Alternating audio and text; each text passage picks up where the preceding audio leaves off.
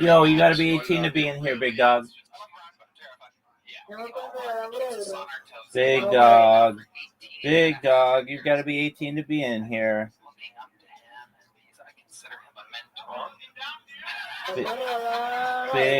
Big dog. You gotta be 18. Yeah, you have to be 18 to be in here. I'm telling that kid who was just in here that he has to be 18. Then he got the boot.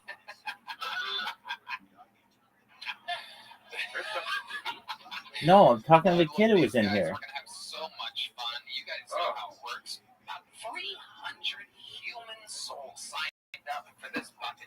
I just was what I told you, like when I get a work and get better life than I have now, when I like get it at home, not buy it, like I don't know how I'm saying it.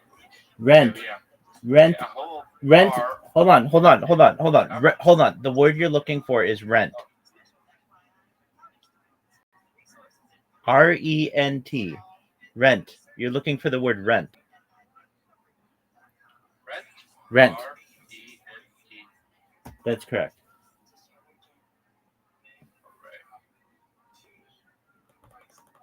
Oh, that. Oh my God, you're so good, man. God. I just want to looking for that. I don't know where it's naming it. All right, city, LA, and search. Let's see on LA. Not Las Vegas. I mean Los Angeles. Yeah.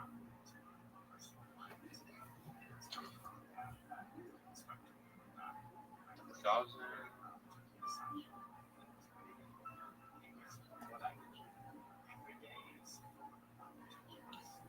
I don't want to make it home.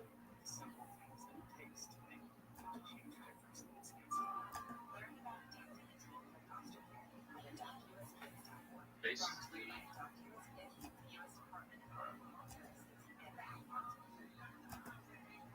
Well.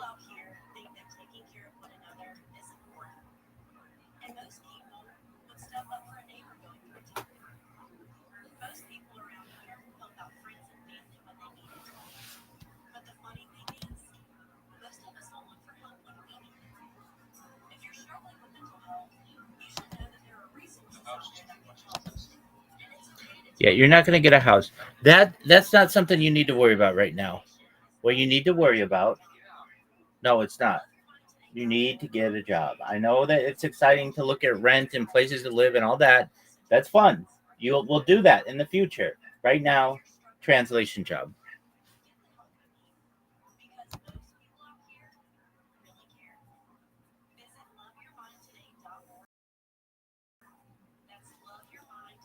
Do you know what a cake is? CAKE? It's like something you eat. It's like a cake. Yeah, cake. Okay. So you're worried about the icing on the cake, and we have to first bake the cake. Before you worry about putting the icing on the cake, you need to worry about the proper temperature, the right baking utensils, the right ingredients. You need all of that before you worry about the icing on the cake. Once you get the job, then you can start exploring where to live.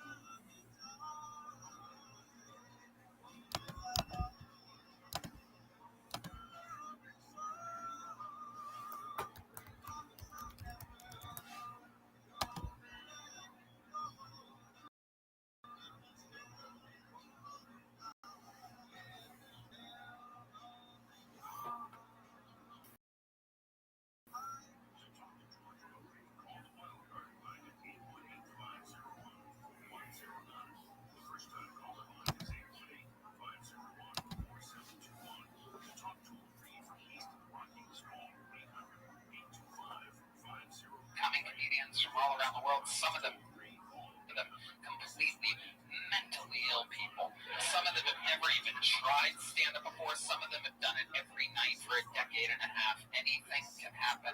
I'm going to have this Puerto Rican outlaw pick the first name. Definitely a guy on the run from the police right now. Nowhere better to hide than the front row of a comedy show. We're going to have fun while we go wrangle that person. I'm going to tell you what happens when they get up here. They get 60 seconds uninterrupted. You know their time's up and they hear the sound of a kitten. That means they have to wrap it up then, or else they bring up the angry West Hollywood bear, which rudely interrupts them. And then I conduct an interview with them. They hear from our esteemed panel. And we have a lot of fun. The entire thing is improvised. Anything can happen. Are you guys ready to start tonight's fucking show or what? A lot of ticket winners and regulars are out on tonight. So to start tonight's show, ladies and gentlemen, one of our great team members here that we've known forever. We found them in Dallas, I think, ago. He famously was a good. Once tried to kick a water bottle off Jeremiah's head and kicked him in the head. A lot of fun stuff, fun history with this kid. He works hard. He works at the Sunset Strip Comedy Club. We love him. Ladies and gentlemen, doing the first minute of the night. Make some noise for Colt McNeely, everybody. Here comes Colt. Hey, what's up? How are you? Oh, man. A little bit about me. I just got my own place. Thank you. I love this place, new apartment. My favorite thing about it is it doesn't come with a bitch who hates me. Fellas. Thanks for coming out, guys.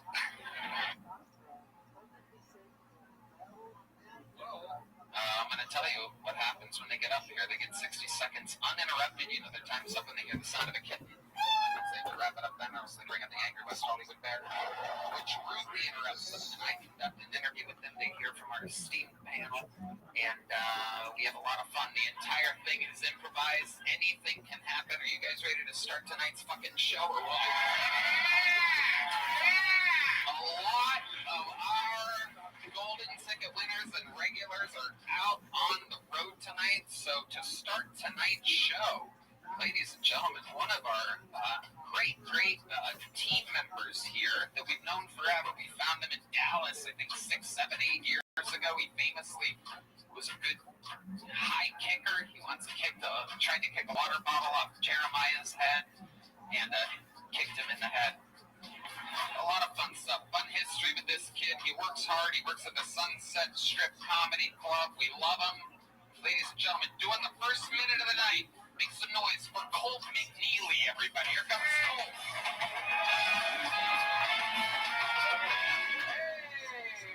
what's up? How are you?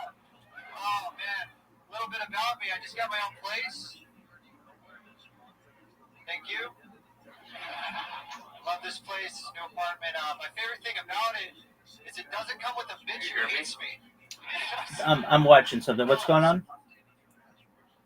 I said, which is better, work LA or Arizona? Los Angeles. So be it, Los Angeles. Yo, what up, Mr. Meaty? How you living, pimp? Hello. What's good? I'm doing good. How about you? Yes, my friend he asked you what's up. Answer him, bro. I got to turn it back up. He had his TV. His computer's on the string a little louder there. Yeah, no, he knows. Mr. Meaty comes in here like a few times a day. He knows that I welcome him like 1,000 times a week. How you living, pimp? Man, same as you, just living life. Livin. Have you seen Dazed and Confused? Absolutely. Yeah, you know how it is, dog. Dude, Mr. Meaty, I just have to say this to someone. My fantasy football team is fucked, and I'm pissed off about it. But I can't be that pissed off about it. Tyreek Hill, I don't know if you know who he is, suffered a knee injury. He was carted off. He's basically done for the season. And was that his NFL? yeah, that's in the NFL Monday Night Football. And it's Damn it, I missed the game last night. I was about to watch the Dolphins game. that was last night, yeah. Dolphins Jets. And Who won? it's funny. I was asleep for it, so we'll find out right now. Who do you think won? I'm just gonna put it on the Jets because I know the Dolphins didn't. Actually, I take that back. Miami won. I was gonna say I take that back, yeah. Because I started thinking the Jets haven't had a fucking playoff in so long. Yeah, Tyreek Hill has a dislocated knee, and that's sad. I mean, he was the fastest. Tyreek Hill? Yeah, Yeah, he's fucked for a few weeks. he's maybe fucked for the season. It might be career ending. He was carted off. And he was on my fantasy football team. I've had him on my team 2 years in a row. Fast recruiters in the NFL. Yeah, but no more. I mean, it's really sad to see, though, like a guy who was known for his speed, known for being very fast, get a knee dislocation, which means like you're never coming back from that. I mean, it's better than a fucking ACL tear. Yeah, that's true. I mean, just because it's dislocated doesn't mean it can't be popped back in after 3 weeks. He was out for 3 games, so he'll probably hop back in one. That could be. It's on the front page of ESPN right now. Tyreek Hill injury, FAQ, recovery timetable, his NFL future, and how the Dolphins will adapt.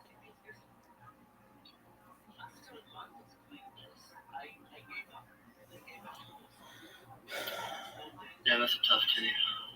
Yeah. I just want to put on my Dolphins jersey. Why are you a Dolphins fan? I used to play for the Dolphins in Little League football, and just happened to follow it from there. I gotcha. That's super cute. Yeah. What do you think of your fucking Rebels this year? They stomped LSU. They're running undefeated right now. I believe Lane Kiffin really belongs over there with Alabama. You think he's going to Alabama? He wants to be in Alabama. Oh, of course he wants to be. He wants to be the defensive head coach for Alabama. Of course he wants to be. Everybody wants to be Alabama's head coach. They really sleep on Auburn. Yeah, they do. Texas A&M as well. Yeah, that's true. I think that I don't think, you mark my words, I could be wrong, but I don't think Alabama wins another national championship this century. I don't think the Buffalo Bills make it to another Super Bowl their entire career. I think they may win this year. Dog, they're a very strong squad.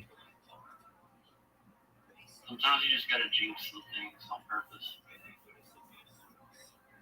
Tomato, where you from? I'm from Memphis. Where are you from?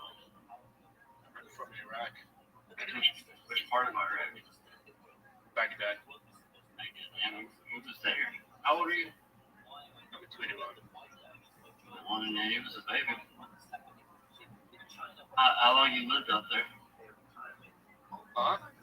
How long have you lived out there? I called my time. And mashallah. Yeah, mashallah, that's Northern Weird. Mr. B, did you serve in the military? I was close, but I ended up catching a legal case in the midst of my enrollment. Okay. I passed all the tests, the PT, the ASVAB, I forget the name of the test after that.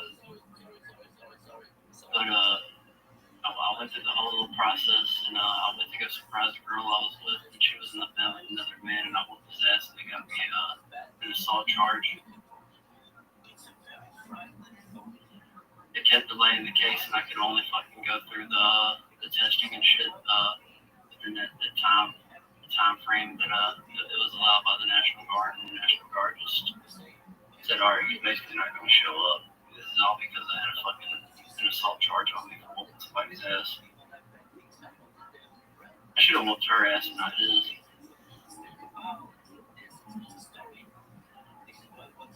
Like,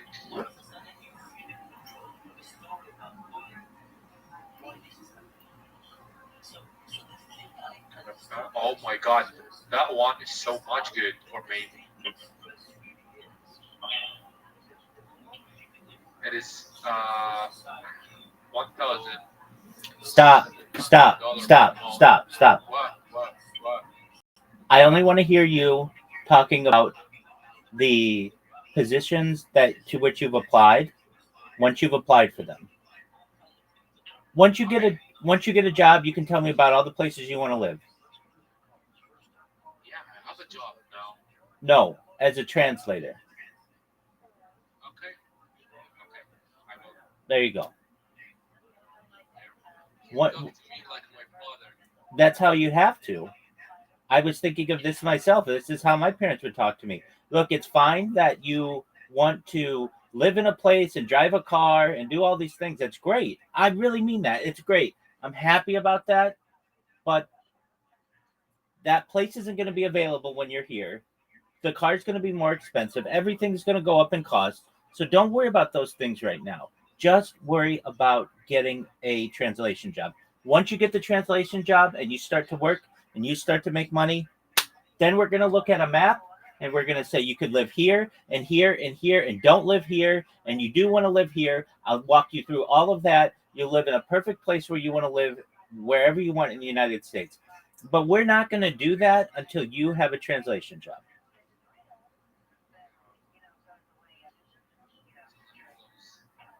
Exactly. There's a phrase in the United States.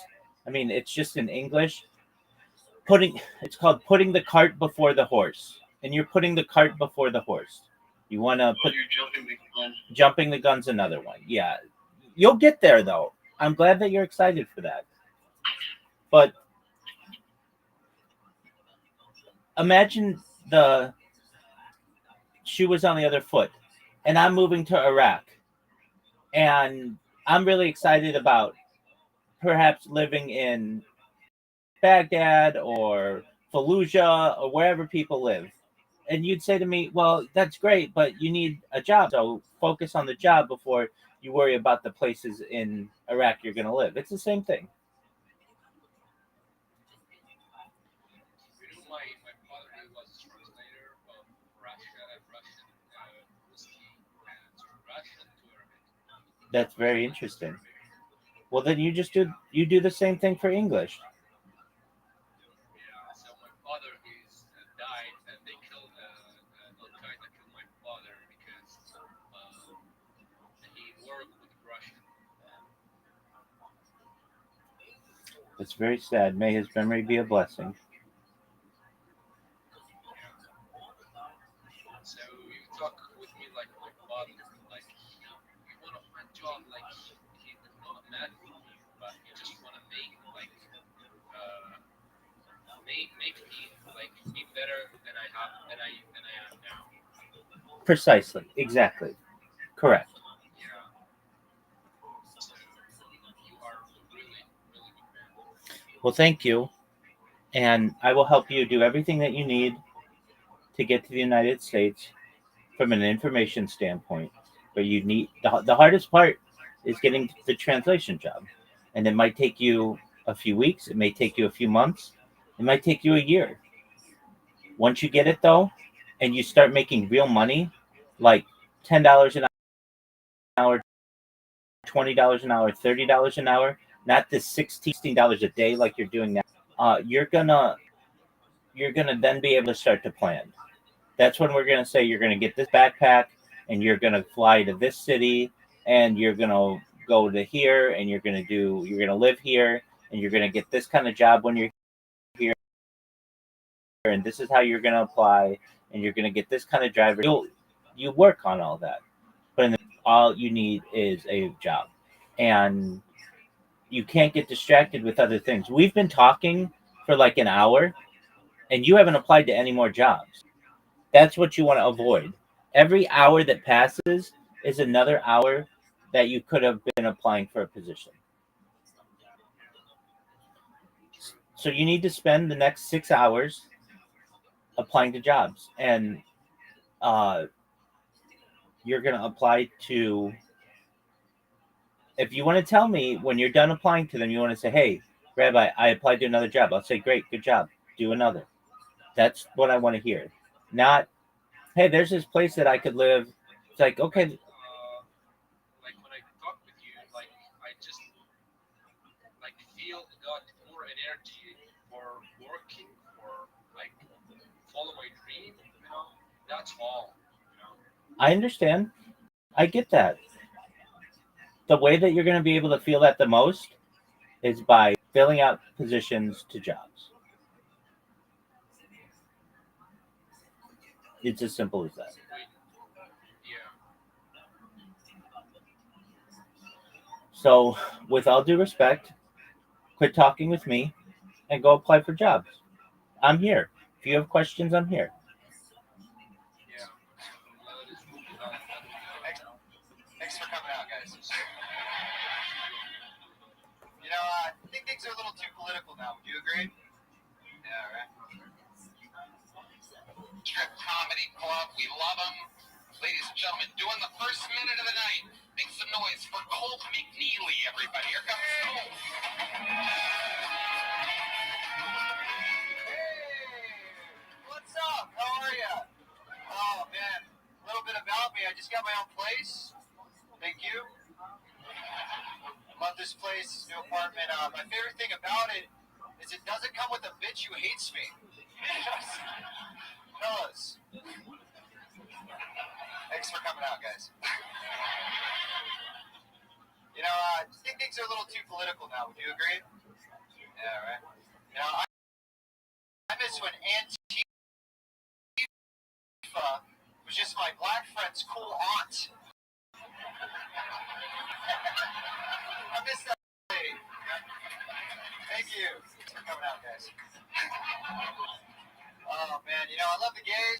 They're great, right? We're not doing too much. I've never been, but I hear a lot of good things about gay bars.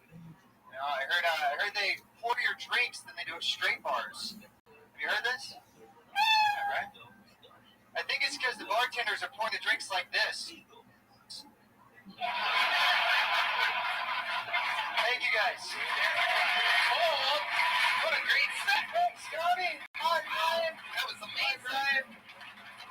Hello, sir. You really came through. Thank you, sir. Last time I saw you was behind the curtain about 10 minutes ago, and I told you you're opening up the show, quote, "Don't suck."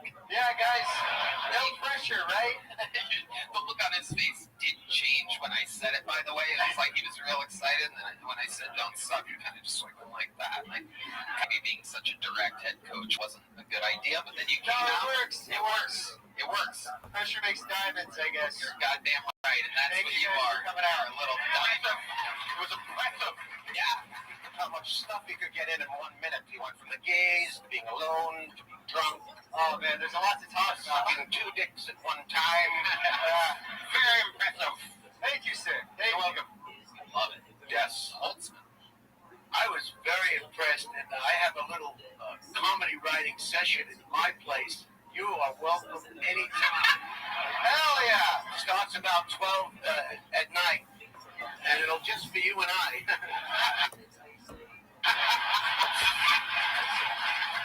I'll bring my grippy socks. Ooh. Yeah. Hell yeah. Cool. Tell us about you, or tell these people. Oh, man. We know that you work here with us. You're a big part of the team. You've been hustling all around it. Part of the production crew forever. Yes, sir. What else? Work at the Sunset Strip Comedy Club, Brian Redman's Club. Yeah, make fucking noise. Yeah. I run sound over there. I do spots. I'm like a regular over there, I guess. We have a show every Wednesday. Okay, Jesus, Cole. I mean, how about something else other than plugging gay bullshit? I don't know. I just got a sponsorship for a yo-yo club or a yo-yo team. I'm a professional yo-yoer now. Thank you. That's pretty fucking boring. Oh, Wow. Seems like you might only have a minute worth of material. Yeah, exactly. no. Right to the yo-yo. Yeah. Do you have a yo-yo on you? I do actually. Oh my God, guys! I need some motherfucking yo-yo music. What do we got? Yo-yo. We need yo-yo music. We got yo. Everybody. We got yo-yo music. We got yo-yo music. Hey, whoa! Wow! Welcome to the dumbest comedy show on planet Earth. Somehow crushing the late night shows. Better numbers than SNL, and somehow, wow, what a flex. Oh my God, there must be so many knots. Unbelievable. For coming out, for real. Thank you for coming out. Yes, they came out for that. Thank you guys. I'm a fan now. Yeah. Bring that to the apartment and I'll try to insert it in your ads. Holy Pull fuck. it out real slow. Okay. Oh my God, I had no idea this was anyway. Thank you. Thanks for coming in. Whoa. All right. Other than yo-yoing, you good at anything else? What else? Not really. All right, perfect. I'm really good at setting up this table. Yeah, that is true. Yeah. It's a lot of work, guys. It's like a puzzle. It comes apart. Some little behind the scenes for it. Yeah, for those of you diehard fans that ever wonder how long it takes to put the table together. I know. An hour and 18 minutes is the record. Hour and 18 minutes. Yeah, filled with LED lights. It's very strategic. There's little sound monitors. There's little video monitors that we don't use for the home shows or for arenas. It's a whole thing. It's a big deal. I just heard the sound of 15,000 people turning off the show just then. Did you guys hear that? That was the most amazing humble brag I've ever heard in my life. I've got a table that's got things in it. It was a long time. Yo, what up, You should have Tolacoma? seen some of the tables we've dealt with over the years, man. I bet. How you living? Can you hear me? Tolacoma. Can you hear me?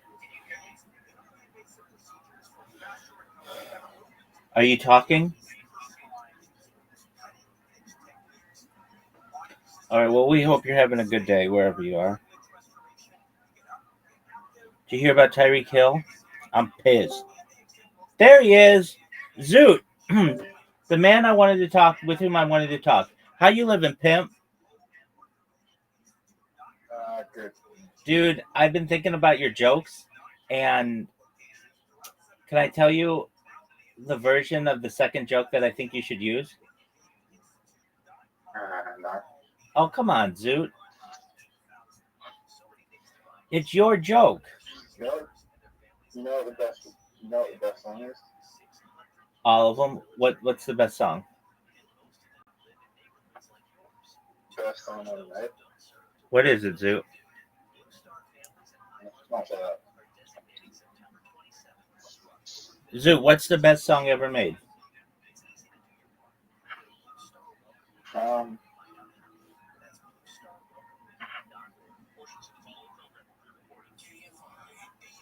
Untouched the Runkers. Okay, that's fine. Did you see Bad Bunny is going to be doing the Super Bowl? Bad Bunny. How are you? It's not too bad.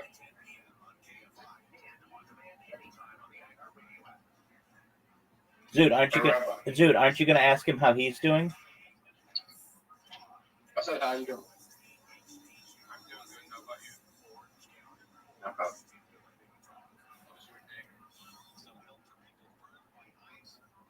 Yeah, it's like I haven't had much of a diet. Like I've just been home all day.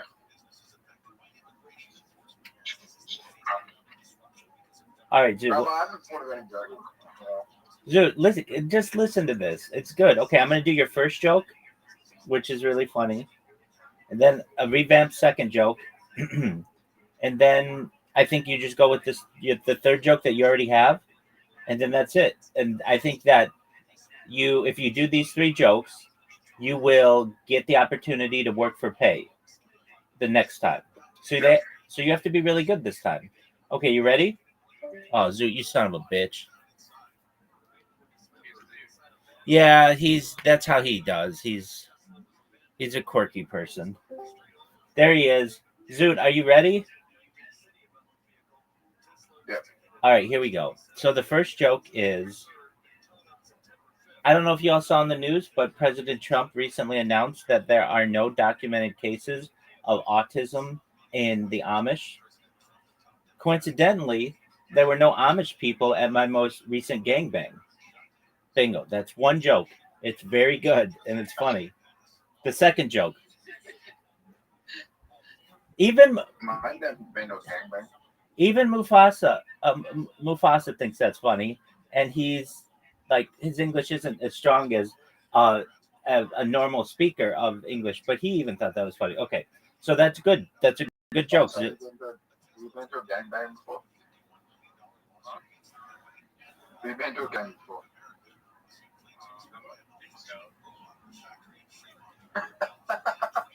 All right, so here's the second one, Zoot. Well, there's days where I've gone sit in escort 9 a.m. in the morning, and then gone to a gangbang, and then gone to the strip club and fuck the strippers at the same day. It's fun. There you go. All right, Zoot, are you ready? This is your second joke, and it's stronger than I think the other joke, but here we go. I don't know if y'all saw in the news that famous porn star Bonnie Blue. If you don't know who this is, she's a woman who had sex with 1,000 men in one 24-hour period. Some may say that she's a 10.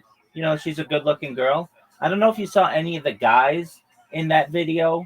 You know, I've heard of a hole in one, but I've never heard of 1,000 ones in a hole.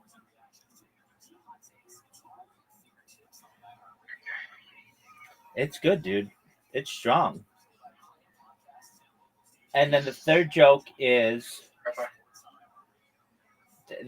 your joke. These are your jokes. If you don't like them, they're your jokes. They're just maybe with a little twist. But your third joke is, I don't know if you all saw in the news, but I thought of something so funny today. okay. Well, what did you think that what was funny?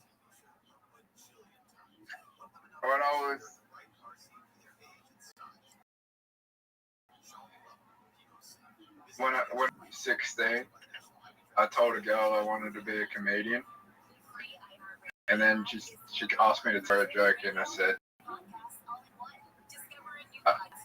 I you should pay me for that. And she said, well, you're not even a professional. And 10 years later, she became an escort, and she said my skill, like, if you got to do it for free, or your skills won't be good. Fuck, I don't know what to say. Hold on. There's something there. Okay, so let's work with it. You say, when I was 16 years old, I told a girl that I wanted to be a comedian. It turns out a decade later, okay, hold on. I have to do it again. Pardon me. When I was 16 years old, I told a girl that I wanted to be a comedian. She asked me to tell her a joke, and I told her that she had to pay me to get that. 10 years go by. It turns out that she's an escort.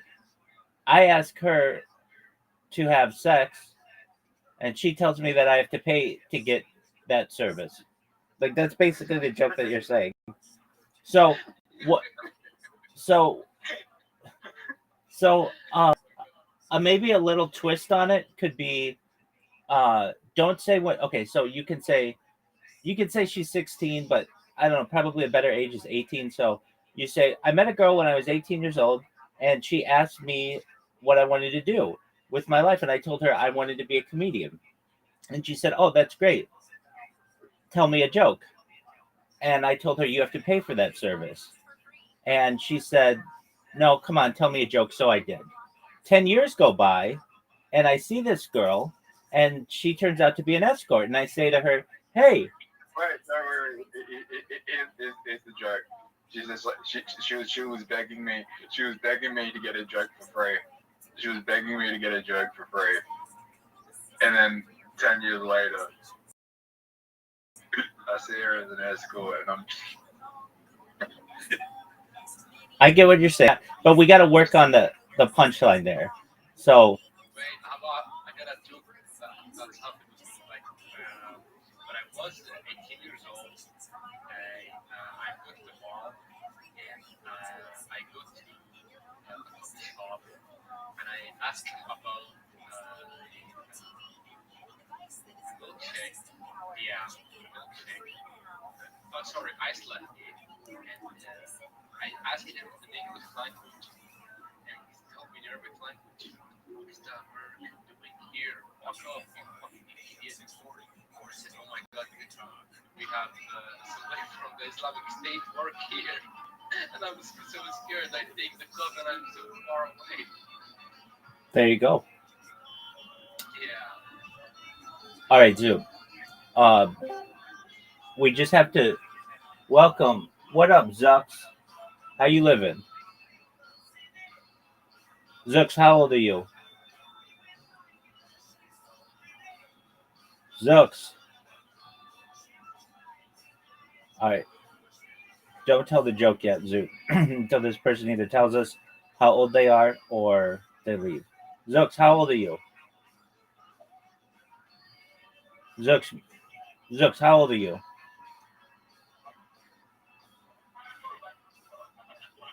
All right, Zux.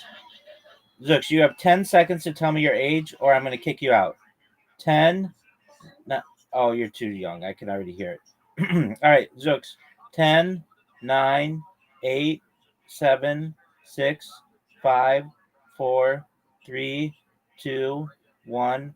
Hey, it's cool, man. I had to ban him. All right, so Zoo, your joke is getting there. Okay, so here we go. When I was 16 years old, I met a girl and told her that I wanted to be a stand-up comedian, and she said, "Tell me a joke." And I said, "You have to pay for that service." But actually, was able to convince me to tell her a joke. 10 years go by, and I meet this girl. It turns out she's an escort, and I say to her, "What about night with you?" And she said, "You have to pay for that service." And I said, "Don't I get the same treatment as I gave you when we were 16?" Something along those lines. okay, that's a little bit creepy. What's creepy about it? She would have been 26 years old. There's nothing creepy. No, it's the way you go about. It's exactly the. That's why I said it's a better joke if you say 18. I know you said it was 16, but then then it then people don't have to do math basically. What up, Mr. Meaty? Are you jerking yourself off raw? Mr. Meaty, what the fuck are you doing? Shit just like jumped out. What happened?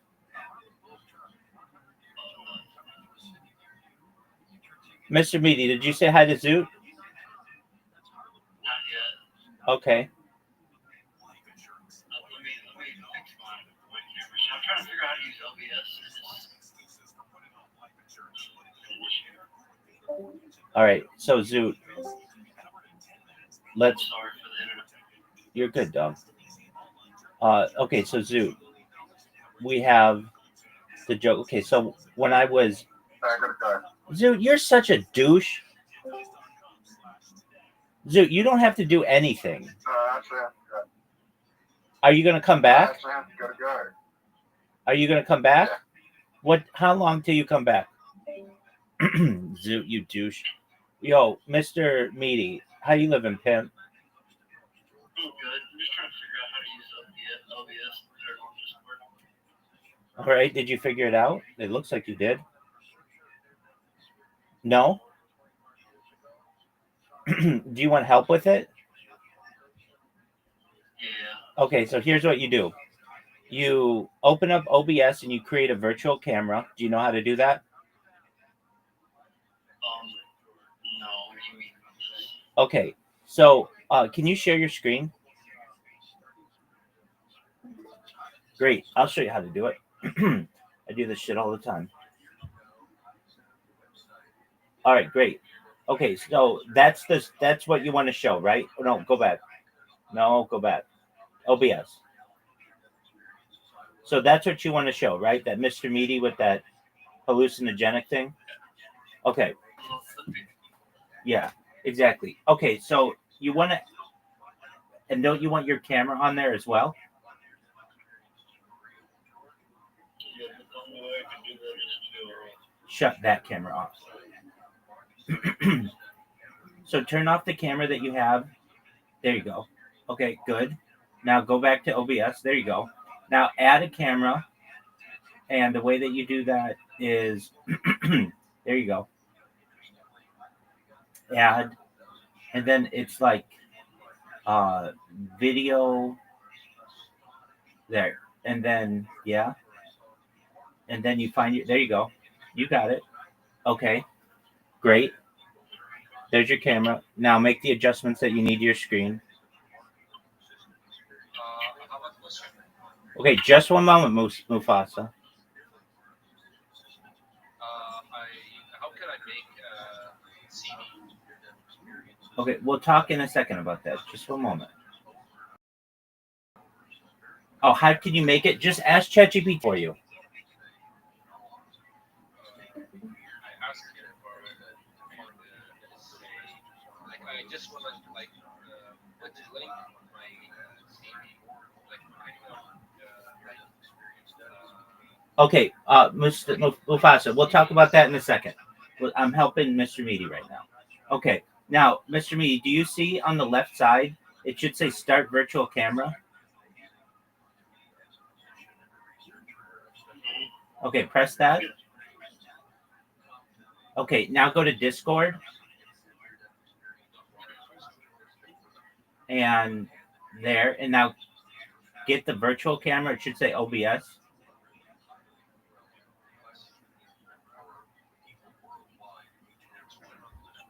Okay, is OBS an option? It was, but I don't know what happened with it. That's okay. Mustafa, just you don't focus on anything but getting a job. Okay? I just like wanted to make CD. So you go to ChatGPT and you ask it to make a CV for you. There you go. All right, Mustafa. Apologies, Mr. Meaty. Okay, so what you may want to do is restart Discord and see if the option is available for you to show your camera.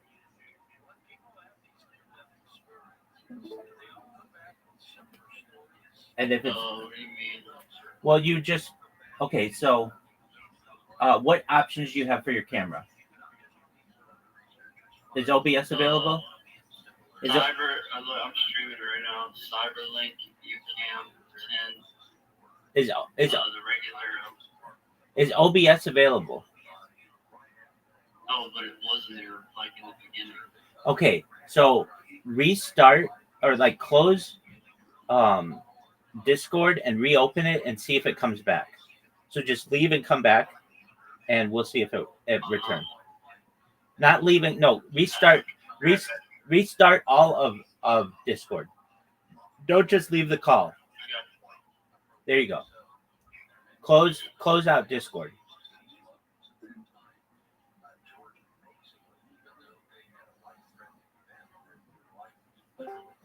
All right. Now let's try it. What am I trying? OBS camera? Yeah. I want you to see what like I got going on first before I do the Okay. just the OBS, just regular. Okay, that's fine. Good. All that is great. All right. Now, Do I need to close up OBS? no, that's fine. Keep OBS open. Now, where you go to your cameras at the bottom, OBS should be an option. It's not. Okay. Do you have The virtual camera. virtual camera?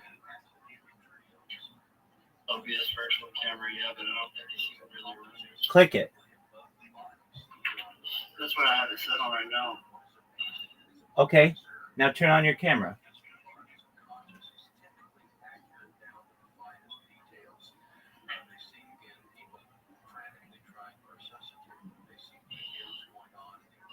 Do you have Discord, the app? Do you? No, not yet. Okay, so I would. was thinking about that yesterday. Yeah, I would download Discord, the app, and then try it. It's probably too heavy for your browser.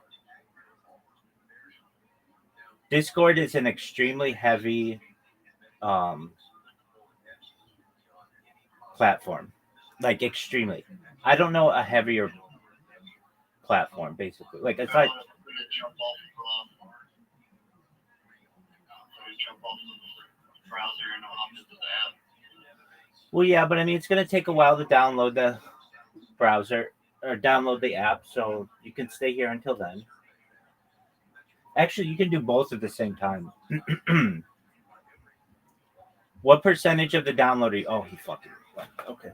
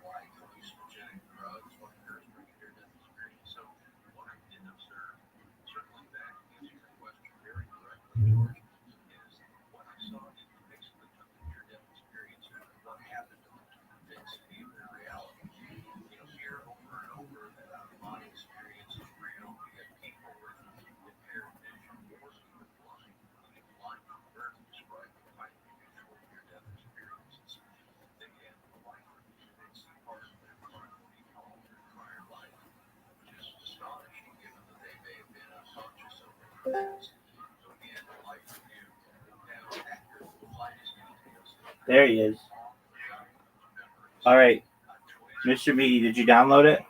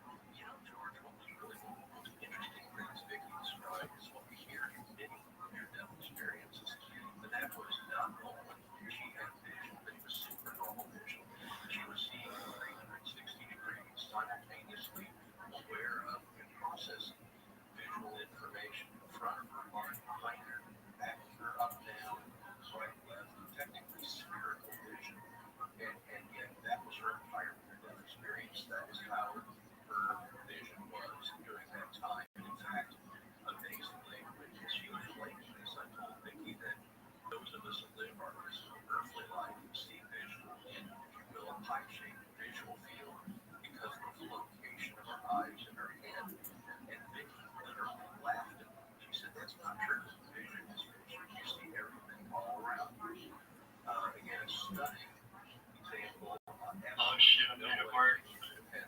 You got it? Yes, you did. Are you happy? Are you happy? No, Mr. Meaty. Did you have to use the app?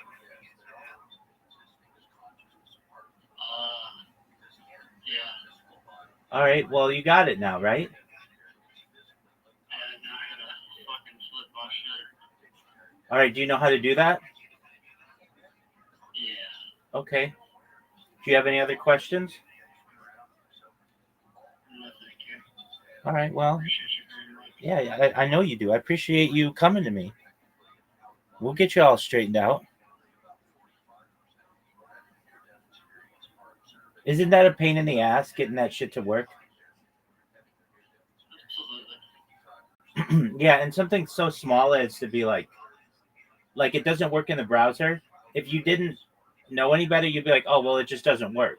It's like, no, it does, but you have to download another piece of software and it'll work. Alright.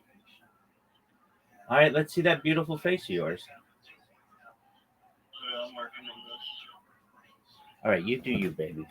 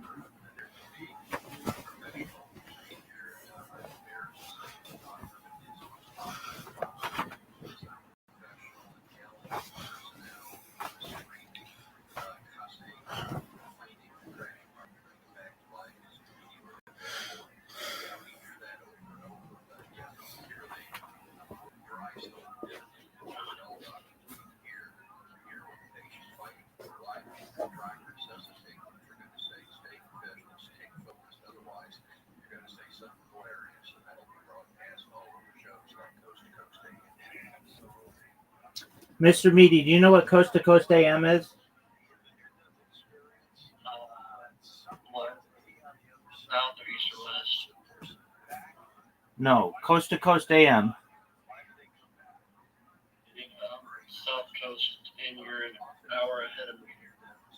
No, not what I'm saying. No. It's a radio show.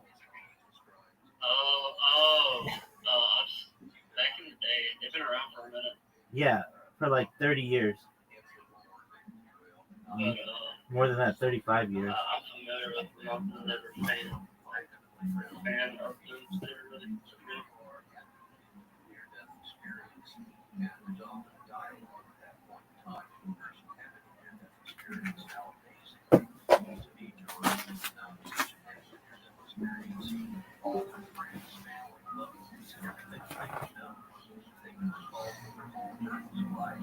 Oh my God. How many yo-yos have you gone through? Oh, too many to count. Man, and I got another question. Remember how you said you're not living with a bitch anymore?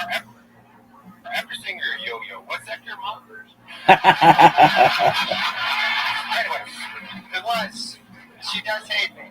I love it. Cole, you did it. A fantastic way to start the fucking show. Put on your headset and get back to the fucking. Oh, what was that? You gotta get some wholesome. What is it? All right, Big John. My mouth out with it. Wow, you. What is this going in English? This job.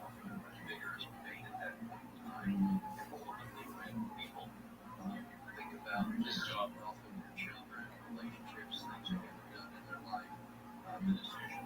You hear me? Yeah, landscaper.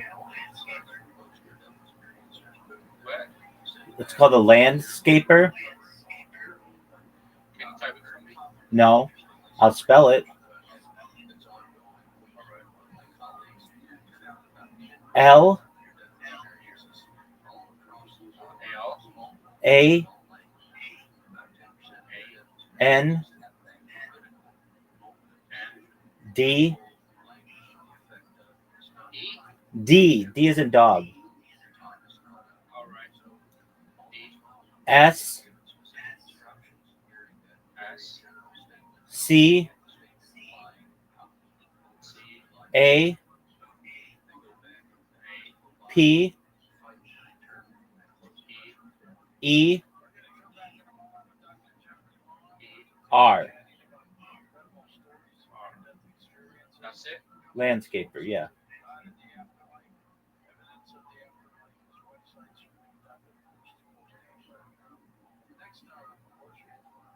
But that's not the job that you want. You want No. Like it is here. Told me. Let me explain what is happening.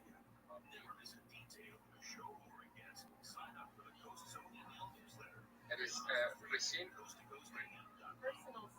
personal skills. yeah, that's not really they're not really related. Well, I will put it. No, it's not gonna look good. It's not gonna look good. Just go to ChatGPT and ask ChatGPT for good personal skills for a resume or a CV.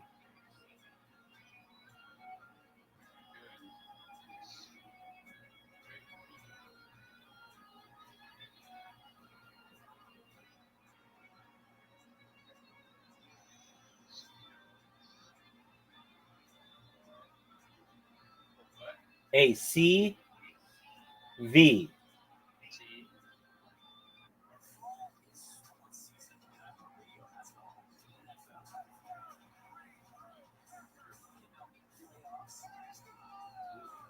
That's what you want.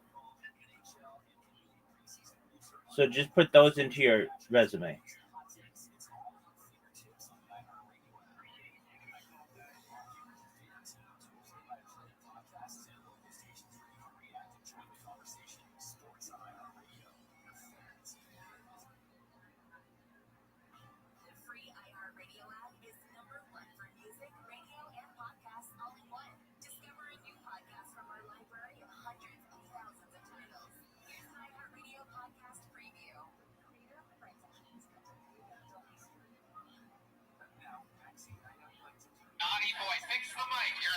work here. Remember? There you go. There he goes. He got a bar. So Brian Holtzman famously gives gifts to each. Oh my God. The lovely Heidi is here, ladies and gentlemen. The website, HeidiRegina.com. She's got sponsors and shit. She's fucking killing it. The real deal, a modern day Vanna White. One more time for Heidi, everybody. And so it has begun. And now we get to the down and dirty. Our first bucket pull of the night. This person, no matter who or what they are, had no idea that they were going to be on the biggest comedy show in the world 10 minutes ago. You saw this thug pull his name out of a bucket, and now he will be performing live. Ladies and gentlemen, make some noise. 60 seconds uninterrupted for Mike Holloway, everybody. Mike Holloway.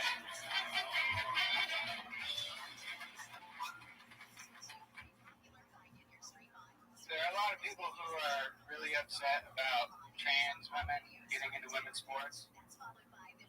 I disagree.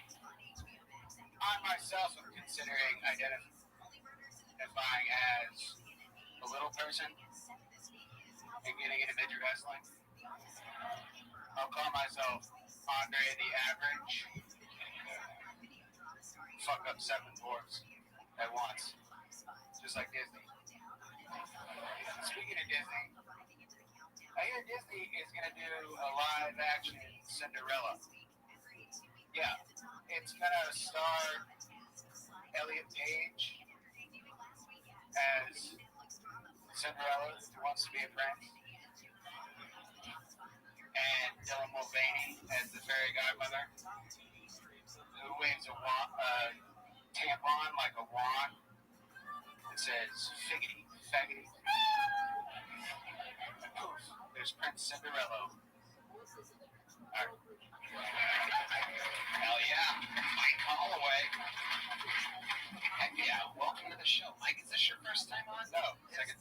Last time you were on, did I tell you that you look like, Sid. yeah, from Toy Story. Actually, I think it was Mark Norman. Yeah, it's all I can I think you Was it Mark yeah. Norman? Yeah, that makes sense. I see it. And how do you not talk about that coming back? You were here before he gave you a joke and you said, fuck it, I'm going with the transgenders. Come on, man. Where'd you got it? Mike Holloway, how long you been doing stand-up? A little over 5 years, like 6 years. Okay, where at? Started in Casey, Kansas City. How about JoJo? Did you ever start at JoJo? All your life? You'd be great for someone like me. See where I'm getting here? Okay. Mike Holloway, what do you do for work? I just got a job at Tapville Social. What? Tapville Social. It's a new restaurant and bar. Okay. Up by the campus and the Woody Center. Okay. It's a good plug for them. What's good on their menu? What do they got good over there? Tower of Nachos. Oh, yeah. That's exactly what it looks like you'd be slinging. Hey, they got great shit too. They got steak frites. Very fancy steak frites. How big is this Tower of Nachos? Is it true? It's about that high. That's a tower that Red Band wants to 9/11. You know what I'm saying? It's go head first right into it. Bring down that tower. How's your yo-yo? Yeah. Terrible. Can't play yo-yo? I go up and down. That's about it. I love that it's play yo-yo. Right now, Colt's like, oh, man. We don't play yo-yo, you just yo-yo. Is that what it is? I have no idea. I know how many decades since I've seen one. I know. I was just like, holy shit, Fred Fawcett's gonna be here tonight. You don't have a fucking slinky or anything, you? I'm at Uno cards or anything? He looks like he came from a toy box and he hasn't took everything. What do you do for fun, Mike Holloway? I don't do much for fun anymore. Wow. Jeez. Wow. Because I'm working and doing comedy, but I like to play disc golf. What else? I like to go fishing. I like to play video games, but I don't have my computer down here. It's a real bunch of. I like to do a lot of stuff. Was that it? Did you just list it all? And then you said a lot of stuff? Other stuff that didn't come to mind. Okay. All right. What's your love life like exactly? You seem like the kind of guy that just absolutely pleases himself. Yes, Holtzman is seeing what I see here. You seem like a guy that just jerks off when you first wake up, and you have low testosterone for the rest of the day, and you just don't even worry about that type of shit, right? Pretty much. Okay, perfect. I'm giving up. It's just, yeah, whatever you guys say, I don't give a shit. Fuck you. I want to on his third time. I want to invite you to the writing. What are you going to do with him? What are you going to do? I mean, you already have Colt, the yo-yo. Yeah, I'm going to do the same thing I'm going to do with Yo-Yo Boy. Oh. Try to get up inside that.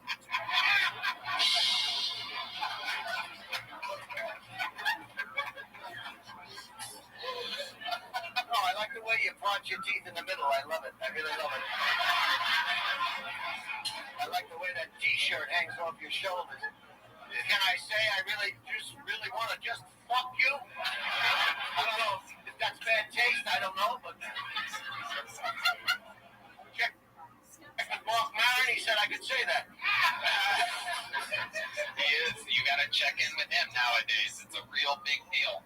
He's the police. He decides what everyone can talk about. I love it. Mike, give us something else crazy about your life. I recently crashed a bird scooter and fucked up my knee. Whoa. So, yeah. How did that happen? On the way to work, I was just, it was kind of a wobbly one, and I doggy, and was going too fast in a narrow, bumpy area, and let me get this straight. You better get there.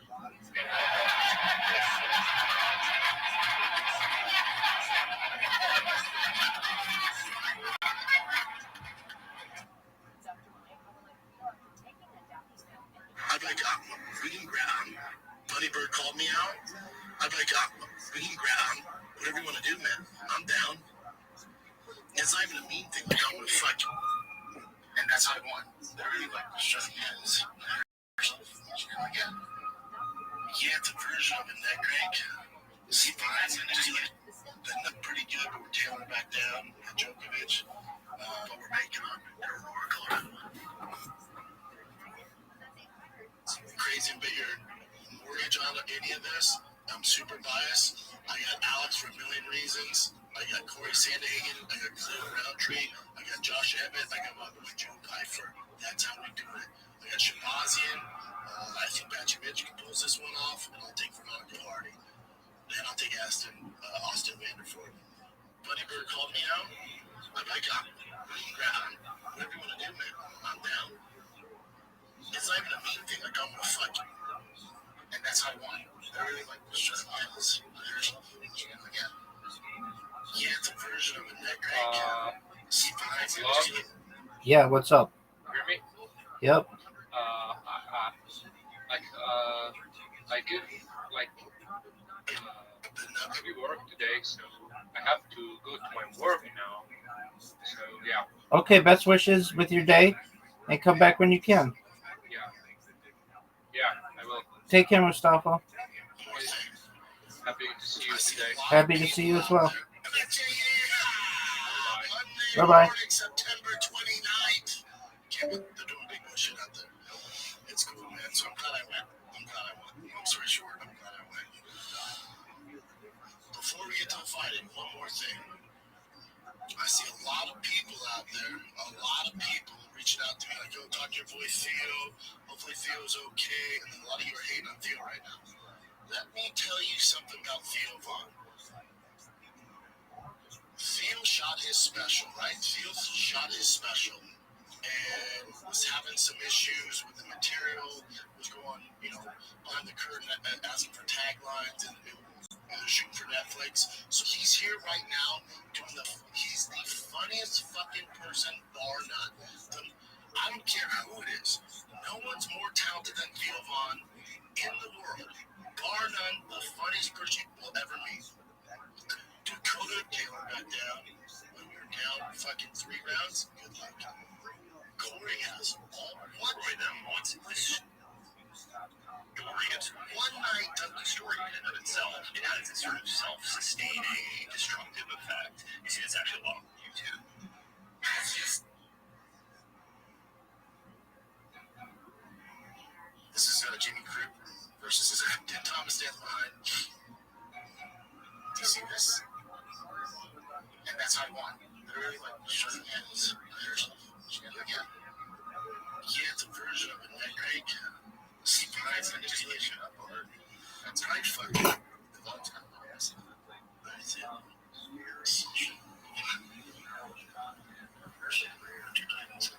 This is not your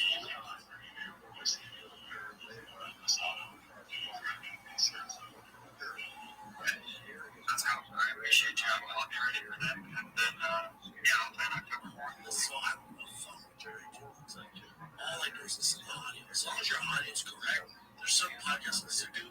Friends of mine, I'll call them like the audio is brutal. It's echoing. It's like, really? Yes. He's an open to YouTube like that. I know that's the trend. I'm telling you, focus on your fucking audio.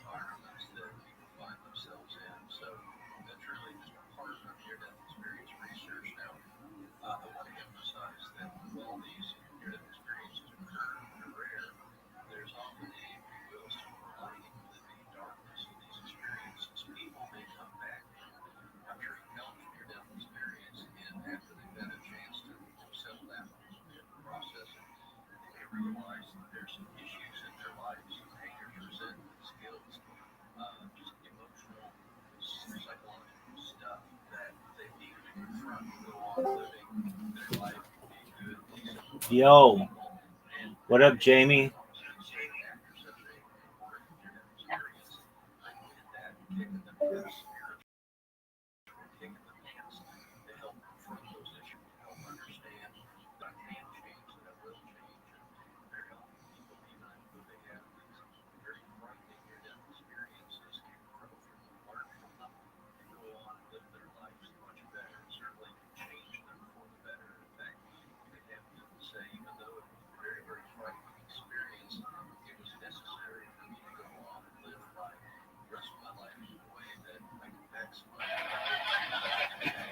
Mike, what size joke book did you get last time you were on the show? Big one. Well, there you go. Go fill it up, Mike. You started off tonight's show. There he goes. Mike. All the way, ladies and gentlemen. Woo. Hello there. This podcast is sponsored by Quo. Quo, formerly Open Phone. It's the same great business phone system, just with a new name. If you're running a business, you need a phone system that helps you stay connected 24/7. That's why you need Quo. Quo is the #1 business phone. It works through an app on your phone or computer, so no more carrying 2 phones or using a landline. Tony, I love Quo. With Quo, your team can share one number and collaborate on customer calls and texts. And forget voicemail, Quo's built-in AI agent can be set up in minutes to handle calls after hours, so you never miss a customer. Whether you're a solo operator or have a large team, Quo is a no-brainer. See why over 90,000 businesses trust Quo. Get started for free. Plus, off your first 6 months at Quo.com/KillTony. That's QU. Listing numbers with another service, Quo will port them over at no extra charge. Quo. No missed calls, no missed customers. This episode is brought to you by Prize Picks. You and I make decisions every day, but being right with Prize Picks can get you paid. Don't miss any of the excitement this whole season, which I am absolutely thrilled about. This game is so fun and simple to play. It is amazing. This week on Prize Picks, I'm picking Joe Burrow for more or less than 270 passing yards. Red band. Tony, I love Prize Picks. It's the only app player up to 3 times in the same lineup. Want to pick more on Josh Allen's pass yards, rush yards, and touchdowns? Now you can pick all of them in the same lineup. Only on Prize Picks. All other Prize Picks players direct the app and copy their lineups in one click. Whether it's a friend, a celebrity partner, or just somebody who picks like you like. Yeah, hit the follow button and check out every lineup they create in the new feed tab on PrizePicks. Download the PrizePicks app today and use code Tony to get $50 in lineups after you play your first $5 lineup. That's code Tony to get $50 in lineups at first $5 lineup. PrizePicks, good to be right. Well. I could not be more excited to have my hands, ladies and gentlemen. Who was this? Lady started off on the show famous for making great horse noises. Such an unbelievable horse noise that we had her go to the HEB Center on New Year's Eve just to make one horse noise. That was it. She got pulled out of the bucket again here. And it informed me that maybe a little bit lighter there, Michael. She informed me famously that her parents were disappointed in her at the time for being on such an unchristian-like show. And so, on the spot, I asked her how much she makes at the job that she didn't really like. She told me, I matched it, and now, every day, Monday through Friday, she works directly with me. The odds of her getting pulled out of the bucket are unbelievable, and I couldn't be more excited to see a brand new minute from the great and powerful, the one and only, one of my favorite young comics, and especially human beings. This is Sarah Sloan, ladies and gentlemen.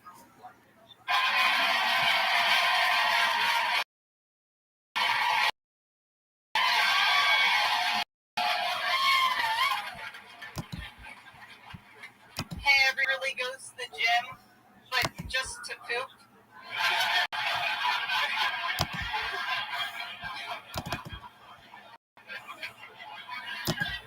I really respect Helen Keller as a woman in history. Have you guys heard of Helen Keller? Yeah. She's never heard of you. I just not believe that Helen Keller coined the phrase "talk to the hand" because the face ain't listening. But she almost sounded a little different as she said it.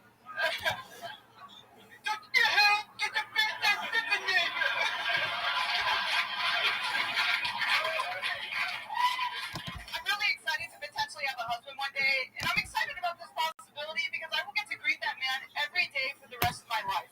You know, different couples, they have different greetings. Some like to hug, some like to kiss. I've been practicing the greeting I'll have with my husband. They'll look like this.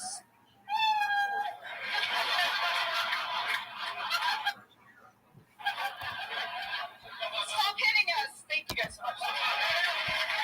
Sarah, Sloan, everybody.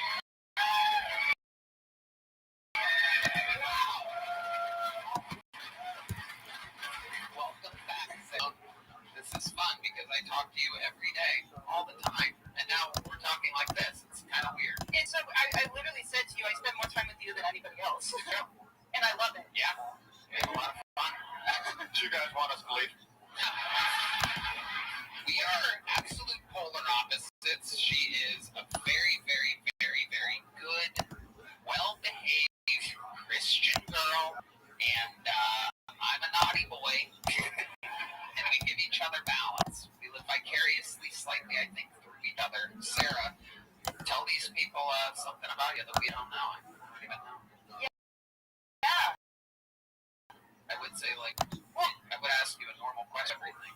Can I tell you a story, like, that you, yeah. Well, there was one time Tony was about to go out to the lake, just looking at me, and he was like, I'm picturing you joining me and my friends going on the lake and wearing a bikini, and he just started dying laughing.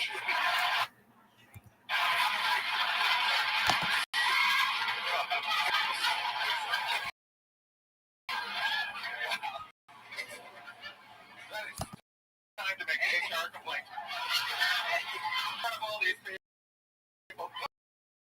Tony's an asshole. We have a fun. Sarah is the best.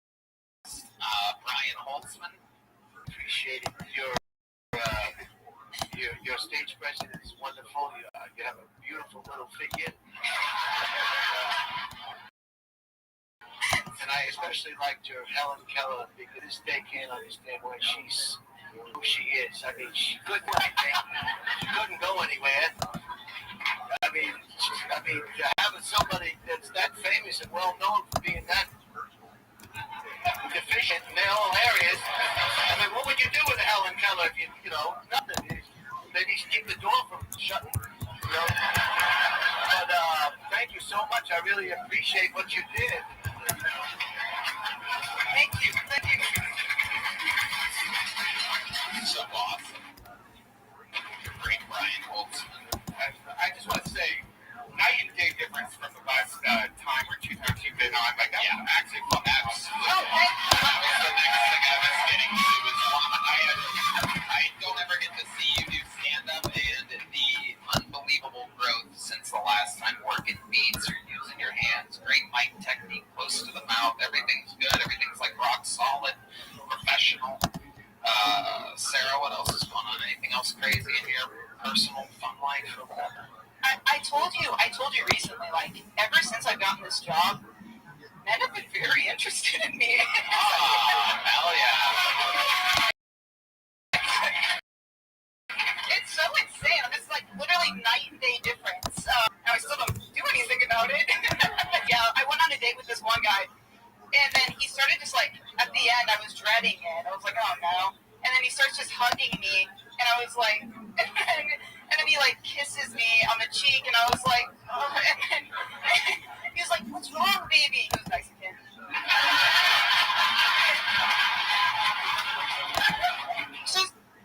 Susie, they really don't respect boundaries.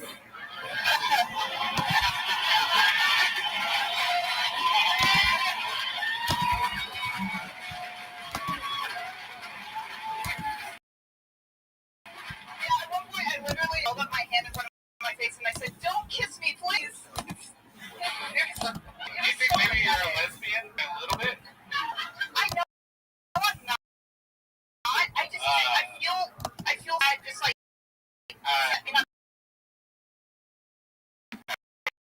Good. Very good. Holtzman, be nice. I don't care. Don't do it to my sweet little Sarah Sloan. Good Christian. She goes to church every week. No Christian? Is doing this devil's work. Literally, I'm probably more Christian now than before I started the job. Yeah, it's true. And a little fun fact, if you were to go back, or if you're a fan of the show and you remember her getting the job live, which was a crazy thing, nothing but my gut instinct. I knew nothing really about you other than you could do a good horse noise at the time. And my God, how it's played out is unbelievable. And the parents that originally you said didn't like it, and it's a little bit too rugged of a show for you to be on, and they're laughing at crazy stuff and everything. We ended up I made friends with the parents. They came and visited, and fucking now I'm friends with their super cool, awesome parents too. They love you so much. Yeah. It's just how the devil works. Nobody works. Holy shit! It's happening right here. Like, the crowd is just starting to bubble and fucking, we gotta do the wonder.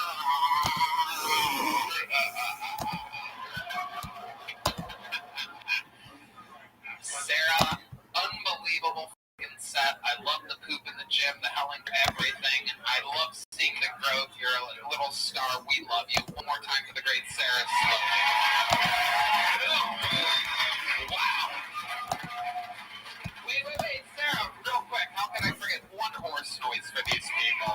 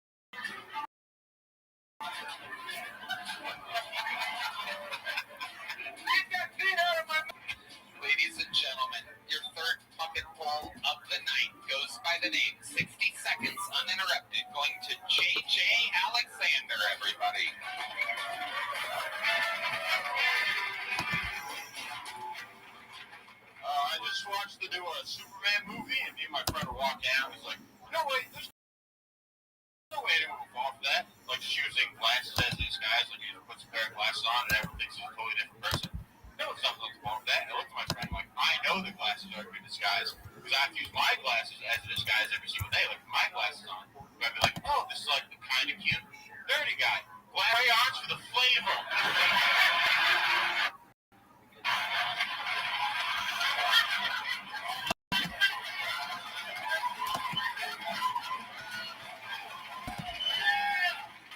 Glasses on, history teacher with autism. Glasses off, Matt Damon with Down syndrome. How do you like them apples, you know? Glasses on, kind Chick-fil-A manager. My pleasure. How are we doing tonight, folks? What's going on? Glasses off, Arby's manager.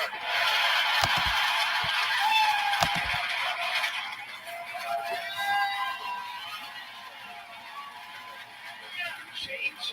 Alexander has arrived to the Kill Tony universe. This is your first time on the show, right? Yeah, dude, holy shit. Unbelievable. Amazing. How long have you been doing stand-up? 5 years. Where at? Colorado Meadow. And you're just visiting us? No, just moved here, man. Did you move here? April. April. Yeah, dude, moved down before my slept on two, like, bunk beds side by side for 2 months. Fuck yeah. Just burned the boat. Trying to move to Austin, Texas. Trying to do this show, man. That's how we do it. Awesome. I love it. How do you make money? What do you do for work? I work Bros, the coffee shop. Oh, hell yeah. When do you have your glasses on? Yeah. Glasses off. I'm giving out free coffee.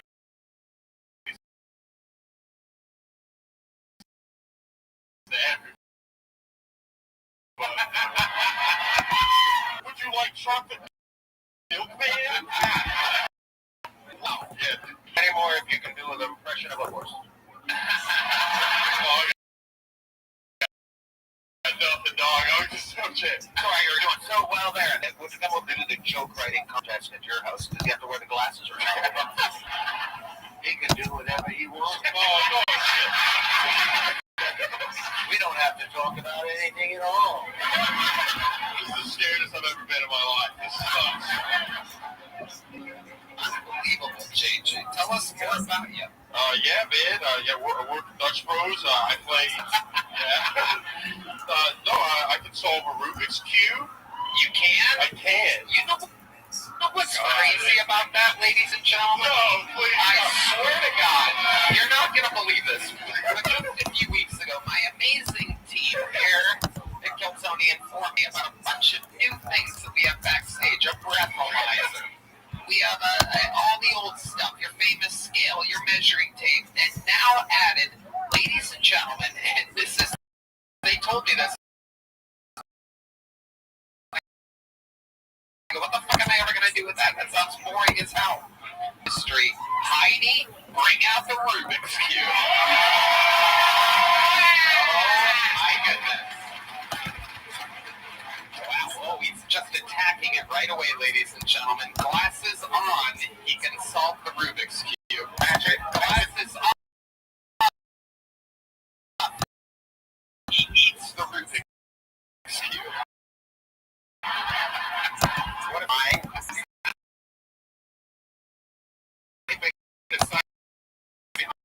Like it's I don't really get it. I've never understood There she is. Cube. I have no desire to whatsoever. I let the Rubik's Cube universe while I do my own thing. When I was a kid, I found out that you could like actually take off each of the squares and pop them back on. There you go. Yeah. Oh, there is a timer, ladies and gentlemen. They've started a timer. It's 45 seconds right now. This isn't quite going as good as I thought it would. It's no yo-yo. Yeah, turns out you're very mediocre at Rubik's. Very close.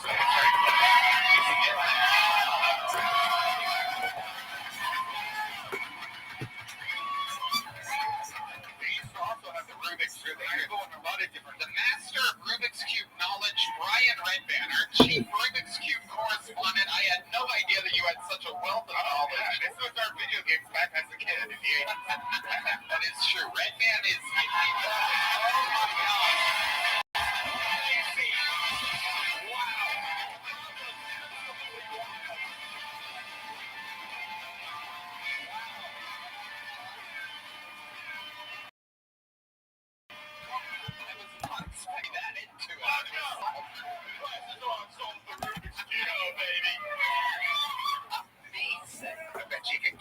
this bitch. I'm in love with you. Oh, thanks. Thanks, Brian. Wow. JJ got the lady yelled, "Do it, glasses off." That's impossible. I can't read without my glasses. What are you talking about? It's got nothing to do with reading. They want you to look like a special kid while you're doing it. JJ, tell us more about you. Oh yeah, I'm a single guy. As you can oh yeah, I'm just Austin, Texas, looking for love. You have a lot of good material like you did. Yeah, yes, sir. What's the longest set you think you can do? I've done 45 minutes. Okay. It was not great. Sure. 5 years in. I got 30 rock solid. Rock solid. Okay. And it seems like your life completely revolves around stand-up. You're doing A little bit. It's a grind for sure. You're working hard at it. Yes, sir. Every day. I'm just out, just trying to get better. That's all I can do. It's doing some type of what exactly would you call that? Use something. Hi, honey, I'm home. It's been a hot day. Hey. Oh my God.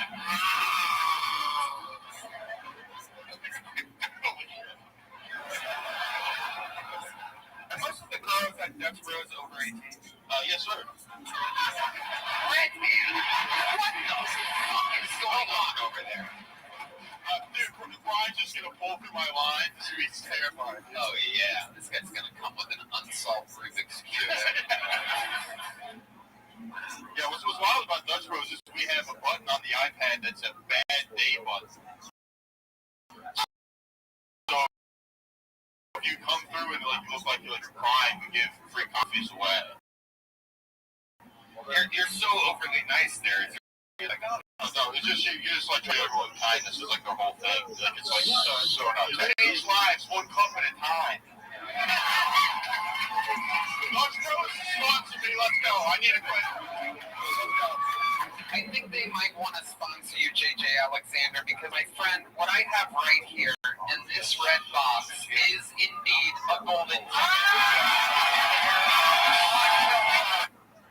Congratulations, my friend. That's the real deal. We want to see more material from you. And I'm not going to be the secret to Thursday. There you go. He'll do the secret show right now. How do you feel, JJ? Are those real tears? You changed my life, man. Thank you, Tony. Let's go. JJ Alexander, ladies and gentlemen. Yeah, buddy. Holtzman, let him go. Let him go, Holtzman. All that talk, he was like, all that talk, we're at Dutch Brothers, we're kind, we try to change people's lives. Guaranteed he's going to be a complete dick tomorrow. Oh, yeah. He is just, he's not going to be working that much longer. Just like, you want to what? Fuck you. Suck my special needs comp takes off. Throws a Rubik's Cube at a child, all that kind of shit. Exactly. His whole attitude may change. That's how egos are born. How does that feel for you? How did that feel for you, just changing that kid's life? It's awesome. You know, when I see somebody that's up here smiling and then when they seem completely funny and focused on stand-up, when he says thing, you know, that means that this is his life. That's exactly what he came here to do. Big grotto. He's focused. And we need people. Everyone here is blowing so fast. Their fucking SNL is poaching us now. These guys are getting offers to fucking be the next fucking late night this and everything that. We're building monsters and he could be, God only knows what can happen here. He could be on suicide watch in a few weeks too. It depends on if he goes to one of your writing sessions. We having fucking fun out there, huh? Keep it moving along. Anything can happen. Your next fucking poll goes by the name of Fern, everybody. Fern, everyone.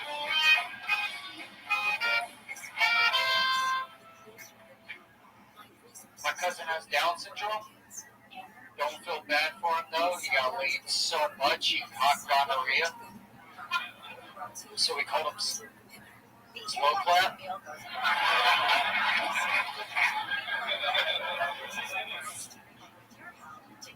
I like to treat pregnant women like dogs. Because I'm gonna rub your belly. Yes, I am.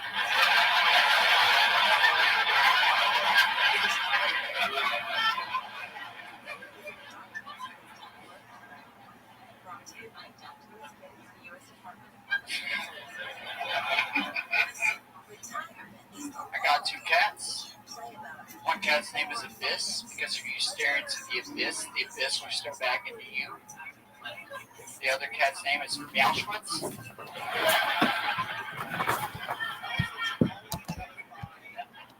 ironic part is Meowschwitz doesn't like showers either. All right, up there? Very funny, Vern. Welcome. Oh, yeah. How long have you been doing stand-up? About 4 years. 4 years. This is your first time on the show? Second. Okay. Where are you from? Originally Paris, Texas, but I also moved from here. Okay. How long ago was your last time on the show? November of 23. It was my birthday. All right. Very cool. Okay. What do you do for work? I'm a downtown high-rise window washer. Whoa. Really? That's you up there? Yes, sir. Holy shit. Goddamn right. You do the Fox Tower? No. Different ones. Yes, sir. Okay. You do that every day? 5 days a week, yes, sir.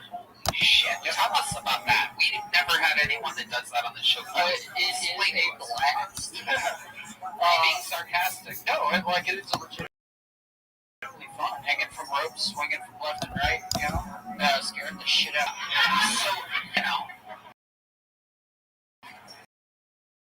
So, yeah, honestly, I would say up of it. I guess you're going down, Yes, right? sir. You're going down, because it is a crazy thing, right? These condos or whatever downtown, all of a sudden there's just somebody you don't ever fucking expect. There's somebody coming from fucking I scare people every day. So what the fuck?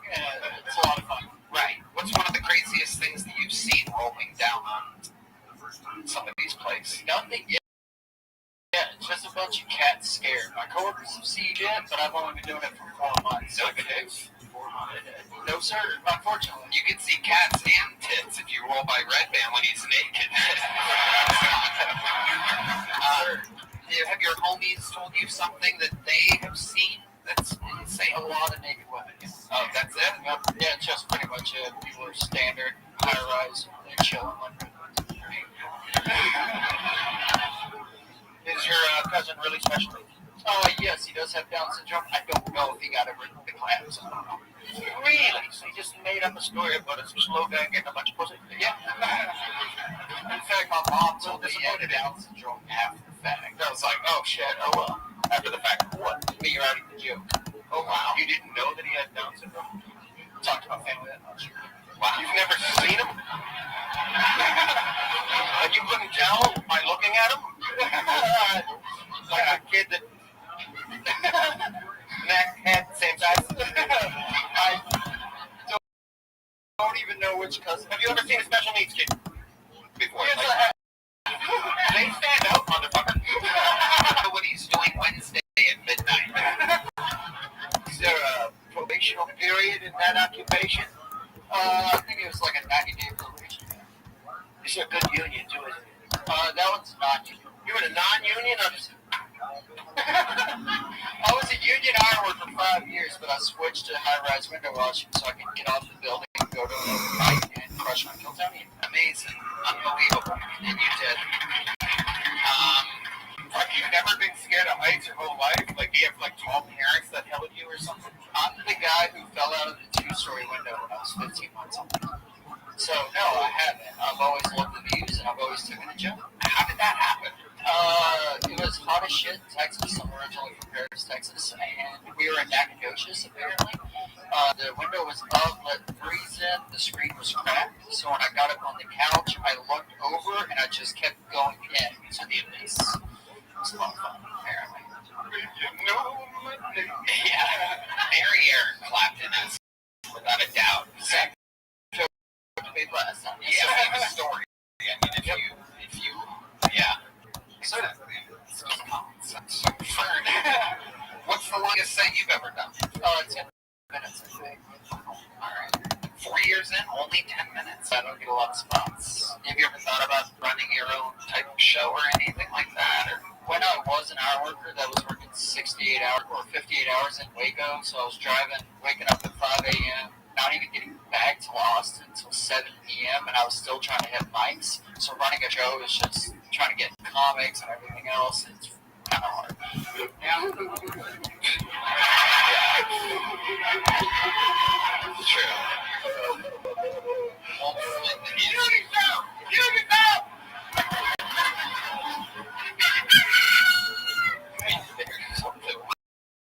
Rooster of excuses. Red Band, what do you think? You had a really great set, you remember? Wow. I mean, I've seen some of the lineups you put on Thursdays. Well, I just think you guys are pretty full, but I have an 8-minute spot open. Let's go. Go. Perfect. There you go. Fern. Yeah. I mean, it was a great set. Maybe it was too distant. Maybe you forgot. Fern. Just Fern. Why do you go by Fern? It's my last name. What's your first name? Jason. Why do you go just by Fern? How many Jasons have you met versus how many Ferns have you met? Yeah. My full name. Wow. Yeah. Oh, Fernando. My full name's Jason Alexander Fern. You should have a Jason Alexander on. That is pretty crazy. And Jay Alexander was me and Red Band's favorite restaurant back in Columbus when we were in school. An unbelievable prime rib sandwich with extra spice sauce on it. Have you heard of Jay Alexander's? Well, now you know. Sir. All right. Well, what size joke book did you get last time you were on? Big joke. Well, there you go. J.J. Alexander, ladies and gentlemen. I'm sorry, Fern. Yeah. Thank you. One more time for Fern, everybody. All right. How exciting. We go on and on. And Heidi just hustling, picking up the yo-yo and the Rubik's Cube, replacing the old, perhaps a new one. Never given out two in an episode, but anything can happen. And now, I present to you one of the longest names I've ever read in the show's history. This is Stephen Forrest Gump Hosier, ladies and gentlemen.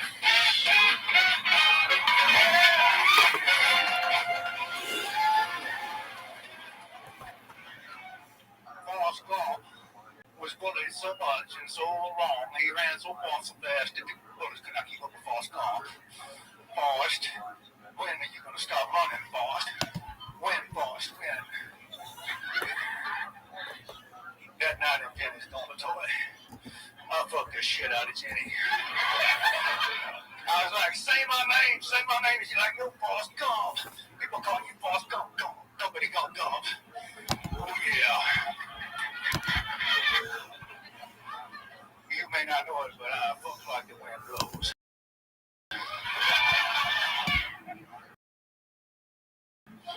Forrest Gump used to work for the bathroom.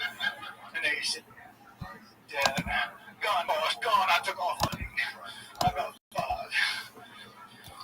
Anyways, life is like a box of candy shit made up to look like chocolates. With a couple of chocolates mixed in. I ain't candy shit. I guess I'm done. All right, Stephen Forrest Gump Hosier. Am I saying that correctly, or is it Dosier? Dosher. Fuck yeah. Stephen, you're Dosher.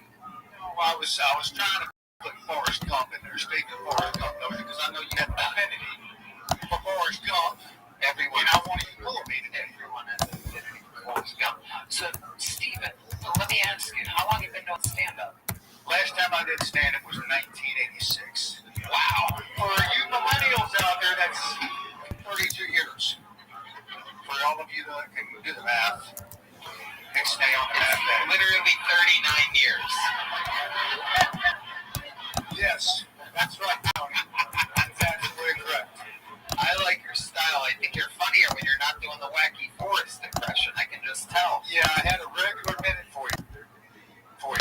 got some stuff I really like. You know what I want to do right now, Ian? Let's just, I was just shocked that he had some stuff that he liked that he didn't bring. Yeah.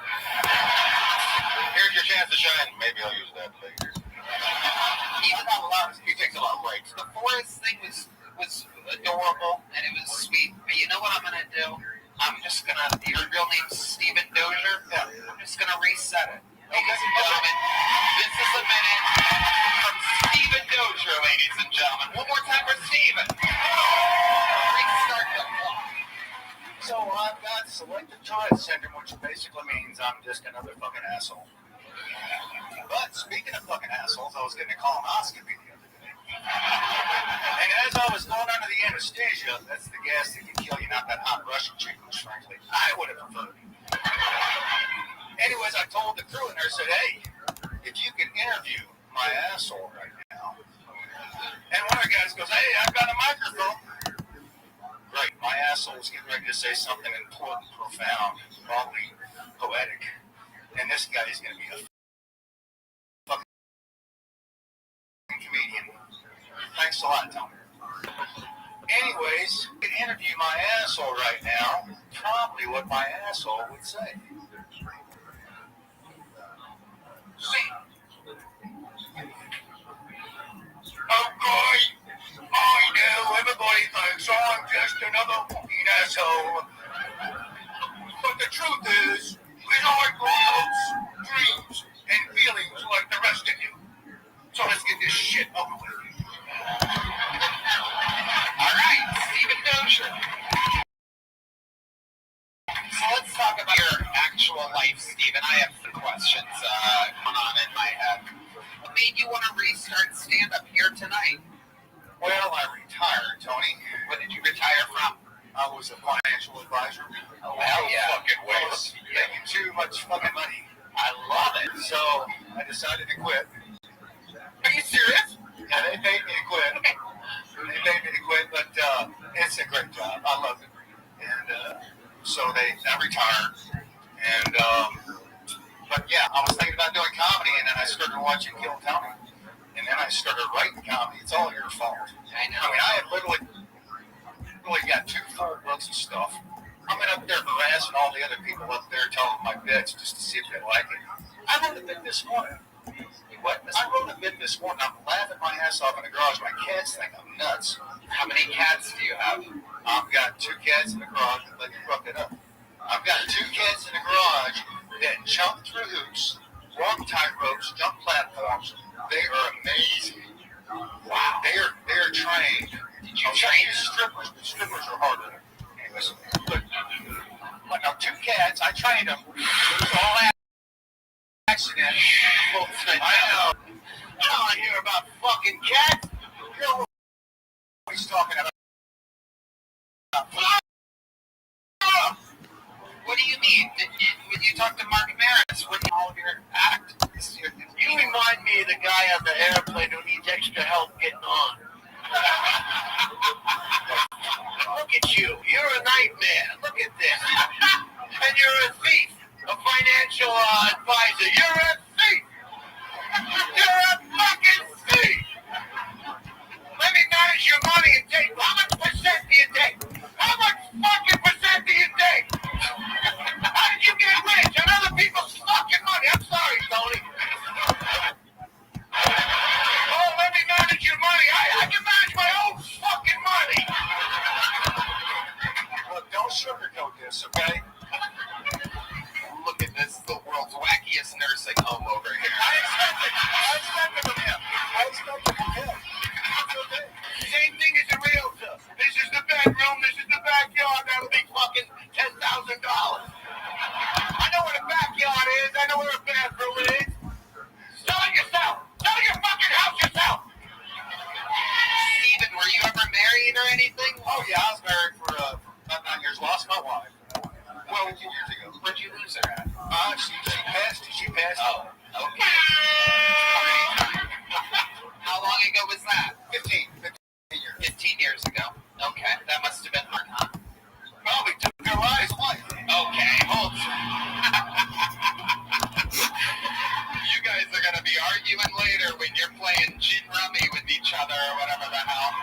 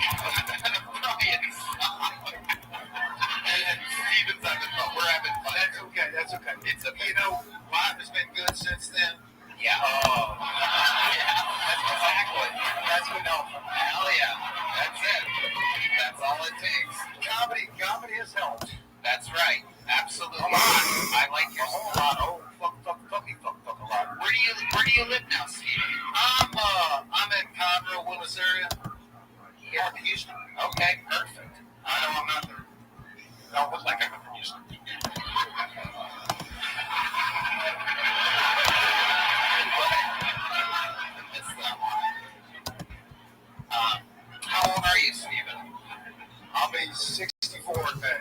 Wow, that's it. Now look at I haven't somewhat. Okay, you're just saying you look a little bit older than you are. Maybe you or something like that. I older. You know how much? Come on, me dog. How you living, pimp? Good. How was your day? How was your? Yeah, that's subjective. What do you do to be a good person? Okay, so I'm having flashbacks to stuff I did in high school, but like not bad stuff, but like I did a lot of good stuff. But I'm not sure if I'm still as good of a person as I was back then. Because now I actually understand. Like I got beaten up a lot, but my brain started working faster, and I wasn't like I was in the special ed classes like very. I was really good at math and stuff, but I wasn't understanding social cues. Now I'm better at understanding social cues, not the best, but now I'm not as good with like stopping with the head, you know. But anyway, in high school there were these people bullying a chick. I didn't know. I have no idea who she was, but I don't like bullying these people. As you know, they were actively, touching this chick, this girl. So that stuff happened. I used to girls up. And then I got in trouble with the mother. They tried suing me. Punched the mother, which did not work. And I told her to call her husband, as one does. And the dude said, "Why the hell are you messing with a special ed kid?" Okay. The husband said, "Why the hell are you messing with a special ed kid?" Okay. Which is really funny. I'm having flashbacks. Every time I go without screens for a while, I'm getting flashbacks and stuff, which is really good. My memory's coming back. All right. Which is weird because I know. All right. So do you think getting into fights to help someone you don't know is good, or do you think I should know the people first before getting into fights for them? Neither. I think that you should. Somebody's getting bullied. You should go to the school authorities. Oh yeah. Oh, and another thing I did was there was a dude who was bullying an actual friend of mine.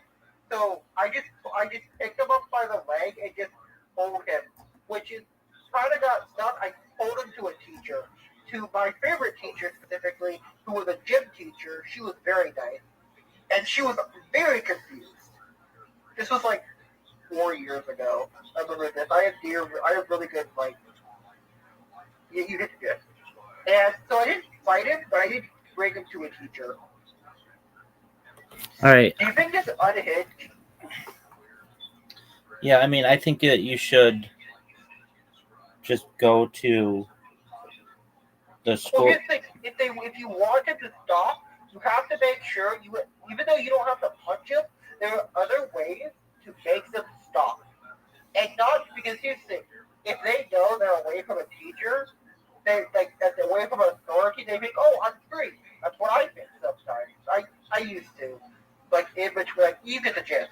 But if they know that there's other people who are more unhinged than they're bullying, but won't actually harm them, but can do other things worse than that, or more embarrassing than that, like you can embarrass them or do other things that won't cause them direct harm. Like there are way more complicated ways to make sure they are either too embarrassed or too unwilling to actually hurt another person. Like you don't have to use physical violence.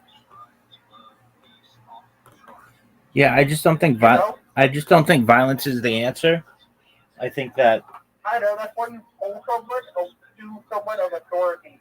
Because here's the thing: they can run and you won't be able to find this person.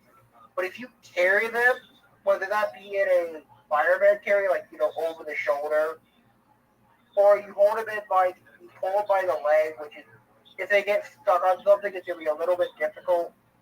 And depending on how short or how tall they are, their heads could be skinned by the sidewalk or whatever you're carrying them on. But otherwise, yeah, you could just hold it to a person of authority, and then they get in trouble because they can't escape. They can't escape as easily. Okay, so you don't put Like a you don't put them in a you they're don't put. they're on the Hey, floor, hey, Omniduck, Omniduck, so then you Omniduck, hold them. Omniduck. But You are a terrible listener. Like, sorry, like just categorically off. Okay, so with that being said, you don't put them in a fireman carry.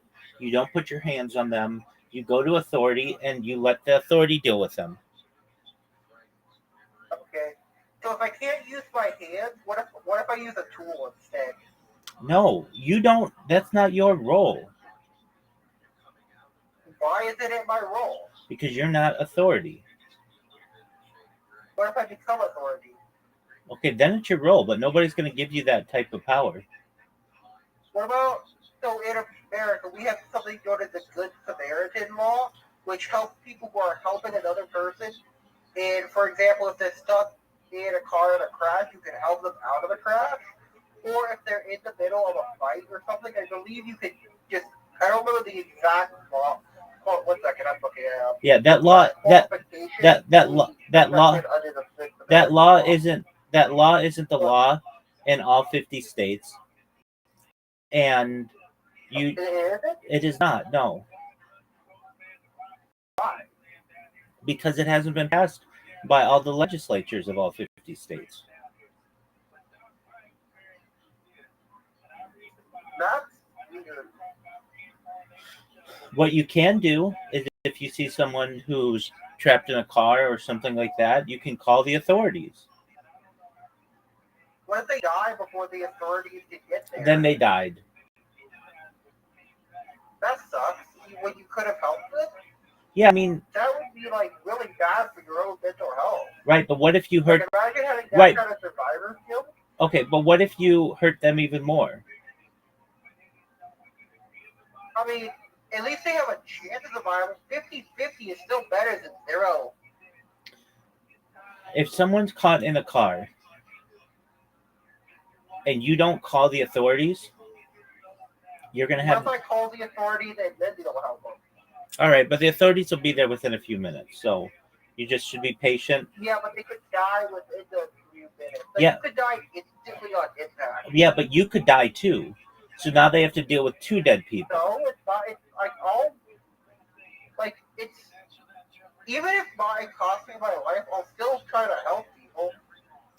Okay, that's fine. We're not in a realistic situation where that's a thing. You're talking I mean, obviously, you're talking I about wanna help you're talking about hurting other people, which is not cool. Where you beat people up in people. No, I'm school. talking about helping other people. No, what you think is helping and beating up people in school is not necessarily true. Fair enough. What did you do with what did people that in your schools do with bullies? Because in mine, they were very very well hidden. Like there was a dude who committed suicide in school. Like he brought a gun and shot himself in front of people. Yeah, And that's super sad. My school. like no one knew this was happening. Okay, well, And no one even knew who this kid was. That's how bad it was. No one knew who this kid was. okay, well, I had a very small school, and it was boys, and we would bully Makes sense. we would bully each other, and it was to make us tougher, basically. Now, if it got out of hand, Yeah. then somebody could go to a teacher, but basically, like we were expected to be able to defend ourselves. It was all verbal, though. We never put our hands on each other Yeah. necessarily to bully people. He had a lot of bruises. He had a lot of bruises on his body other than this stuff, so. Yeah, no, there was none of that. I mean, look, if I'm not saying that no one ever touched anyone without their consent, but generally it was in an Like, understood manner. For whatever reason, like we were playing a game or something. But you should recognize. that's different. Yeah, if you just play a game between two people, enough to who sets the rules. That's different. Right now, recognize that the situation was different, where we as a student body recognized where the lines were to basically every extent, and we wouldn't bully someone until they were really hurt, and we also wouldn't bring up topics that we knew were out of bounds. So basically, like, Yeah. we'd make fun of somebody for being too tall or being too fat or for miss. Yeah, that's what I do in Discord sometimes. Not like a full like being an asshole. We just joke about that. Like that's normal between bros. But if it goes to like actively causing them to what's the word? I already explained it, but like if you actively like physically hurt them so that they can't tell anyone because you have threats of violence, like you get a whole note and everything. Yeah, you don't want to push anybody to that, and um Yeah, but if I knew he was going to do that, I would have like at least stood in between him.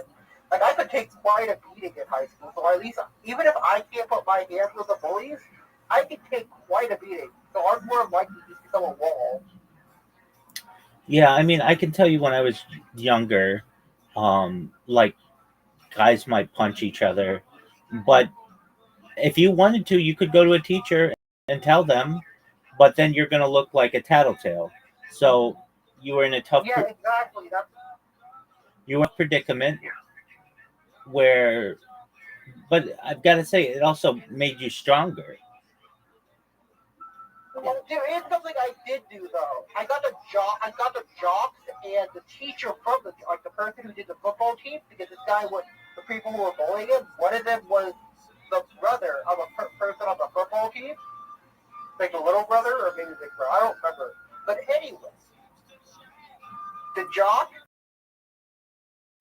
got real fucking who was the person who bullied the person who fed to the bed.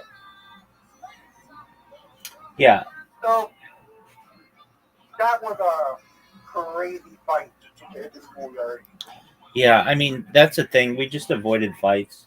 So, Yeah, when you start getting into fights, then things start getting into the inability to control them.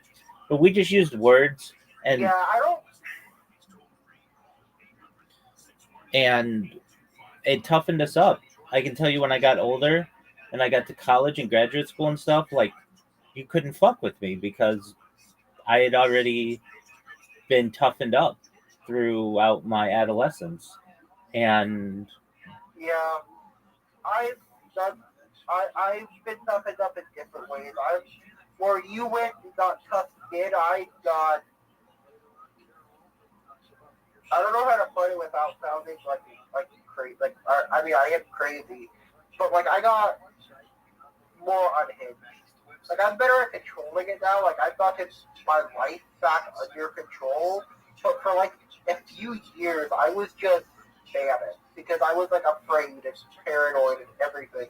Because for like a few straight months or weeks, I was before like a bunch of math and stuff. I already told you about a lot of it. I've vented to you for like a long time. Like I've been. I don't know if it's called toughening up, but like my eyes have been open to how terrible people can be, basically. yeah, no, I get it. Um, and Like, I never want to see someone get hurt as badly as the people around me. And the people who I was surrounded myself with were not people I should have trusted. They would sell out, like, they had reasons to sell out their secrets because apparently these people were trusted in their family, which, that's fair. If they're trusting your family, give me up because I don't want your family to get hurt. But the problem is, I don't know what the hell I was supposed to do. I was just young. I was a kid. I don't know what the hell I was supposed to do. Like nowadays, I think, oh yeah, your family comes first. That's not on me. Like if someone was talking to your family and you get out my information, that's fine. But at that time, I was just afraid. Like, I couldn't trust anyone. So I was like, I got more and more paranoid. And it just got, and I had to go to a bunch of hospitals, which can't be safe. They couldn't find me there because the crazy part is they actively did come into my house and break stuff. Set a large portion of the old house was on fire.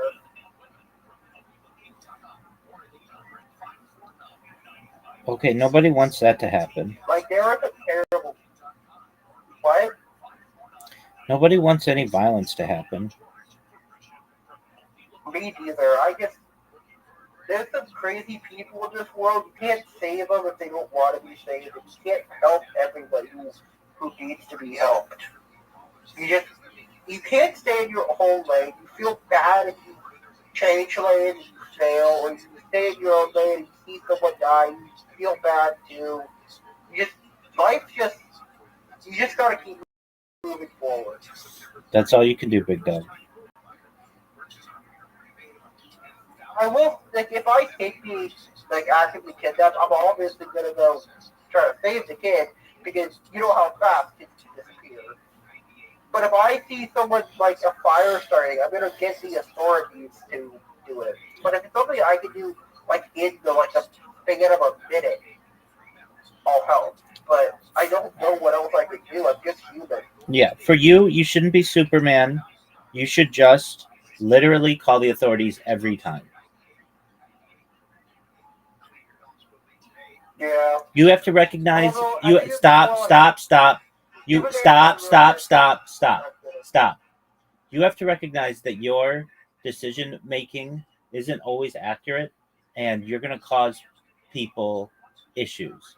What you think where somebody might be getting quote unquote kidnapped might just be somebody. It might be just their parent putting them in the car. It's not your role to intervene. Now, if you really feel for the child, you should call the authorities. That's it. It's simple as that. Every single time. If you see a car on fire, call the authorities. Okay.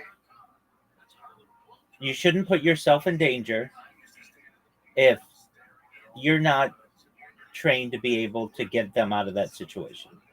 And I know you're saying like these hypothetical situations where like, well, okay, say that they are drowning and I am the only one who can help them. That's a different situation. But if you can call an authority, why wouldn't you? Because the chances are you're not that good at saving people. You're going to put yourself in danger as well. Now they have to save two people. It's more difficult for them. Oh, yeah.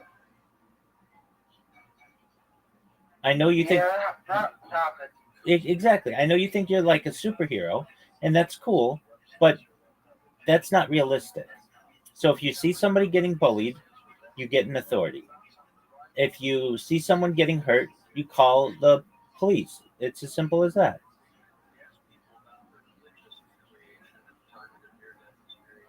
Okay.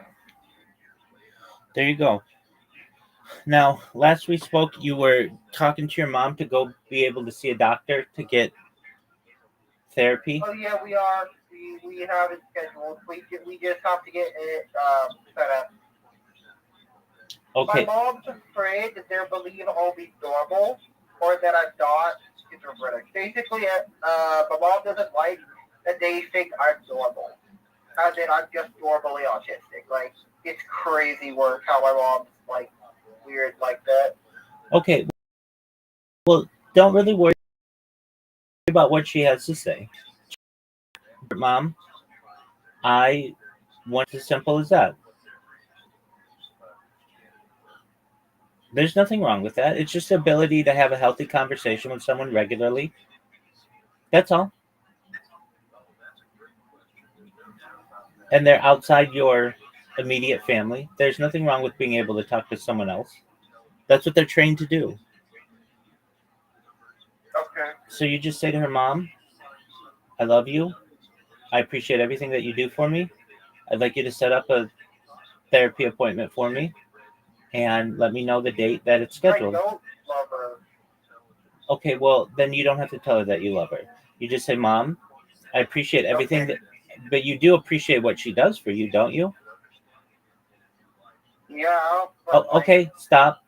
Okay, so you say, Mom, he's done so much to me and left me to die, and like, okay, I'm here because she lets me stay in the house and stuff. Like, I okay, so appreciate that, so you but absolutely, so you appreciate I'm those just things.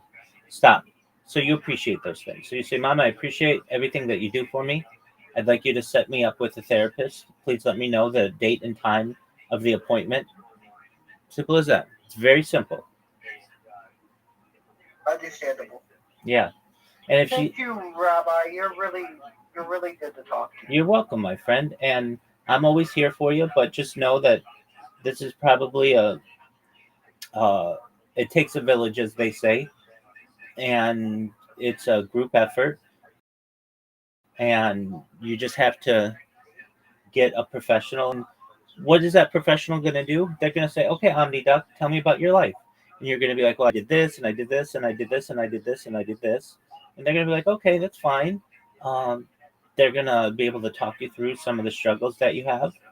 And then you're going to go back home and you're going to live a normal life. And then you're going to have the ability to see them again and regularly. That's what their role is in our community.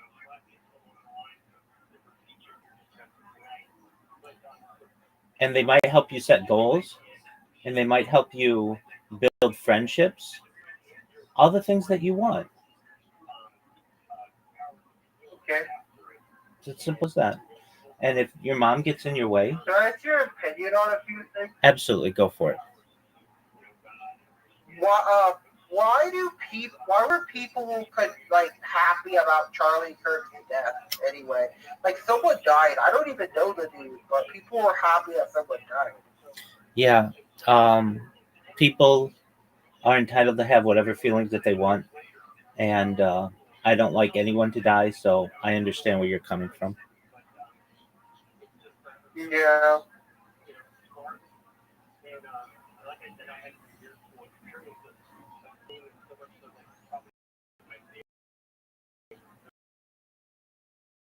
Do you live in the U.S.? Yep. Okay.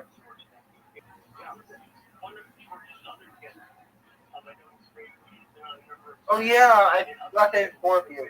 A few months ago, I learned that our cousin. I don't know if I should give her real name, so I'm not going to. But she blackmailed my little brother, who was like special ed, before he turned 18. It's basically a lot of really bad stuff. So I've been friendly with her for a while, like, and turns out she's pure evil, just like her mom. Okay, then. Her mom did stuff to my other little brother, my littlest brother. So Yeah, so those are things you should talk to a therapist about. And if they need to get authorities involved, they will. yeah, I don't know why, but they don't have enough. My brothers don't have enough, or whatever. They don't have enough evidence. Or I don't even know what it was that they couldn't. I don't know. All right, no, I I don't know understand. enough about the I understand. And exactly. You don't have enough evidence. You don't know enough about the situation. You tell a therapist that, and the therapist can potentially raise that concern to authorities, or it might be something sad that happened in the past that you can't necessarily prove. And it's an unfortunate situation, but it is what it is. Yeah, like when it comes to providing proof to a lot of stuff, the people I told you about, I fought these police officers back. Well, apparently they're not. They don't work there anymore. Okay, I mean, they can change They don't jobs. work at the police officer place anymore, so I can't like prove that hey, I fought these guys. I mean, they have body cams and such, so you could get those subpoenaed. No, I mean they don't like this was a few years ago and they don't work there anymore. Like they moved. Okay, I mean, that doesn't mean that there might not be the opportunity to sue them civilly or to bring up criminal charges against them, just depending. Just because they move doesn't Yeah, but I necessarily. don't know their names. That's fine. All you They have had to. a really long name. Okay, all you have to do is go to, if this is a concern of yours, I suggest you talk to your therapist about this. And if your therapist thinks that you should do this, then you could go to the local authorities and say, on this date, I would like that footage. They're going to say no, and then you get an attorney, and then you have the attorney get the footage. Okay. There you go.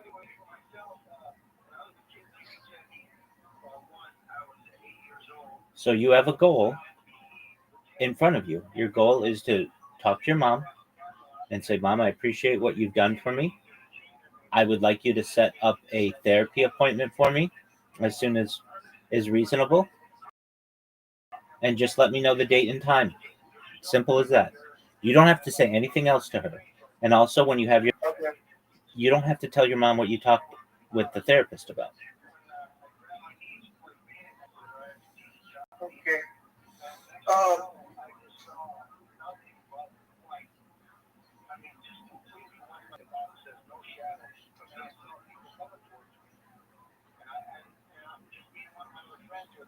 Why do these other people don't talk? Like they're always in here, but they don't talk. Because it's 1:50 in the morning, and they're asleep. Oh, that makes sense. Are you in the Midwest? Not Midwest. Are you in Washington like me? No, I'm in the West though. Okay. I mean, it's 150. That's why I was asking. It's also 150 for me.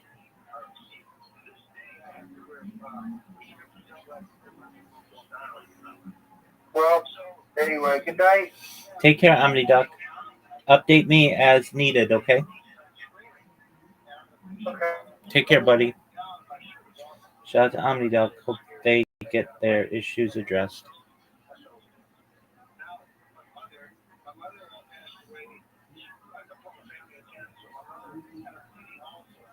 But how old are you? 35. Maybe I should have said 35. No, you're good, Steven. What else other than training your cats? So, I had my book with me, and I had 15 things to tell you. I built a clock. I built a marble clock. It took me 6 years. I just built it. His wife probably. No, Holtzman. He talks about cats and all sorts of stuff. He makes very dark jokes. Sorry, I know. I'm not this guy. I love it. But you're in the eye of the storm right now. Oh, we're good. How do you make a marble clock? You like chip away at it? No, I just know. I cut it up with the saw, of course, but I started it. It's like a big chess piece, and then I'm like, I've come this far, I might as well go a little further. And then I built a little hobbit thing underneath it that encloses it, and it's You guys seem bored. I'm so intrigued by this guy. The panel is literally just gasping and fucking. I've never met an Amish person. And I do like to cut this. Yeah, well, I made my own clock. It is very What the fuck?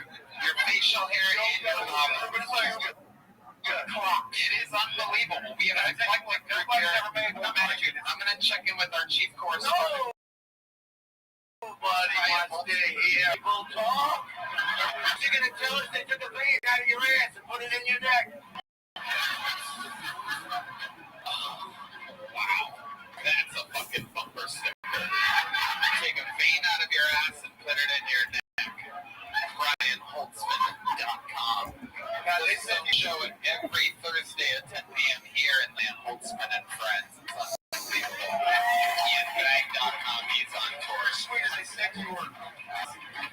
One more question for you. I know this interview's going too long, but I just find you to be intriguing as hell. You're 60-something.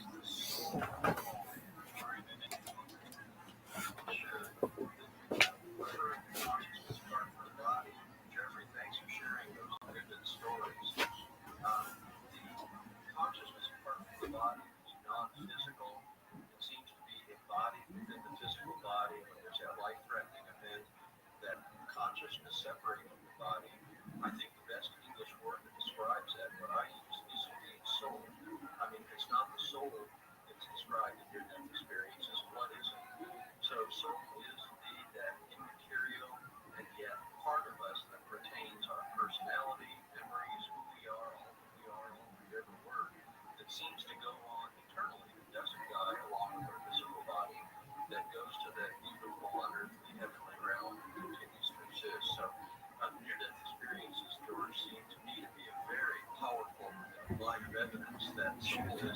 Look,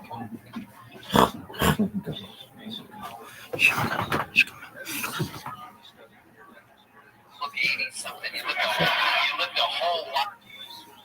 I find it all so intriguing. You ever have kids? No, no kids. No kids. We were gonna have kids. What's your secret to not having kids?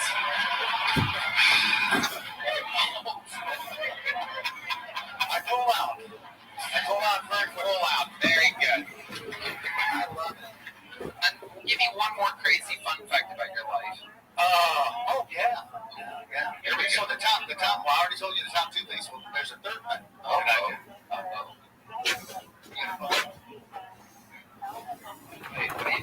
What is it, Steve? What are you doing?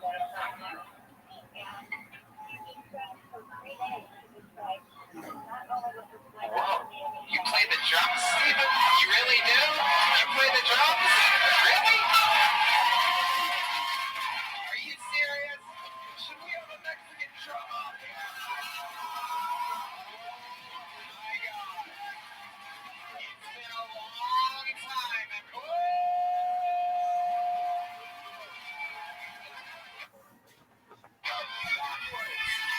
Michael Gonzalez. It's kind of tough to get back there, Steven. It's a tight squeeze, but there you go. Come on in there, Steven. The first ever Mexican drum off where a guy has to lean his cane up against the wall. This is Kill Tony history right now. Now, some of you might be new to the show. I see some tables of ladies out here, friends that look like they've been kidnapped and dragged here. So no, a Mexican drum off is legendary on this show. It is when somebody that pulled out knows how to play the drums gets to do a drum solo here live, completely improvised, on the spot. They had no idea what the drum set would. Wait, Steven, relax. Steven, relax. You're like one of your fucking cats in the garage right now. Chill out over there. So here's how it works. He does a drum solo, and then Michael Gonzalez does a drum solo. The crowd decides who their favorite was.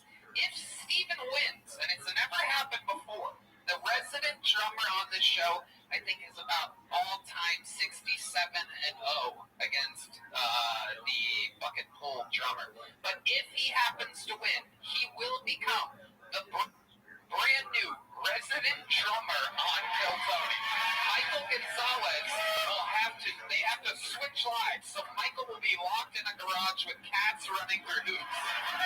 And Steven will be here every Monday while Michael cat sits for him. You don't know if cats, what? Right, I agree. Okay, ladies and gentlemen, this is a drum, so is a Mexican drum off, and this, Steven Dozier!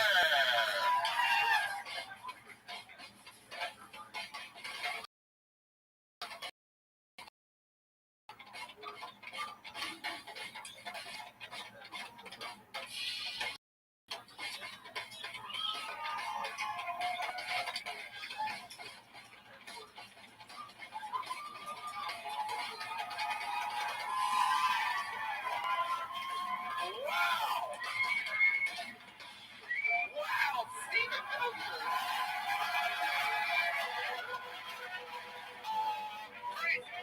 I don't know if you guys know anything about percussion, or I'm sure you don't have an angle at it, but this motherfucker was just working the double bass pedals back here. The musicians got very excited. I happen to notice it as well. Steven's putting up quite the fucking fight here. He might actually be 25, just dressed up with prosthetics. Fucking brought out the cane, trying to play dumb over here. Someone's playing possum. He's trying to get a full-time job on this show. The bad news is Steven, stay there. Steven, stay there for right now while Michael plays so that the camera can get him. Ladies and gentlemen, the reigning, defending, undefeated resident drummer. This is a drum solo from Michael Gonzalez.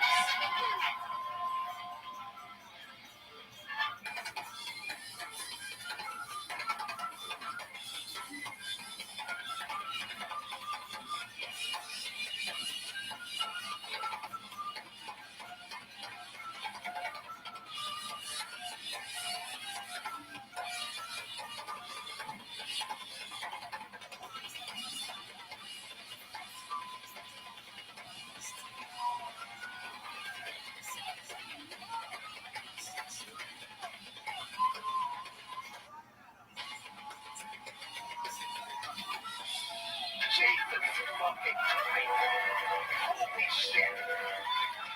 A true battle of the Titans, ladies and gentlemen. Well. This is the part where you decide how many of you have Stephen Dozier winning that competition.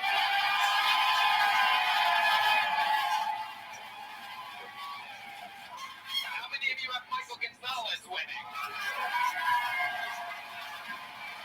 Yeah, no doubt about it.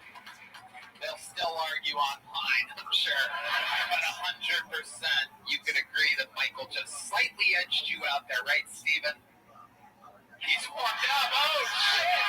This motherfucker. Oh, my God.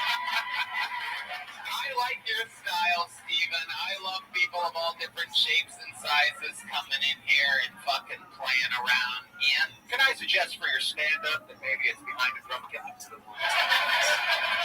It's good that way. You should do it that way. I'm not being a dick, but I'll go farther. Yes, you are.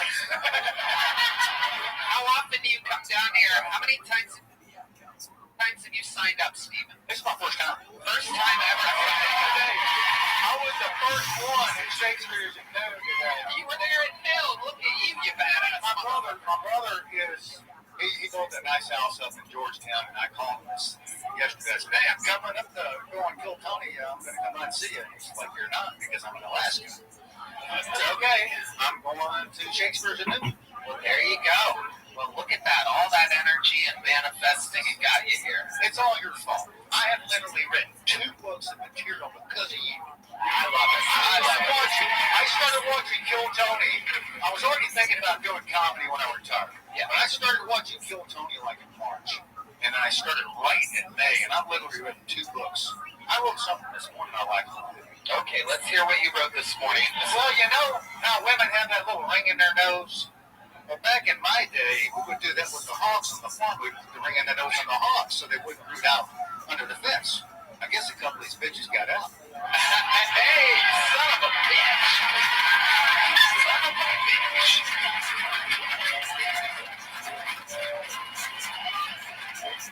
Stephen, I'll tell you what. Why don't you come back in a few weeks or something and play drums on the pre-show, play a song or 2 with the boys over You there. know, I almost brought my electronic kit with me tonight because you're always talking about that. Don't come up here unprepared. And I was going to have a fucking drum kit. I've got 3 drum kits. I got one I'm trying to give away. Wow, look at this guy. I got to stop by. Ian? Sounds like the wife was insured. Oh my God. Oh my God. His dead wife jokes are coming in hot, Stephen. I love that you're laughing at him. You have a great fucking sense of humor. You're a hell of a fucking sport. Thank you so much. Stephen, here's the big joke book, buddy. I know you got your hands full. You ready for it? Oh, damn it. Son of a bitch. One more time. How loud can this place get for Stephen Dozier, everybody? You fucking did it, buddy. Have a great night. There he goes. How exciting. Long interview. Long one. You deserve it, Stephen. There he goes. All right. I keep it. You guys still having fun out there? Yeah, I thought so. Your next fucking poll, 60 seconds uninterrupted, going by the name of Tommy Tickles, everyone. It's Tommy Tickles. Uh-oh, we know Tommy. So it's for Tommy Tickles, everyone. Y'all might have guessed that I'm an amateur taxidermist. I'm an amateur because nobody's paying me to kill and stuff all these cats. Especially not my dickhead neighbors. I'm not a very good negotiator. When I first met future Mrs. Tickles, I was like, I like to have sex when I wake up in the morning. I like to have sex before I go to bed at night. Because I like to have sex 3 or 4 times a day. And she was like, Yo. Okay, how you living? Okay, can you hear me?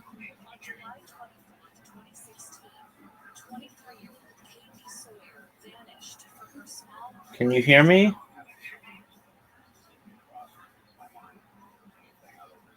Yo, how you living? Okay, go fuck yourself. Okay.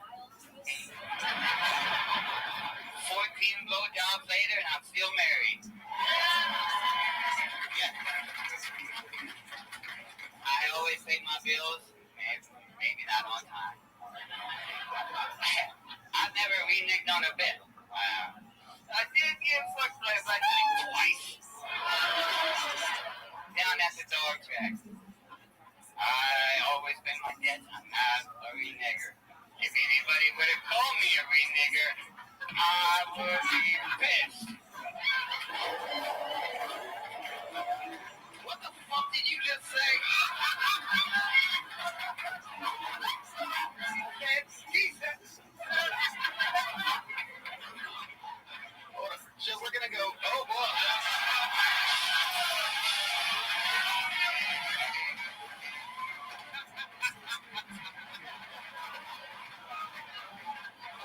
The little things. Carlos Sosa on that sax with the bum bum bum.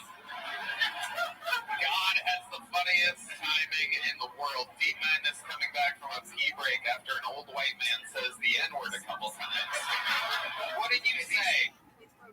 Hey, if you don't pay your bets, then you renege on your bets, right? I always pay my bets. Okay. Anybody were to... All right, don't repeat it again. I get it. It actually checks out. Technically, that makes sense. That's a loophole. That is a loophole. That is a loophole. Leave it to an old country man to find a loophole. Even if you call me a renege, they're calling it John Deere. I would know what you meant. I would know what you meant. I'd be pissed.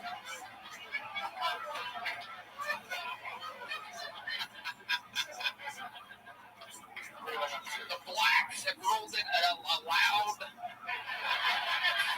After review of the play, the call on the field has been overturned. Tommy Tickles is safe. Pay my bills. Wow. My goodness. I should have wacky ways to get racial slurs out there too, instead of just doing them straight up. I used to think it was a racial slur, but somebody told me that's not how you spelled it.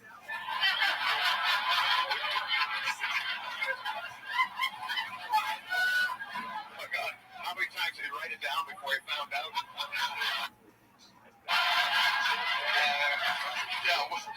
What tombstone did you chisel it on? Here lies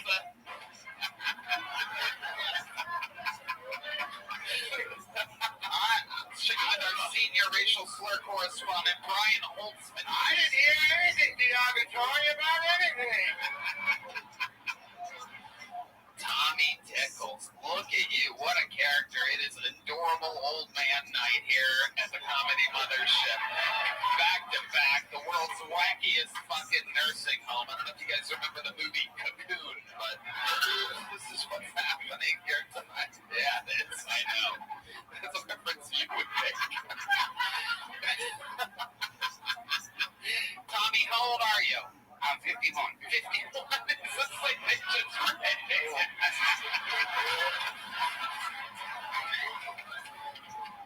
Why do the people that sign up for the show look so old? All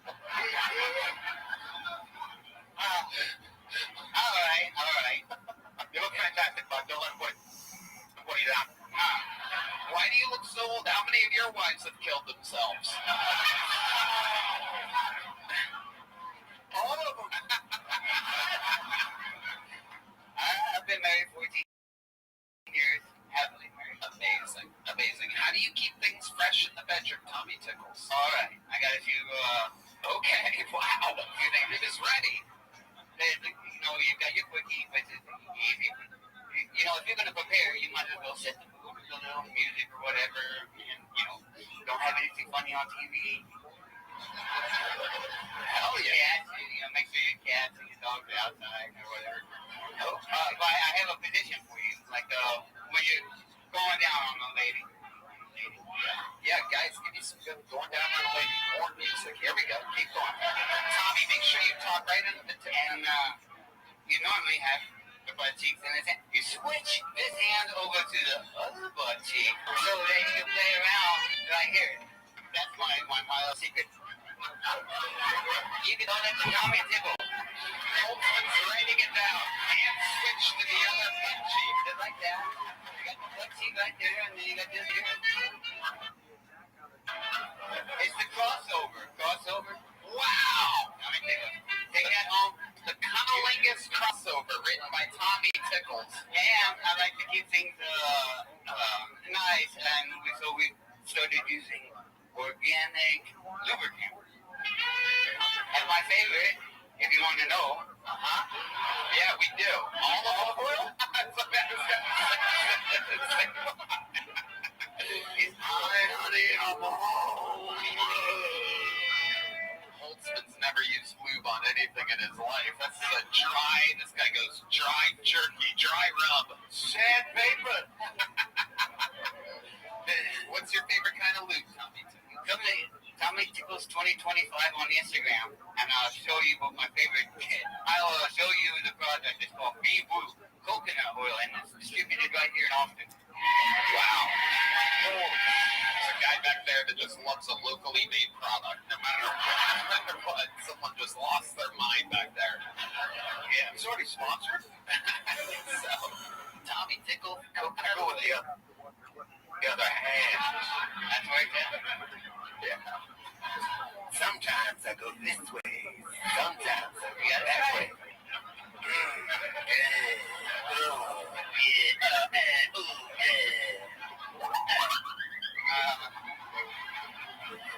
You're gonna need some help. Tommy Tickles, you've been on this show before. You got a big joke book before. There you go. You already got it. There he goes. Tommy Tickles. On to the next one we go. On to the next one. On to the next one. It's the great JC. The one said the words. On to the next one. And so we go. Ladies and gentlemen, your next bucket pull is Jeremiah Bishop. Jeremiah. Oh, the Kill Tony debut of Jeremiah Bishop, ladies and gentlemen. What's up, guys? So I just celebrated 4 months of sobriety. The proper response is to bow, I'm better than you. No, but I had to get sober. I love cocaine way too much. Can we just at least agree cocaine is the gayest drug you can do? Because how's it going to start? Me and you, sir, we're going to get a bag. We go to the bathroom. We pray nobody finds us. How does it end? 6 o'clock in the morning. We're going to talk about our hopes, our dreams, our goals, our aspirations.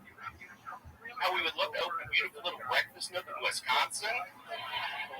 We might as well just suck each other's cocks at that point. It would be way less gay.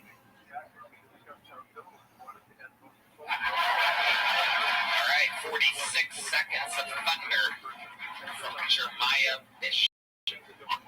Oh yeah, Jeremiah, grab that microphone. That was the weirdest AA opening I've ever heard. Yeah. My name is. I like to start talking open breakfast. The games begin, my friend. How old are you? 34. 34. Wow, just take note. He's only about 14 years younger than the last two guys that were up there. It's unbelievable. Okay. How long you been sober? Off cocaine for 4 months. Okay. How did you do it? How did you go no cocaine? Trying to quit hanging out on 6th Street drinking so much, honestly. All right. That's what did it. Yeah. It's how low did it get? How bad was it?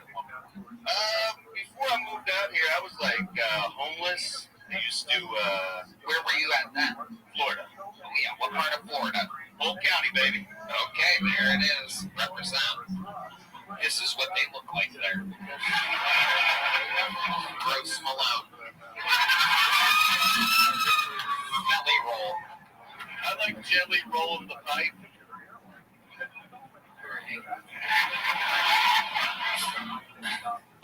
Jeremiah, what do you do for work?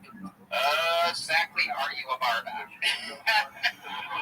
I do pick up shifts at Shakespeare's, but I work in customer relations for a telecommunications company. Okay, so you are on the phone headset?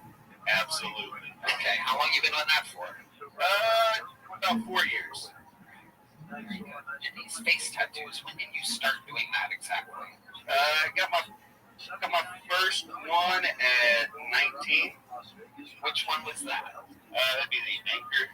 What made you get an anchor on your face at 19? Mike Ness from Social Distortion's pretty cool. Do you play music or something? Fuck no, this is all I can do. And you just decided, I'm going to start. What's the red ink under the left eye? Broken with broken heart for the O. Wow. And what made you get that one? Exactly what did you do the night before you decided to get that one? What do you have to do to your dopamine, serotonin receptors exactly? Where you go, you know what? I'm just going to permanently just let everyone fucking know. Cocaine. Right? Yeah. Unbelievable. Yeah, go ahead. Still got jewelry though. I don't know how bad the cocaine was. I don't know how real the jewelry is. The tattoos are real. That jewelry is straight up fucking quarter grab machine shit, right? Oh no, this is legitimate, but I didn't buy it. It was passed down. Okay. That's the first shit to sell when you're doing cocaine. Yeah. I hate it, Grandma. Let's fucking burn this shit. I thought it was fake for sure. Tattoos. I just thought it was the jewelry bleeding shit all over his body.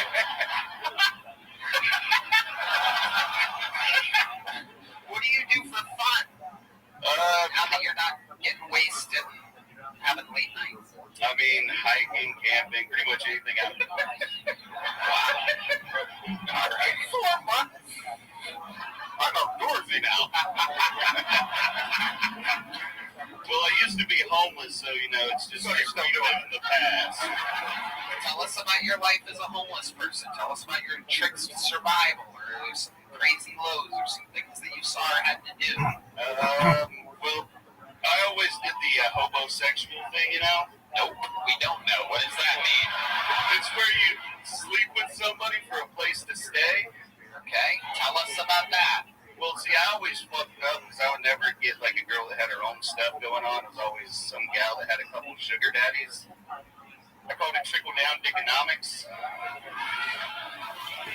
Not real. Doesn't sound. No, that's real. I think this kid lives in a rich house with rich parents. Did you have real parents? I do get a rich parents vibe from you. Like you were the renegade. You wanted to, fuck you, Mom and Dad, I'm gonna shoot you. And then they're like, Mom, you're not. No, my parents were okay. Not super well off. I mean, We only had 3 bathrooms. yeah. Did they have 3 bathrooms? No. 2 bathrooms. Yeah. Outdoor shower. Brian Holtzman. I quite frankly, I have nothing to say to you. I am completely uncomfortable just being on the same stage with this kid. I mean, the tattoos are okay, but I mean, the metal products. I mean, why don't you go in the back and blow the guy who was playing the drums? I mean, this is fucked up. I'd rather have a Helen Keller lookalike up here. So, for those of you just listening to the podcast, perhaps he does have the big gauge earrings and you have a piercing. What do you call that part of the human body? That'd be a filter. Filter. Yes, sir. All right. What made you decide to get that pierced just above the upper lip? Social distortion.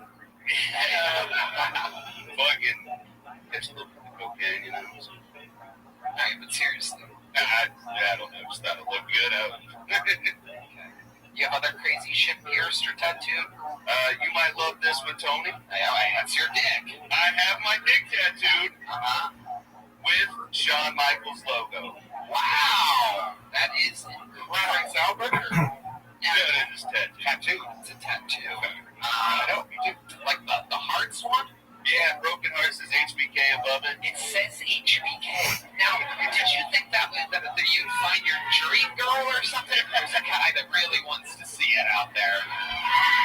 I'd imagine it's online. Where online? Where can people find this at? You can find it on the Twitter. Show us that hog. Show us that hog.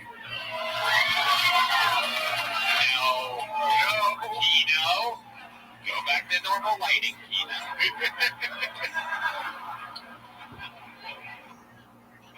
Yeah, you can find it on Twitter, Daddy Dick Wolf on Twitter, but it's out there. Daddy Dick Wolf, everybody. For those of you, for that guy, for those of you that are interested in seeing it, you can find it there. Here's anything else? What's your worst decision in life? That's a great. Wait a second. What the fuck? Is this you? Oh, it's fun. We found it.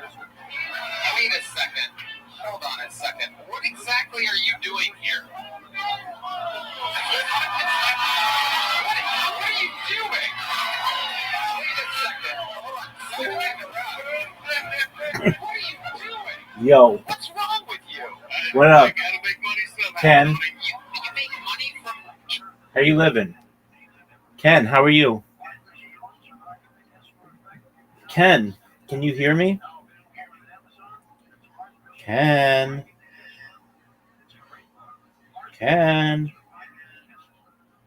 Ooga. All right, well, enjoy yourself, Ken. Jerking off?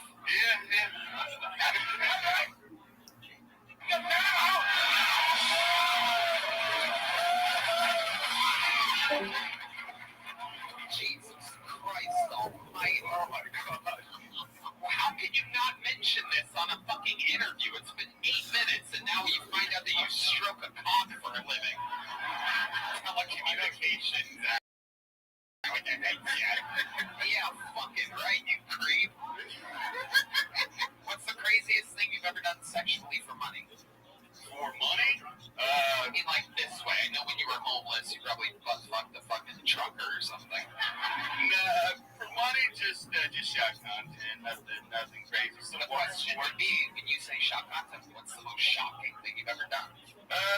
You told us your Twitter handle like we were going to see your dick maybe, and it turns out you're doing everything. We just saw you pissing, stroking it, double stroke two-hand up and down, the old toilet plunge fucking motion. And how do you not talk about that during your fucking set? That's what I'm saying. It's incredible. Oh, I used to do cocaine. The fuck? You can watch me jack off? I get off stage. That's what you should be talking about. I don't have anything that's a minute about that. I got a couple sets. I got 12 minutes of it. My friend, since you did 46 seconds, it was okay. Here's a little joke. Oh, no, right off his dick into the front row. Yeah. That cook just got chlamydia. There he goes, Jeremiah Bishop, everybody. Holy cow. Holy cow is right. Huh? Brian, you ever did that kind of shit? Yeah, I did it, but I was in England at the time.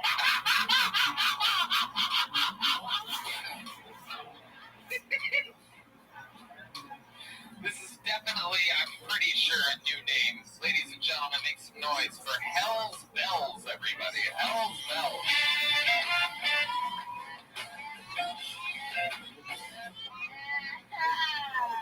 Hello. So just a little bit about me. I'm a quirky person and have a very big habit of making an awkward situation much more awkward. For example, when I went back to school, I went to school with this guy named Alex. Alex came back from summer break as Alexa.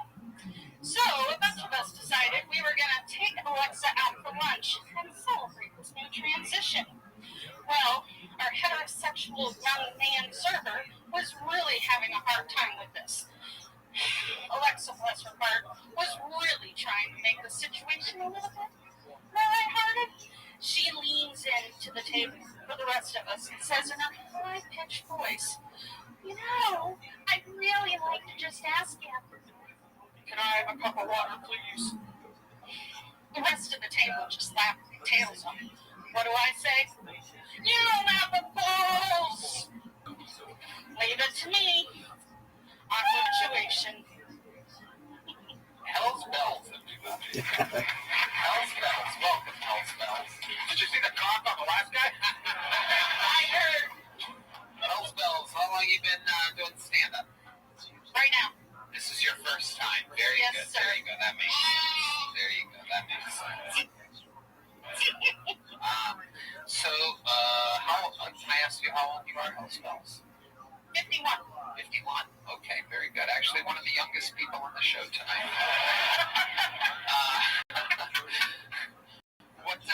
What have you been doing with your life up until this point? What made you start stand-up here tonight? Well, I'm dating a young man.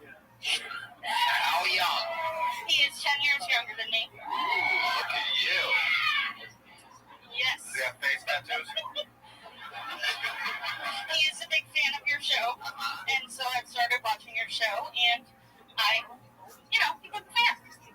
Okay. Where'd you meet this young buck at? A soccer game? What kind of soccer game? A San Antonio soccer game. Oh, he's Latino? He is Latino. He is Latino. Found yourself a little fucking... Well, you wouldn't know it. He looks like a redhead like me. Sure, yeah, I bet we would never know he's Latino. Yeah. No way. The world's greatest ice agent would walk right by him. Yeah, totally.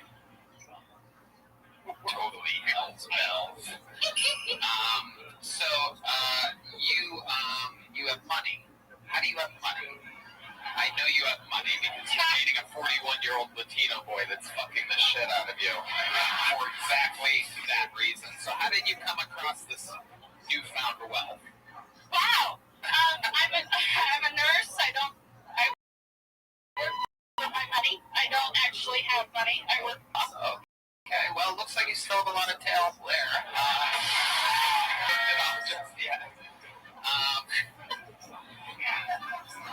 What kind of nurse are you? I'm a registered nurse. Okay.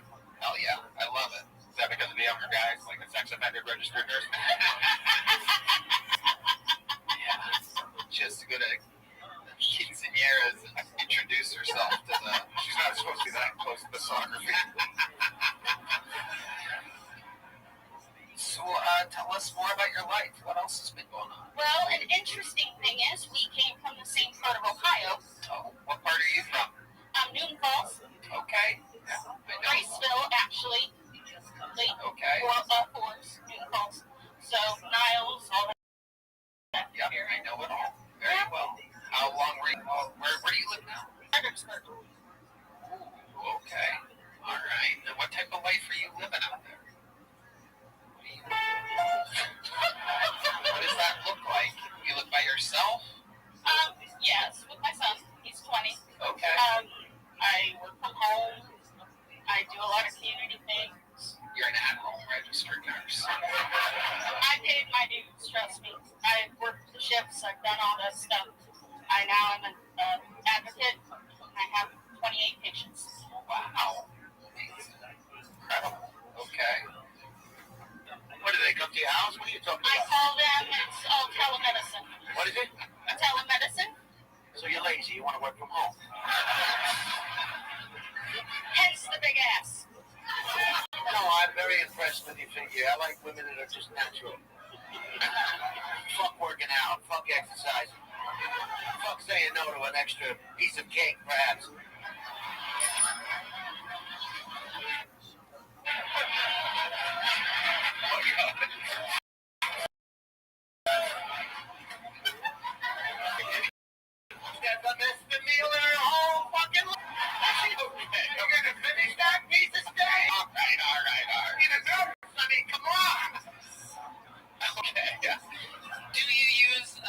Like a filter when you're talking to your patients? Do you use like a catfish-like filter so that they... I can't tell if you're laughing or crying. I really hope you're laughing right now. I am definitely laughing. Perfect, great, awesome. I gotta be honest with you, it's the first time doing stand-up and she decides to do it here. Yeah, that's fucking amazing. It really is. That's stupid. Like, it really is. You're out of control. Like, you don't plan things well. Yeah. We actually hate that. And I'm not crying. Turns out you do have bigger balls than Alex has. Well, Hells Bells, congratulations. You got your start. Here's a little joke book. You gonna catch it? It's coming at you. I'm gonna get it right in that hand. Oh, you panicked, Hells Bells. That's why she likes soccer players. Yeah, exactly. At least I didn't panic earlier. It should have kicked it to you. And I want to say thank you for your service, medical professionals. You know. Thank you. One more time for Hells Bells, everyone. All right, we're keeping it moving along here. This young man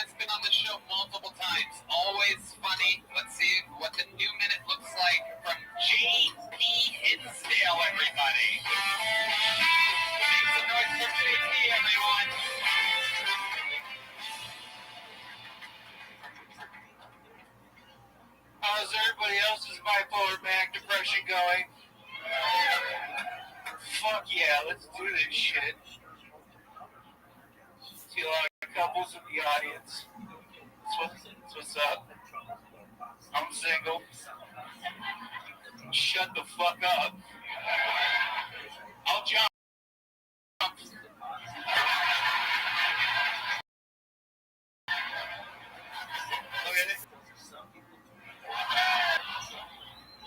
I warned you. No, man, if you are with somebody, stay. Like, stay where you are. I'm out here in the wilderness. There's nothing out here for you. It's just darkness on the edge of town. I was out late. She said, if you're lucky, I'll give you herpes tonight. I thought I wasn't ready for that kind of commitment. I don't have health insurance. It's not okay, Cupid. No, it's my time. Thank you. Hell yeah. One more time for Hell Spells with a beer.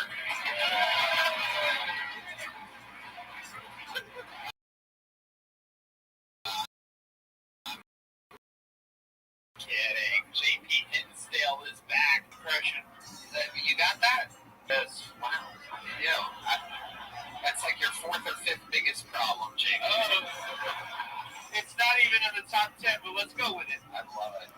One could say you're a bipolar bear. Yeah. I bring the beef. How do you deal with it in your low lows? You're not hiking or walking or anything. No. What is it exactly? I was swimming, but the sea betrayed me, Tony. Yes, it did.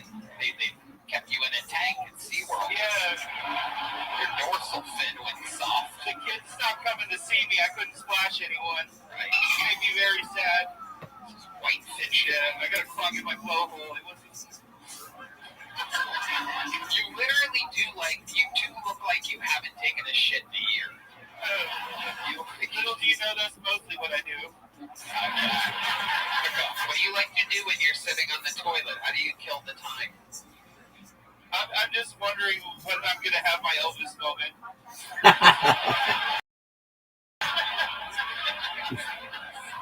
Like fame? Yeah. You're talking about eating another peanut butter and banana sandwich? Sure. Like a 15-year-old? Let's check in with our senior obese handler correspondent, Ryan Holtzman.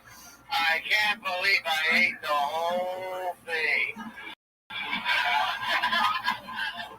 I think what happened here, and I've mentioned this to a friend before, I hope I'm not being accused of repeating myself, but I think what happened here, your gym burnt down, didn't it? Close, it gave me an infection. Wow. What do you mean? That's why I told you the sea betrayed me, Tony. It was actually the pool at an LA Fitness. Keep going. Yeah. It got, really infected. I guess I had a cut or something because they didn't clean the pool right. And then I got sick in a weird way. Can you explain to us the weird way that you got sick? I got crazy delusional. How are you? I had a show that night. And, Yo, oh, dude, you can hear me. What's up, big dog? Yo. Rabbi, go to bed, bro. Dude, Fusion, how'd you find out about me? My mom told me about you. Dude, your mom is hot as fuck. How's she doing? Dude. She says she doesn't like you. All right, well, tell her the feeling is not mutual, because she can get it. Dude, you're a loser, bro. Oh, dude, probably the biggest loser on earth. Tell me something I don't know. Psych, I'm the coolest motherfucker of all time. No, you are not. Streaming Discord 24/7. Dude, I don't stream Discord. I stream YouTube, dog. There's a big difference. You stream. You're streaming right now, bro. On Discord, bro. This is retarded. Okay, well, thanks for your opinion. Everybody cared about it. Bro, Is it you guys? Do you even get any viewers? Like actually? Yeah, dude, I get like tons. I have 2,000 people in my Discord. Who watches this shit? This shit is fucking sad. Okay, dude. Well, thanks for your opinion. Now go back to talking with your mother. Tell her I said Dude, what's up. Get a job. What happened to you? Like you Dog. really weren't always like this. Dog. I don't need to work. You're the one who needs to work. So you're telling me, Roddy? That was a fun interaction I had with you. Enjoy Which your life. I was on the way to the show, so that was the first clue. And then I was doing the show, and I had Dude, you're not my even. friend's show was You're not called even Big Dog fucking Sundays, and I happened to have a dog sex 18. mask. So you're 16. Now you get banned. Normal. Go ahead. I can explain it to you, but it really doesn't. Okay. Yeah, and so I had to spit, like I go up there with the mask and I explain it, but I take it off eventually. But I left the mask on the entire set, and people did not like it. Okay, we got a little off track here. We were talking about the infection from the pool at LA Fit. Then I got back to the house and our AC was out, but I was like freezing cold. Your AC was out? My AC. Okay. My AC, okay? But yeah, and, like I was like, I had chills and they were like talking to each other trying to figure out if they should call the ambulance, but I don't have health insurance, so that was kind of the thing. And then for a while there, I couldn't walk for like a week because it just like my leg was just that fucked up. So what did they say that you had? I got an infection in my leg. I never went to the doctor. I just got better. And then I get before I also got a fever, but what? So you just got lost during this fucking conversation. You never went to the doctor? Dude, I broke my leg and never went to the doctor. You know me. You know this. You're like, that's why the leg's fucked up in the first place. Dude, you have to go to the doctor sometimes. I would like to. When's the last time you've been to a doctor? It's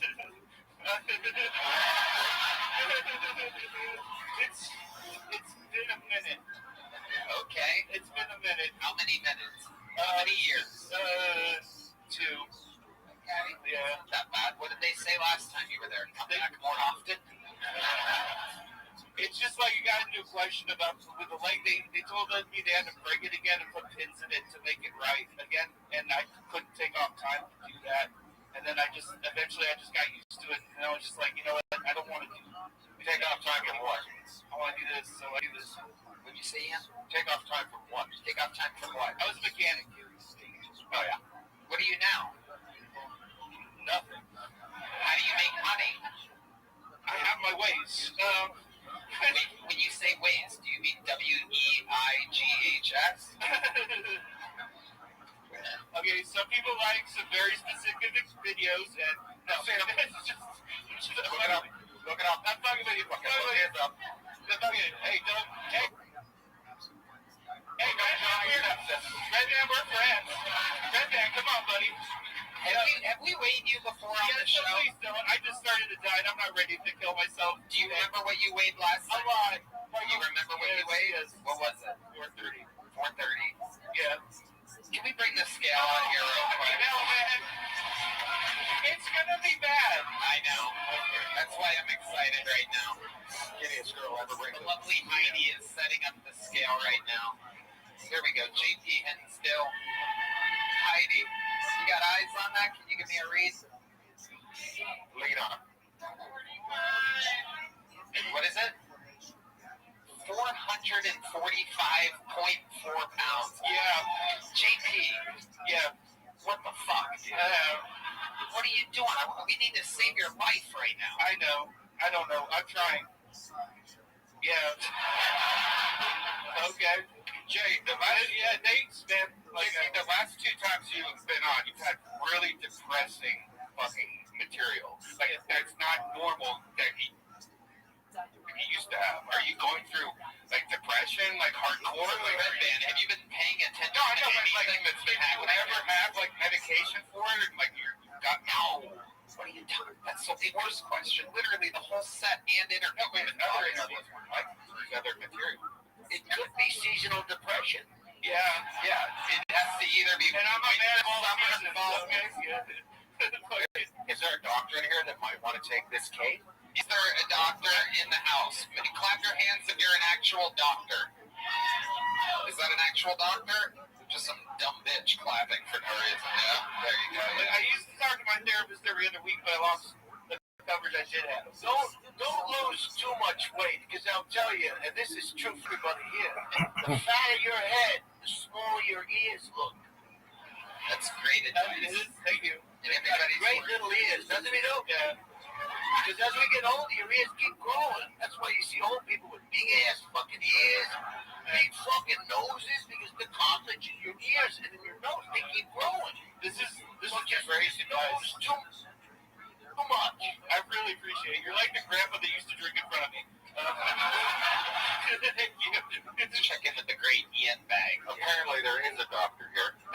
Dr. Holtzman. Dr. Earsmall. You have such an you have such an adorable giggle. It's gonna play so well in the in memoriam video. Yeah. Not the first to say that. Well, that's not a good sign. I've been latching 2 friends this month. Still here. Okay. That wasn't funny. I'm sorry. That was me. I'm sorry. Oh shit, this is bad. Like, Ian. Hey, not everybody, come on. All right. Yeah, there we go. Okay, JP. Well, let me just tell you. That you use the code SPACE80 at TalkSpace, without a doubt. Go to TalkSpace.com/Tony, enter promo code SPACE80, and you, my friend, can literally get $80 off your first month. I love TalkSpace, man. Yeah, we love TalkSpace, and you should too. I'm glad I was here for this. You really touched me with your targeted ads. JP Hinsdale, ladies and gentlemen, there he goes. Put the mic back where you found it there, JP. It's the least you can do there. All right, I guess that's not really the spot, but okay. I guess that's just how he lives life.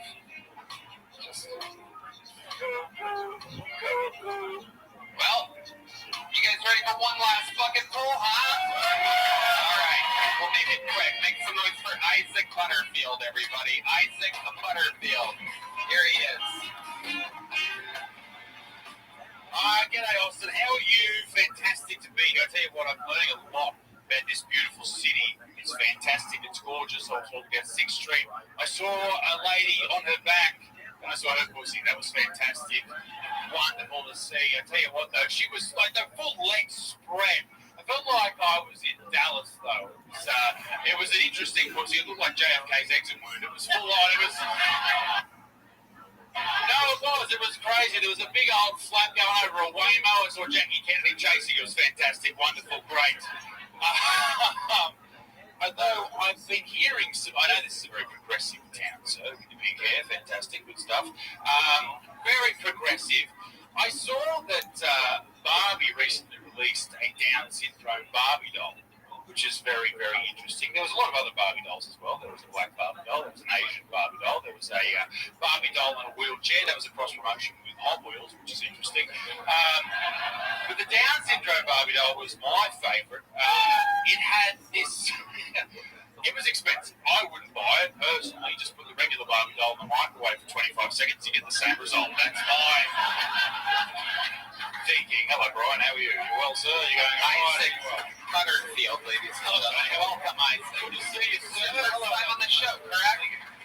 How are you? First time here? Yes, first time on Tony. It's great to be here. From what I hear backstage, you guys have been a really fantastic crowd. So on you, fantastic. Yes, look at you trying to get him on here. What are you, running for governor or something? Hello. Isaac. Do you live here in America? I do not. I'm from Australia. Oh, okay. From from Newcastle. So Kangaroo, Echidna, etc. There you go. Well, welcome. How long have you been doing stand-up? 11 years. 11 years. Quite a while, yeah. How long have you been in Austin? For about a week and a half. So okay. I'm never coming back in summer. This is atrocious. Jesus Christ. It is warm around here. So this is your second time signing up for the show? Yeah, I was here last week, and Tony always talks about the amount of people that sign up, but there is a huge amount of people next door, and it's an incredible thing that you and Brian have done. So congratulations to you. Thank you very much. Not too much. Thank you. It's good to be here. Go ahead, Brian. Imagine you just suck everybody off up here. Suck the blind guy off too. D-Madness, famously the most homophobic person on this stage. Literally just said no.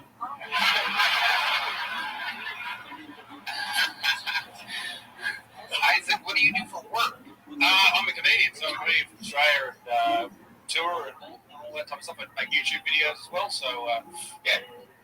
I love it. Tell us something crazy about your life. I have paroxysmal dyskinesia, big fan.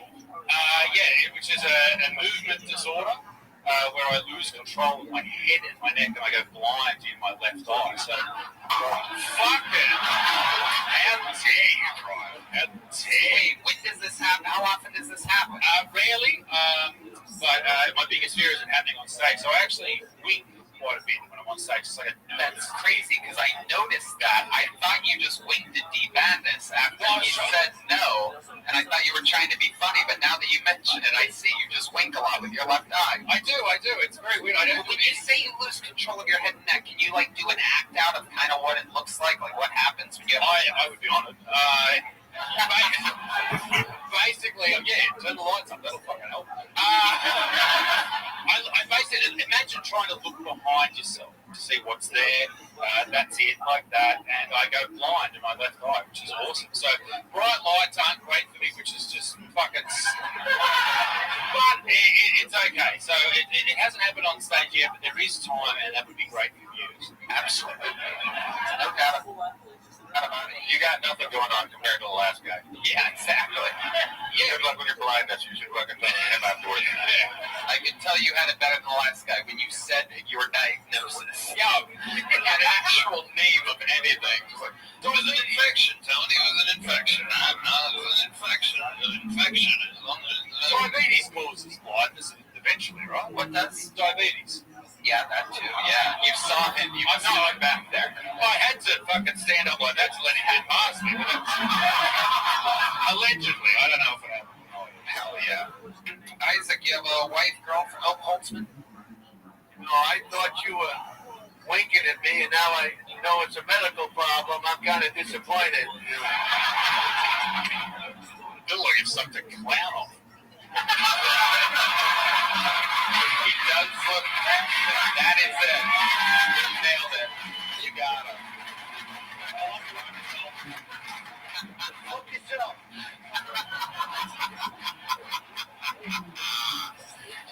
You have a wife, a girlfriend? I have a beautiful wife, Claire, and my son, Atticus. We're touring America at the moment, doing shows, and so he gets to see the world. He's been, how old's Atticus? He is 2.5. First time he came to America, he was 5 months old. We got off the plane in Austin. He had his little fan on. He's a great man. He finds fun. It's hilarious. And he's just he's an absolute legend. Did you sign up for the show that last time you came to Austin? No, I didn't. I was too scared to. Okay. Because, not to be a fucking hero, but I usually do longer sets, so a minute really scares me. And, Holtzman killing with no microphone necessary. Just the first four rows cracking up and the whole table. Who cares about the millions watching around the world?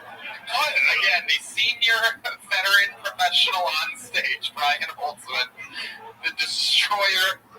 No audio necessary. I love it. Isaac, what does your wife do? She is unemployed. She's a stay-at-home mum. She's a failure. Yeah.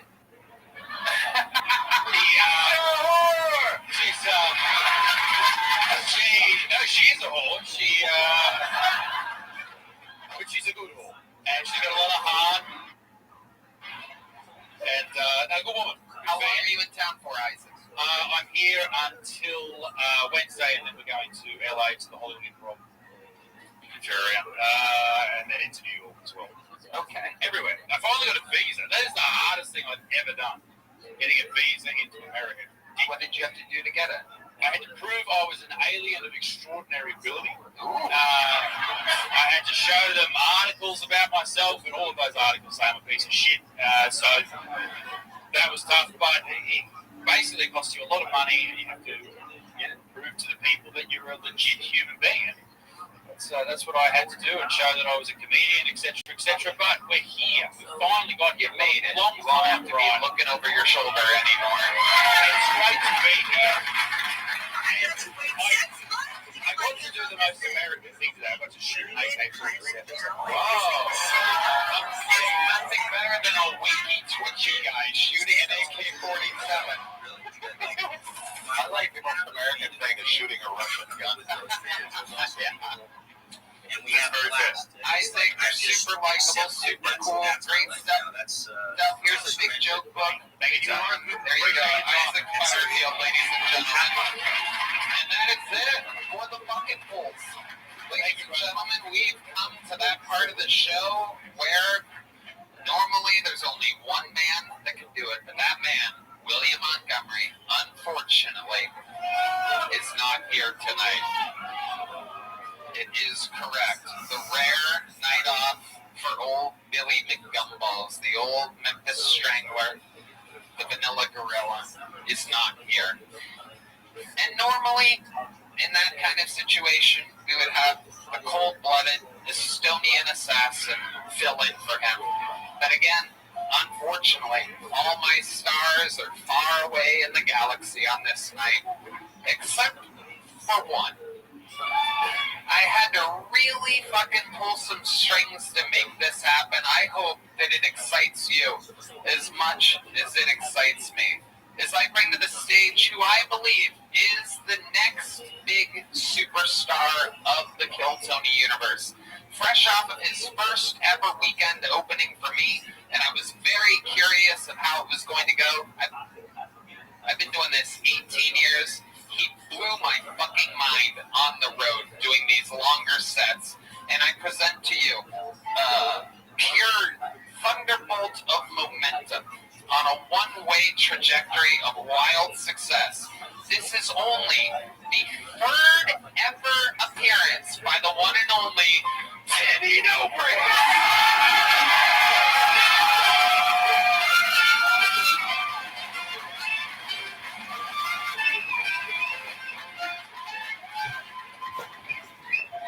What the fuck was that? Alright, William isn't here, so he sent me his jokes. Just gonna go through them. Elon Musk said in an interview this week that AI will replace Mexicans by 2028. To which Mexican said, ay, ay, ay, ay, ay, ay, ay.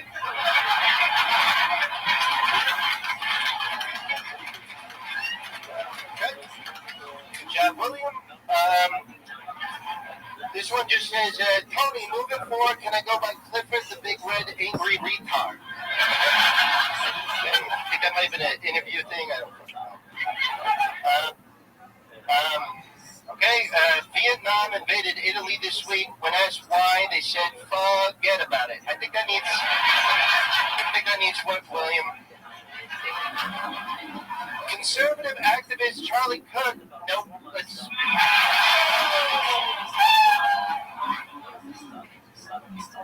Redman, if you play the bear, I'm going to titty fuck you. All right. NASA's Perseverance rover. My hands are shaking because I'm going through pussy withdrawal right now. I haven't fucked in like 2 hours. It just, honestly, this just says the N-word a bunch of times. Let's just wrap it up right there. All right. Thank you, William. Go. 1 minute, 25 seconds of the newest fucking Thunderbolt. Timmy, no brakes. All gas, no brakes. Non-stop, so fun, on the road, at home, anywhere you can find him, he's a blast. New jacket, I noticed tonight, Timmy, no brakes. This is a whole different version. You know, Ron Tone, you didn't mention David Lucas was on the road with us. Yeah. And that guy sat on my leather jacket, it exploded. And he gave me his leather jacket, and just kidding. This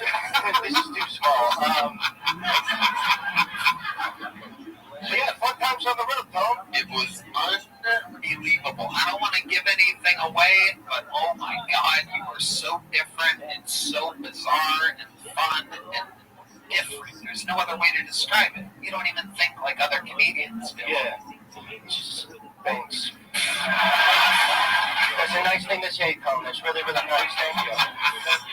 He was fucking right. This looks like a clown. It's unbelievable, right? Crazy. It's like fucking Adolf Hitler became a magician. What the fuck? It looks like he got splashed by one of those people protesting oil or something like that. A little bit. Fuck yourself. I'll take it, Grandpa. That was good. Timmy No Breaks, one of the top young rising comedians in the world. This check. You want this, Michael? All right. Michael's going to disappear in that jacket. Love him. It's unbelievable how tiny Big Mike Gonzalez is. Coming fresh off of a victory. Oh my God, he's just lost in his sleeve. Oh my God, that is adorable. You look like one of those, like David Luke. Yeah. Like a little Eskimo over there. Timmy No Breaks, tell us, what have you been doing lately for fun? You're always up to, some real ruckus. Yeah, just plowing through the bush, and it was great to be on the road with you. That was really fun. You and David, we got up to crazy stuff. I love seeing your routine, kind of like what you do after the shows, like the thing you did when you, so like after every show, he smokes cigarettes, he has some drinks, and then he does this thing where he has a bunch of 17-year-olds that are about to turn 18 at midnight, just line up outside of his hotel room, and they fucks him one by one, and it's good. I thought that was pretty creative and like cool and like whatever, So that was fun, and it's been good to get to know. Yeah. What was that? What? What the fuck did you just say? Yeah, What the fuck did you just say, dumbass? Dumbass! No, I'm trying to do William. Yeah. Trying to fucking William. Fuck you. Shut the fuck up! Timmy, I gotta tell you, for someone this place is in chaos. I mean, this is what you create.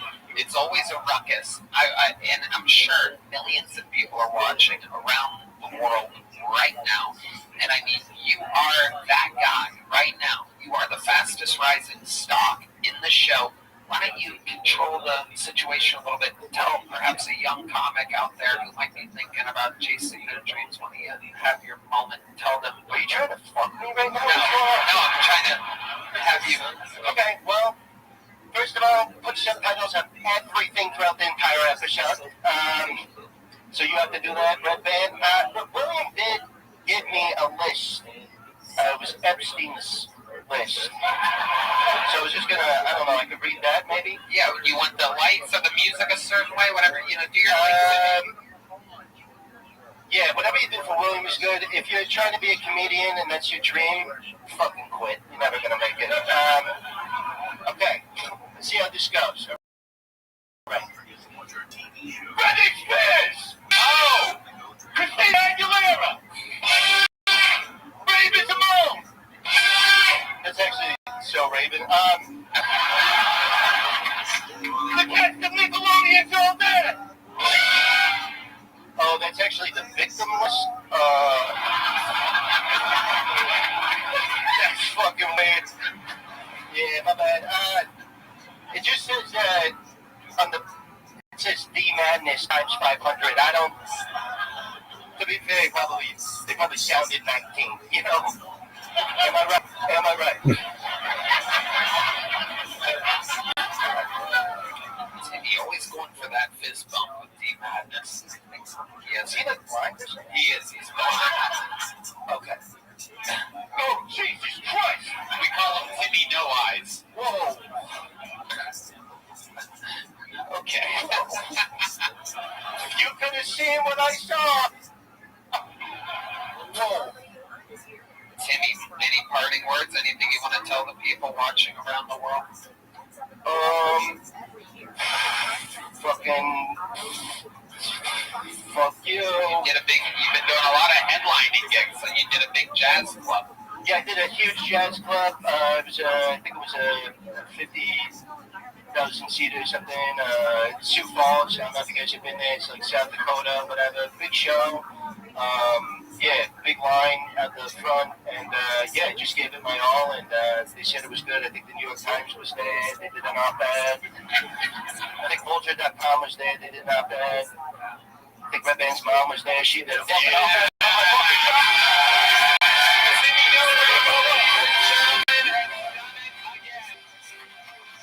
Future has arrived. This episode brought to you by Blue Chew, ZipRecruiter, and Spotify. One more time for Timmy No Breaks. The Charlie from Ryan G. email is in. It is incredible. It is Holtzman Indian Bag. Ladies and gentlemen, go to ianbag.com. He is on tour. I swear to God, if you see him live, your mind will be blown. Truly one of the best comedians out there. He has the Husky Boys podcast available everywhere. And Brian Holtzman, as always, has brought visual plugs on Facebook. He's Brian Holtzman. On YouTube, he's Brian Holtzman now. I guess. Oh, I see. Okay, it is two-sided. And on Instagram, he's at Brian Holtzman. He prints these up and laminates them instead of just telling me and me writing them down. He actually brings them. Was Brian Holtzman not available on YouTube? You needed Brian Holtzman now? Yeah! How about one more time for, Ian, thanks for having us, man. Thank you so much. Ian,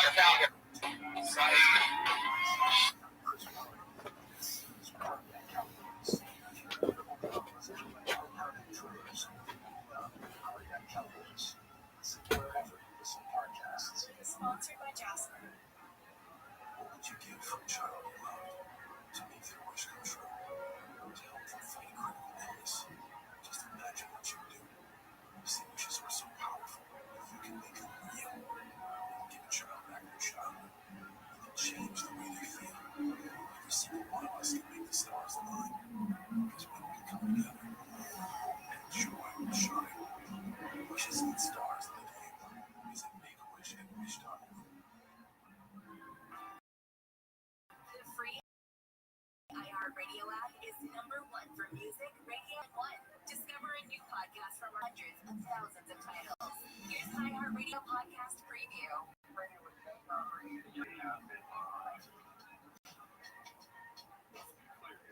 I'm not saying it's okay to roll, but in my world at the time, I found a way to justify that pretty quickly. This is Tony. Oh yeah, he's bankrupt. Turns out he was really good at it. He robbed 30 banks in about a year. Just can't seem to catch the guy. We're always just behind him, you know? Well, what really hooked me about Tony's story was why he started robbing banks in the first place. Because Tony was a family man. Doing great. Clear sky for miles. But then, while Tony was playing roller hockey with his work buddies, he took a nasty fall and hurt his back. I literally couldn't even get out of bed. So his family doctor wrote him a prescription. It was like a miracle. Purdue Pharma's powerful painkillers seemed to work like magic until it took over his life. Oxycontin destroyed my life. I accept full responsibility for the crimes I ended up committing and stuff, but the real boiling point was my addiction to Oxycontin. Way to stop, like this is going to kill you. Introducing Hooked, a story about a man, a bill, and a bank robbery spree for the Eagles. Hosted by me, Josh Dean. How does our system even allow for something like this to happen? For these people to walk away billionaires when so many lives have been destroyed. Listen and follow this podcast for free on the iHeartRadio app. #1 for music, radio, and podcasts, all in one app. Find your iHeartRadio everywhere. There are hundreds of ways to experience iHeartRadio at home and on the go, beyond the iPhone and Android app and at iHeartRadio.com. Here's another way to connect to iHeartRadio. Amazon Fire TV supports iHeartRadio with a beautiful big screen display while you enjoy your favorite music, radio stations, and podcasts. Make Make sure you link your iHeartRadio account and use voice controls for easy navigation between content on iHeartRadio. iHeartRadio on the big screen is easy to control from the remote or with voice controls, and it provides large cover art on the screen. You can sync with your iHeartRadio account for seamless listening between your devices. Your iHeartRadio music, radio stations, and podcasts now on your big screen TV, Amazon Fire TV, and the Fire Cube. Check it out for free now. iHeartRadio. Anywhere you want to listen, iHeartRadio is there. Here's this week's iHeartRadio countdown of the top TV streams. Here's what you've made popular by Get Your Stream On. Starting us off this week is The Terminal List, Dark Wolf on Amazon Prime Video, starring Taylor Kitsch. That's followed by The Reemergence of The Pit on HBO Max after winning the Emmy for Best Drama Series. Only Murders in the Building on Hulu is in at 8. Debuting at 7 this week is House of Guinness on Netflix. The Office spin-off The Paper on Peacock takes the 6th spot. The Girlfriend, the new Amazon Prime Video drama starring Robin Wright and Olivia Cook, locks down the 5 spot. With The Lowdown on FX on Hulu starring Ethan Hawke arriving into the countdown at 4. Alien Earth on FX on Hulu remains at 3 this week. After a 2-week run at the top, the new HBO Max drama Task slides back to 2. And after debuting last week at 2, the new Netflix drama Black Rabbit starring Jason Bateman and Jude Law grabs the top spot, your #1 stream show. And those are your top TV streams of the week on iHeartRadio. Catching up after work.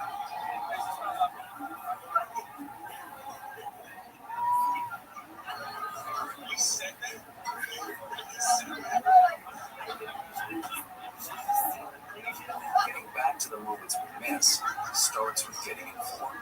Get the latest info about COVID-19 vaccines at getvaccineanswers.org. It's up to you. Brought to you by iHeartRadio and the Ad Council.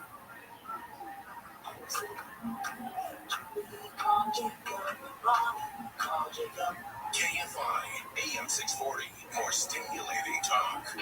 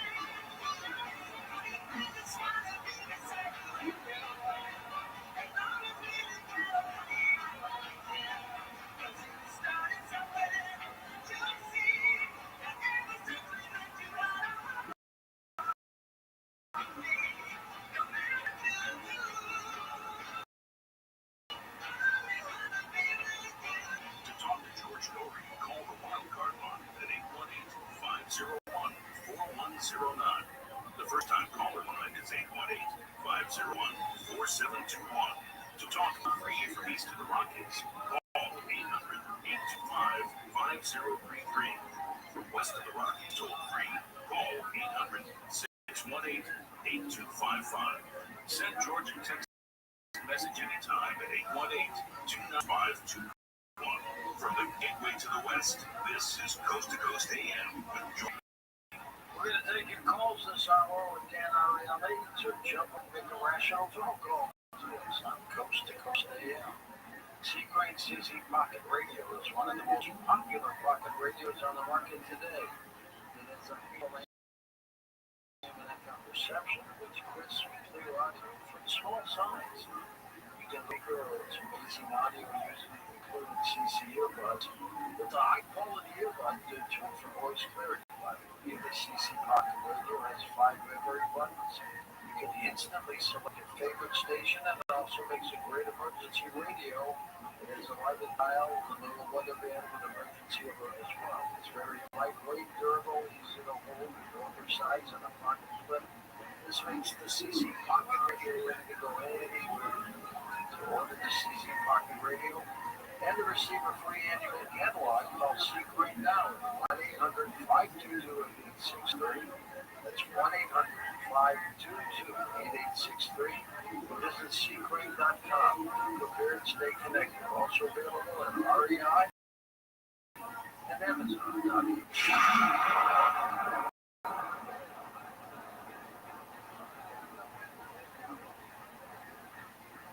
This isn't just a game, it's a once-in-a-generation event, the Harlem Globetrotter Tour. Celebrate 100 years of high-flying dunks, 100 years of show-stopping moves, and 100 years of changing the game. This game is once in a century. Be there, bring the whole family, and be part of a legacy that never stops. The Harlem Globetrotters 100-year tour, coming to a city near you. Get your tickets today at harlemglobetrotters.com. That's harlemglobetrotters.com. I'm Mike Slater. My dad passed away at the age of 63. It was out of nowhere. Stroke was hard, obviously. And we thought my dad had insurance. This is why I have insurance. My family, my wife, and 4 kids. The best place to get life insurance is ethos.com. Because you can do it in 10 minutes. There's no medical exam, no blood test, just a few health questions. Get life insurance in 10 minutes so your family is protected. Ethos, E-H-O-S. Ethos.com/life.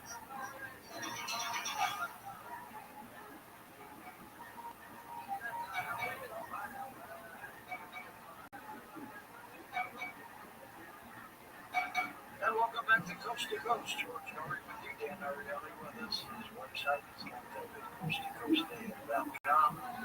His website for misbelief and predictably irrational. Dan, what do you think of intuition? How does that play a factor in this? Look, before I give you my opinion, let's take a step back and think about intuition. So, what is intuition? So intuition is a situation where you don't have to process the full information and you get a very good feeling about what is the right thing to do. And there are things that we are evolutionarily designed to do, not something about without process. For example, when we see snakes, by the way, birds too. Birds have a receptor in the brain that reacts to snake, and snake activates directly the fear center, and we don't have to say, oh, think about this, is this this is not snake fear. So we have some things in nature where we have an intuition, something that is rotten, food that is bad, is creating a disgusting smell. We don't have to think about it very, very much. It creates a repulsion activity very quickly. But often when we use the word intuition, we think about more complex things. We meet what is our intuition about this? We introduce somebody for a job. What is our intuition? We see a candidate running for local election for the presidency. What is our intuition? In those cases where we don't have the evolutionary mechanism, it's not like a bird that we like a snake that we know to be afraid of. And we can ask whether we have the right conditions to develop it. The answer is basically so think about dating. Most people don't date intuition. Even if you date 20, or you don't have a lot of experience to create good intuition. When we look for new apartments, we look at a few apartments and we have an intuition of whether this will be fun to live here or not. But our intuition is not a really good guide for it. So in most cases, big decisions we make, we don't have enough information to create a good intuition. Like if you play chess or do anything repeated, play 10,000 games, you develop an intuition. Say, oh, I can see the board. I haven't analyzed it yet, but I get a general sense it's a good board or not. But when it comes to things like buying an apartment, trusting an insurance agent, Stocks like the figuring out today, where in those things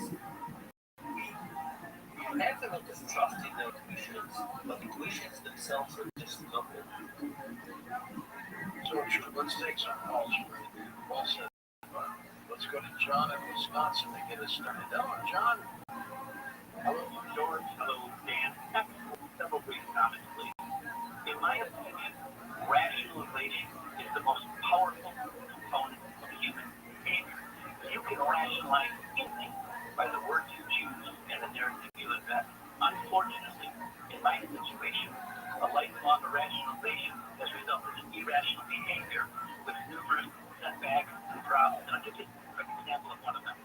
In 2017, I purchased a business, and I wanted the business so bad, and I thought if I purchased it that week, it wouldn't be available the next week. I did no research on numbers. I just rationalized. I was good at it. I wanted it, and I had to get it. I rationalized that. A year later, the business failed, and I went broke. So I rationalized making a decision motion rather than wisdom, and it really set me back. Now what I do is I work with people that have all kinds of struggles. And one of the things I cover is whenever you need to make an important decision, never make that decision based on emotion. Step back, use wisdom, get wise counsel, get others' opinions, and you will not have a lifelong regret. So I really enjoy what Dan is talking about, and appreciate your work, Dan. Keep up the good work. And George, thanks for taking my call. Thank you, John. Your thoughts, Dan? So John is absolutely right about rationalization. I'm not sure if it's the most destructive force out there, but it is certainly one of them. I wrote a book called The Honest Truth About Dishonesty. And in that book, I basically wrote how we lie to ourselves. And it's a book about rationalization. It's a book about the fact that when we want to see the world in a certain way, we can act this way. And what John is saying is really correct. We often see the decision point. Like, I want to buy this business, I want to do X or Y.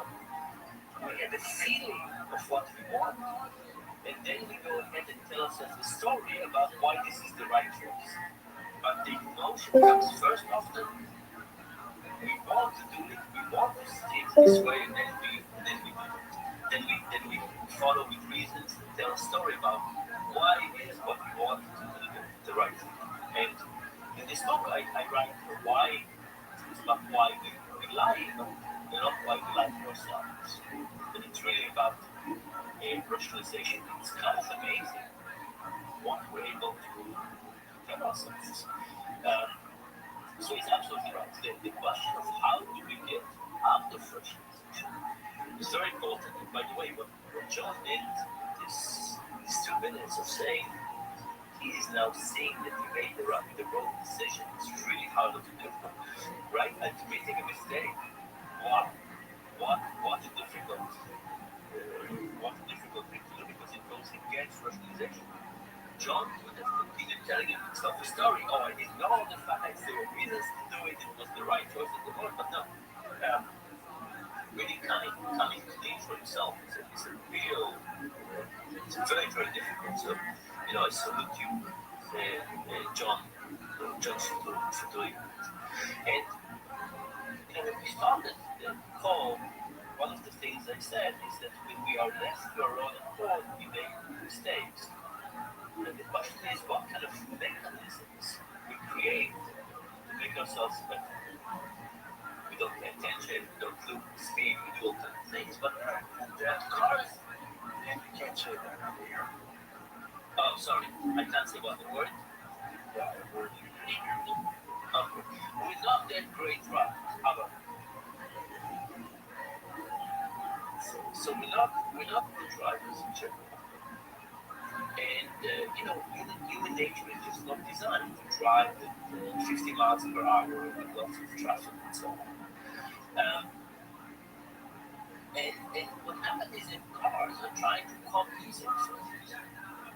Right? So cars give us seat belts and anti-lock brakes and rear view mirror and side mirror, and they give us all kinds of indications. analyze the way we try, the mistakes we make, and try to fix it. And what we try to do when we think about the role of personality is to think about exactly those kinds of mechanisms. What is it that we don't correct? And what kind of mechanisms can we use to get ourselves trapped in a middle?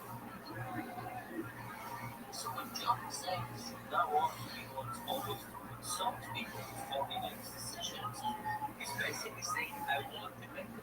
It's kind of like, I want the beats on the car to be active. I am promising myself that before I make a rough decision, he says, I understand that I have this system that we practice. For a limited time, get any pizza with any toppings for just $9.99 online. Only at Domino's. Stand-up's keeping me going, really. That, like, my life now is being in the room with those fans, those awesome people, and we have a blast. And it's like I've just accepted that's my life now. That's surrendered. You're a good man, and so it will happen. How old are you? 37. 38. Well, you got more time than not to be glib. You got to a 33-year-old woman, so there's different issues at play. But sooner or later, do you go to the mothership? Do you go to Rogan's place every now and then? I was banned. Go ahead and explain what the F. Yeah, they banned me. I'm kicked out of that club. There's it's the woke mind virus. There's no other way to say it. And by the way, I wasn't planning on saying that, but I have to do a whole other video, and I have far more evidence that this was a political hit job. How do you get banned from? They have to let you know that you're not welcome there. Not only banned, they cease and desist order. From the mothership, from Rogan's mothership. I'm connecting this to Gutfeld in some way, shape, or form because it happened soon after. Like, this is my point. This stuff will destroy somebody's life. Like, but dude, I need to know what that cease and desist order possibly said and stated as a reason. Well, give 1 second. My alarm's going off on my other phone that I used to act out the coffee aggression. Okay, do that. I'm going to bring this up. Thin Boy Slick says, I know, and thought you would have been great in the role. I don't know what show that is. I know. Thin Boy Slick says, I'll just remember that as Tyler is a sensitive boy. You would have made a great Sneaky Pete, by the way. Glad to have you, Tyler. Tyler, you proved one of the things I've been saying for a while, women have more rights than men in today's society. If the rules were worse, this would be take it seriously. And Viva, this is your opportunity. Ask Tyler to go on stage before to test your comedy, and after you warm up the crowd with your special benefit. We'll talk about that. You gotta tell what the hell's going on. What the hell is the cease and desist order from Mothership say? Okay, so again, first off, let me preface this with saying I didn't reveal both of these things in one video because people could only handle so much before they go, oh, you 2 times, you are a problem. Something's wrong with you, yeah. Yeah, this story is almost more insane. I'll try to sum it up, okay? First of all, 95 to 98% of the entertainment business is leftist, and moving farther left by the day. So sure, Rogan can open a club. It's great. It was a matter of time. Wokeism has seeped into the club. The manager of the club, this is the key point, the manager is a far leftist. The manager of his comedy club. Now, Joe opened the club. He doesn't run the club. He's not there watching over everybody. The manager is far left. And a comedian came up to me, almost violently, and he said, I just found out this guy is like pro-forced vaccine, pro-masking, like violently anti-Trump, anti-Elon Musk. Well, you know my comedy, right? He said, this guy is going to try to get rid of people who he doesn't agree with politically. And I was like, that's insane. That's insane. Well, cut to, I don't know, a week or 2 later. Have you heard of the app called T? Did you see that whole scandal? No. there's an app called T, and it's for women. I do know this. Yeah, I've heard about that. Sorry, go ahead. Right. So the purpose of the app is to go, I went on a date with Viva. He touched my shoulder. He's a rapist. Then they put your photo up there, your name, everything. Okay. By the way, the profiles of all those women were leaked, by the way, and it's, as you can imagine, unattractive, out of shape leftists. So, a comedian puts a post about me on there. A fake post, nothing even criminal. Just said that I hit on women at the comedy club. I hit on women. You saw it. Remember you saw me do stand up? Yeah. You remember after the show I stand up. I follow me on Instagram. I take photos, all that. So she turns that into me being a predator, a female predator. Okay. They did some research on this girl. She was kicked out of the New York City comedy scene for falsely accusing a comedian of raping her. So Rogan finds this out. I call him. I go, dude, this is insane. I have a 45-minute HR conversation from the woke manager of the comedy club on tape. I've protected myself just like I did for my discrimination case. I was clued in that he was going to try to fire me, so I protected myself by recording the call, and thank God I did, because what is on, you wouldn't believe what's on there. He wouldn't tell me what I did wrong. He wanted me to give a false confession. Let me just ask for detail. That's the manager on the call. Rogan is not on this call. No, he didn't even know this was going on, and he's so separate from this. So on the call, this guy says, "You're aware that this T app, you're a problem. You understand you're a problem with women." And I said, "You're telling me an anonymous post on an app meant to destroy women?" He said, "This is going to hurt Joe Rogan. He's going to be furious, and you're going to hurt the reputation of the club." So when you don't do something wrong, you're usually you're calm. You're probably a little angry. And so every time I explained to him that this was false, he got angrier and angrier, refused to tell me what I did wrong. So here's what I did. I sent an email to him and the comedy booker who was on the show. I said, "Guys, here's what we talked about on the email. You told me this anonymous T-app post, my reputation, your reputation, Joe's reputation.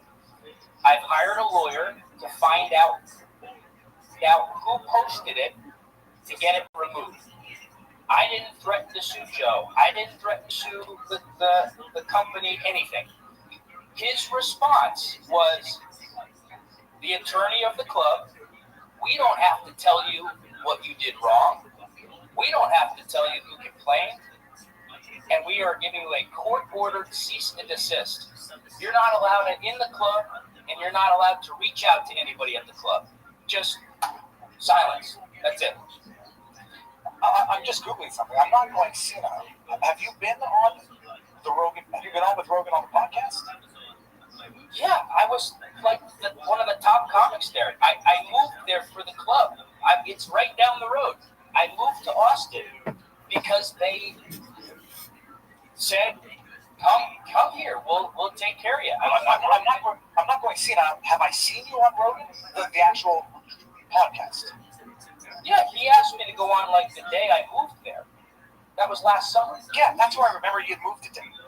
So, holy shit. Like, the funny thing is now, earlier in the stream I said, I don't want a viral moment like one of these clips things, but now it's like, okay, I'm feeling that adrenaline. I don't care. It's right when the Gutfeld thing came out, that it was like somebody kind of even. But does Rogan know what happened to you there? Like, you have to have been able to DM him or message him. When I got the 45, imagine this, right? The complaint was hitting on women aggressively. That was how again, the woke shit. You hit on women aggressively. I said, what does that mean? What is aggressive? He couldn't define it. When I go to that club, If I'm a celebrity anywhere, it's that club. So you have to walk through the lobby. Do you know what happens? I get mauled by people. They have armed guards, security, literally watching the whole time. It's so watching. No, but I'm such a like. If you were so inclined, you could. Relatable. No, I was gonna say you could have relations with any number of women on any given night. Probably some men too who are in love with you because of who you are. Like not. I've had women grab my genitals. I've had women say, "Can I fuck you?" I have men doing that. I have men picking me up.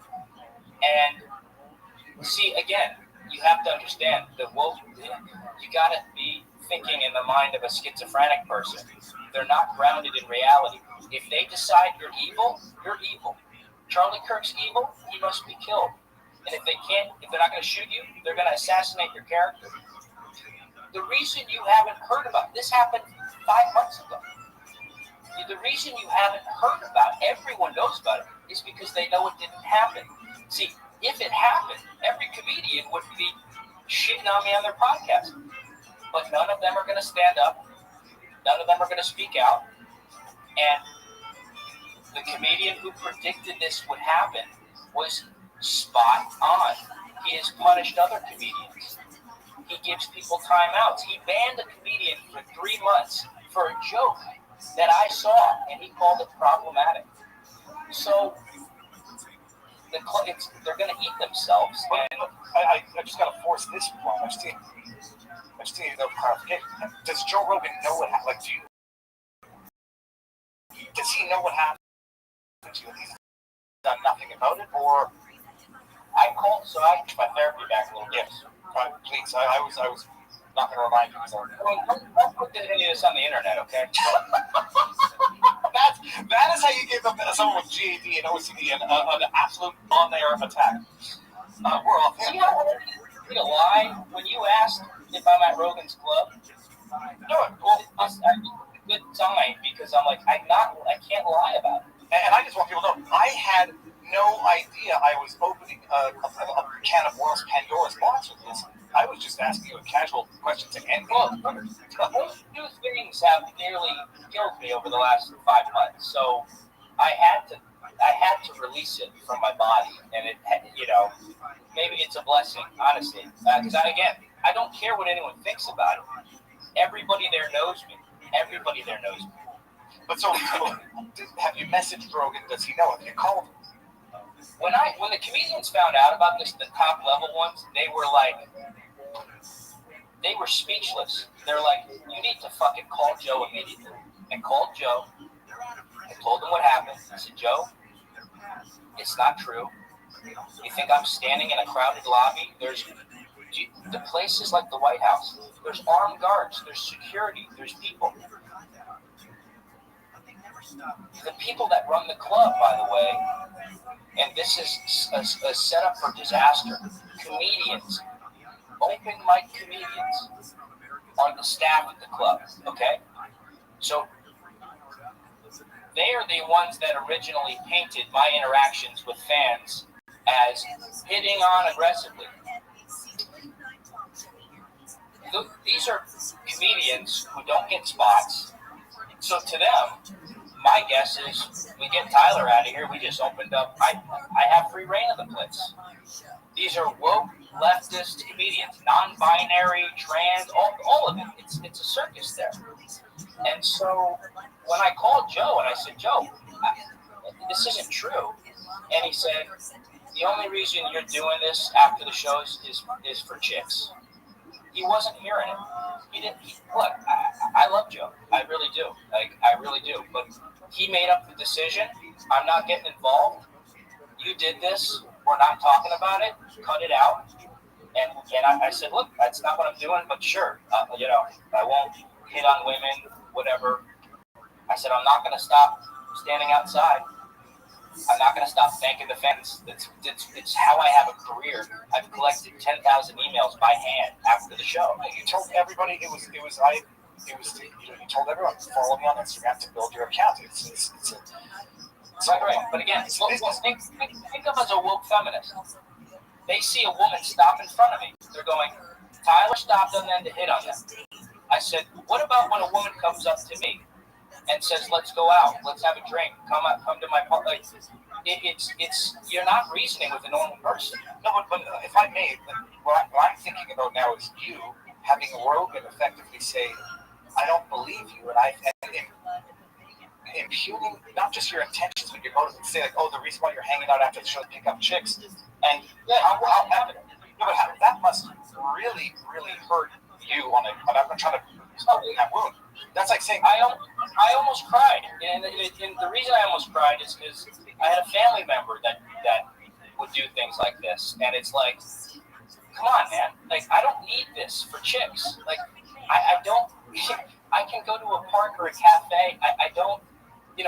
Is it a symptom of being a celebrity? Yes, but again, this is why men are checking out. You get any level of success, you get any level of attention from women, and it's turned up. And boy, have I understood that more clearly than I ever have in the last few months.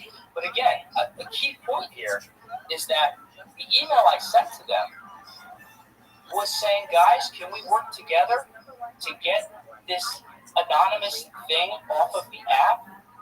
And now here's my hypothesis. That woke manager who was canceling men, banning men, I believe that he was part of this. So think about when you say, hey, can you give me the facts? His response is banned for life, and you can't even text me anymore by court order. I was asking for clarity and for more information on what I did wrong. I literally said, if you could point something I did wrong, I will apologize and I will stop. And the response is, we're gagging you and we're banning you, and if you come on the premises, I assume I'll be arrested. It's such a. I take this part personally. Something similar happened to me where I wrote something to somebody. They read it with the exact opposite intent, like almost inverting the intent of what was written, and took offense to it. I was like, I didn't mean to offend you, and it upset me that they thought I intended to upset them, but we were close. And like, yeah, it's like it wasn't even like, oh, I'm sorry you got offended by it. It's like, I didn't mean the way you're reading it is not the way I meant it, and this is like, and set aside the betrayal of like getting. Yeah, I respect Joe, and the guy is living a life no one can imagine with how true. And he doesn't want to get involved in what is like petty drama to him. I absolutely respect that, but my point is, if you're going to tell somebody that your actions caused this anonymous thing, and this thing on the internet, if it goes to the press, and again, I have the whole conversation recorded, which I'm not happy about doing. I've done it twice in my life. Time number one is when a manager said our company policy is to not hire white people. If I didn't have that on tape, I wouldn't be in this 4-year lawsuit that is finally picking up. Nobody believed me. They said, you're racist. You're just a failure. I said, no. This has been happening for 5 years. Just like this woke cancel culture, Me Too bullshit has not stopped. And so if you're going to tell me this is going to ruin the club and Joe, and then I say, okay, I'm going to fund my own attorney to get this thing off of the internet. Can you guys answer some questions? What do you think the motive is? If their reaction is get the fuck out and we're not speaking and we're not answering questions. I'm going to tell you what's particularly disappointing about this, and I'm not going to impugn Rogan's intentions either. It's like he might be the other way. Again, I love Joe. And by the way, as far as Rogan goes, I have the guy's back, and I still will have his back. No, but he frequently talks about how it's necessary to be kind, to be understanding, to be thoughtful, and I don't want to believe that that's all just, what's the word, cheap talk on the Rogan podcast. And then he got me to move to Texas. Like it was. Well, I don't think he got me to, right? It's just like, look, New York was not having my stuff. Most of the comedians. You don't expect wokeness in New York, and you get wokeness. You don't expect that. Well, look, again with Fox, where I take responsibility is I thought it won't happen. It takes, mind you, again, key point, the woman that started this whole rumor about me, Joe called New York to the clubs. She accused the comedian of raping her. This is a sick person who will go to no end to destroy a guy. As far as I know, she's also the guy that got this comedian banned for 3 months. So, like, hello, we found the root. My goal was to investigate it. And so my only assumption is that the manager was tied to this false accusation somehow. And like a lawyer would do, right? I'm going to tell you exactly why the questions I asked him. Because he was claiming a group of staff had been complaining that I was hitting on girls when they see me interact with people, which, okay, it's not against the rules, but fine, let's go with that. So my question was, how many people, because on that phone call, he said, 3, 4, I said, wait a minute, you're coming with me with complaints from staff, and you don't know if it's 3, 4, or 5 people? And then he goes, oh, it's 6 people. I said, you just went from 3 to 4 to 5 to 6? Tyler, it'll go up to 7 next time you ask the question. I don't want to make anyone uncomfortable. Please tell me were when they came and when the T-app complaint came. Because again, as an attorney, I hope you can see where I'm going from. Where this fake rape woman said, "Look at this guy on here," did things then conspire from there? Or do they even exist? Is the question. You got one T-app, and then you can make up whatever the hell you want because it's anonymous and there's nobody to verify the truth against. And by the way, I had a friend go and look on T, and you have to be a female to download it. You can't even.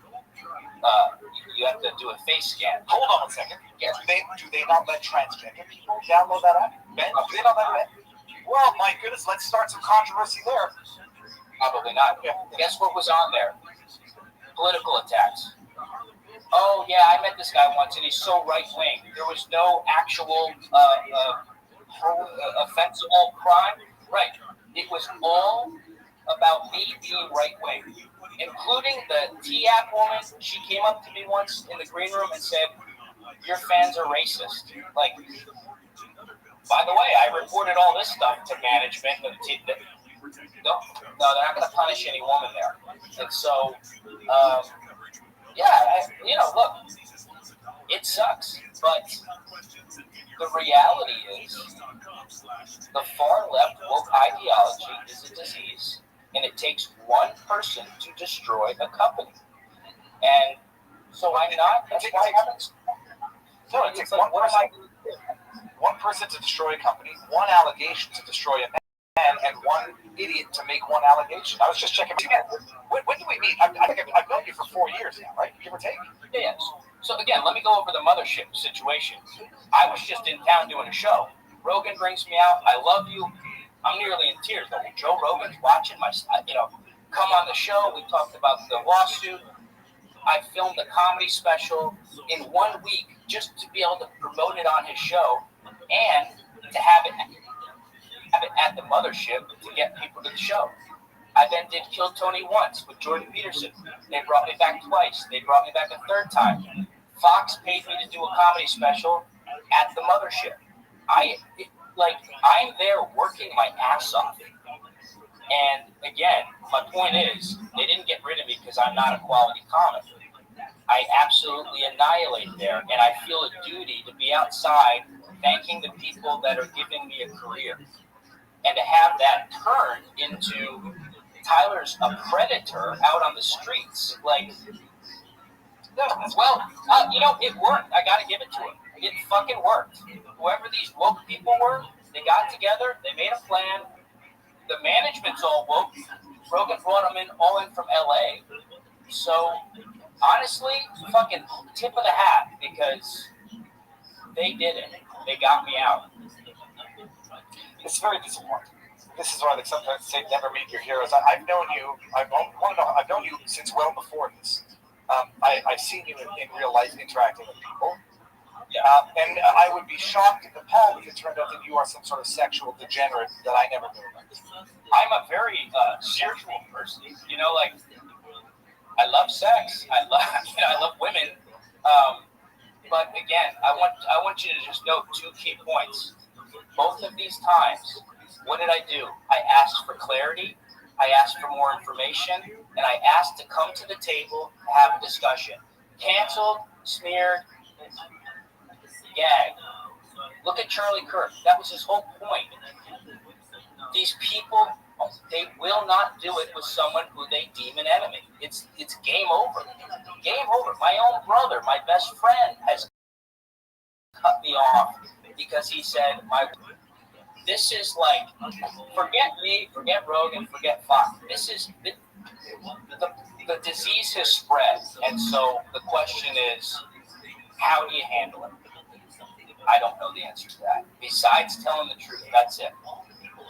Dude, someone said, I had dinner with Jordan Peterson, and I like nearly broke down crying. I told him about both of these incidents, and he said, "I'm not going to do the voice. I'm going to hear it in the voice anyhow." It's like I'm not doing the damn voice. He said, "There is no strategy, Tyler. The only strategy is the truth." And I was like, "Fuck, that's brilliant." Because I'm sitting here going, "All right, I did this. I got the recording. I got everything." I'm like, just fucking tell the truth. Who gives a shit? So thank you. I have to thank you for. Good Lord, I was not planning on that. No, I wasn't. I mean, someone said don't forget it before 4 o'clock. I don't know how far you bumped it back, but well, it's therapy. It's they'll get extra money for going long. That's fine. I give them an extra $250. Not to say that I'm a therapist, but this is undoubtedly therapy. I think we need to hear this. I only knew of half of the story, and knew that you're not someone. I always think the joke like I don't know how to gauge anything by it other than who I would babysit my kids. Tyler, I said you coming over for a barbecue. I would let you babysit my kids. Tyler. That was my job as a struggling comedian. I grew up. My mom had a daycare in my house. Right, so I've been like my main job has been childcare, has been people handing me their children to care for.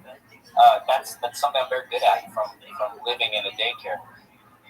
I do want to say also back to this, these are private companies. They have every right to do it. Like if Joe decided I'm too much of a problem, that's fine.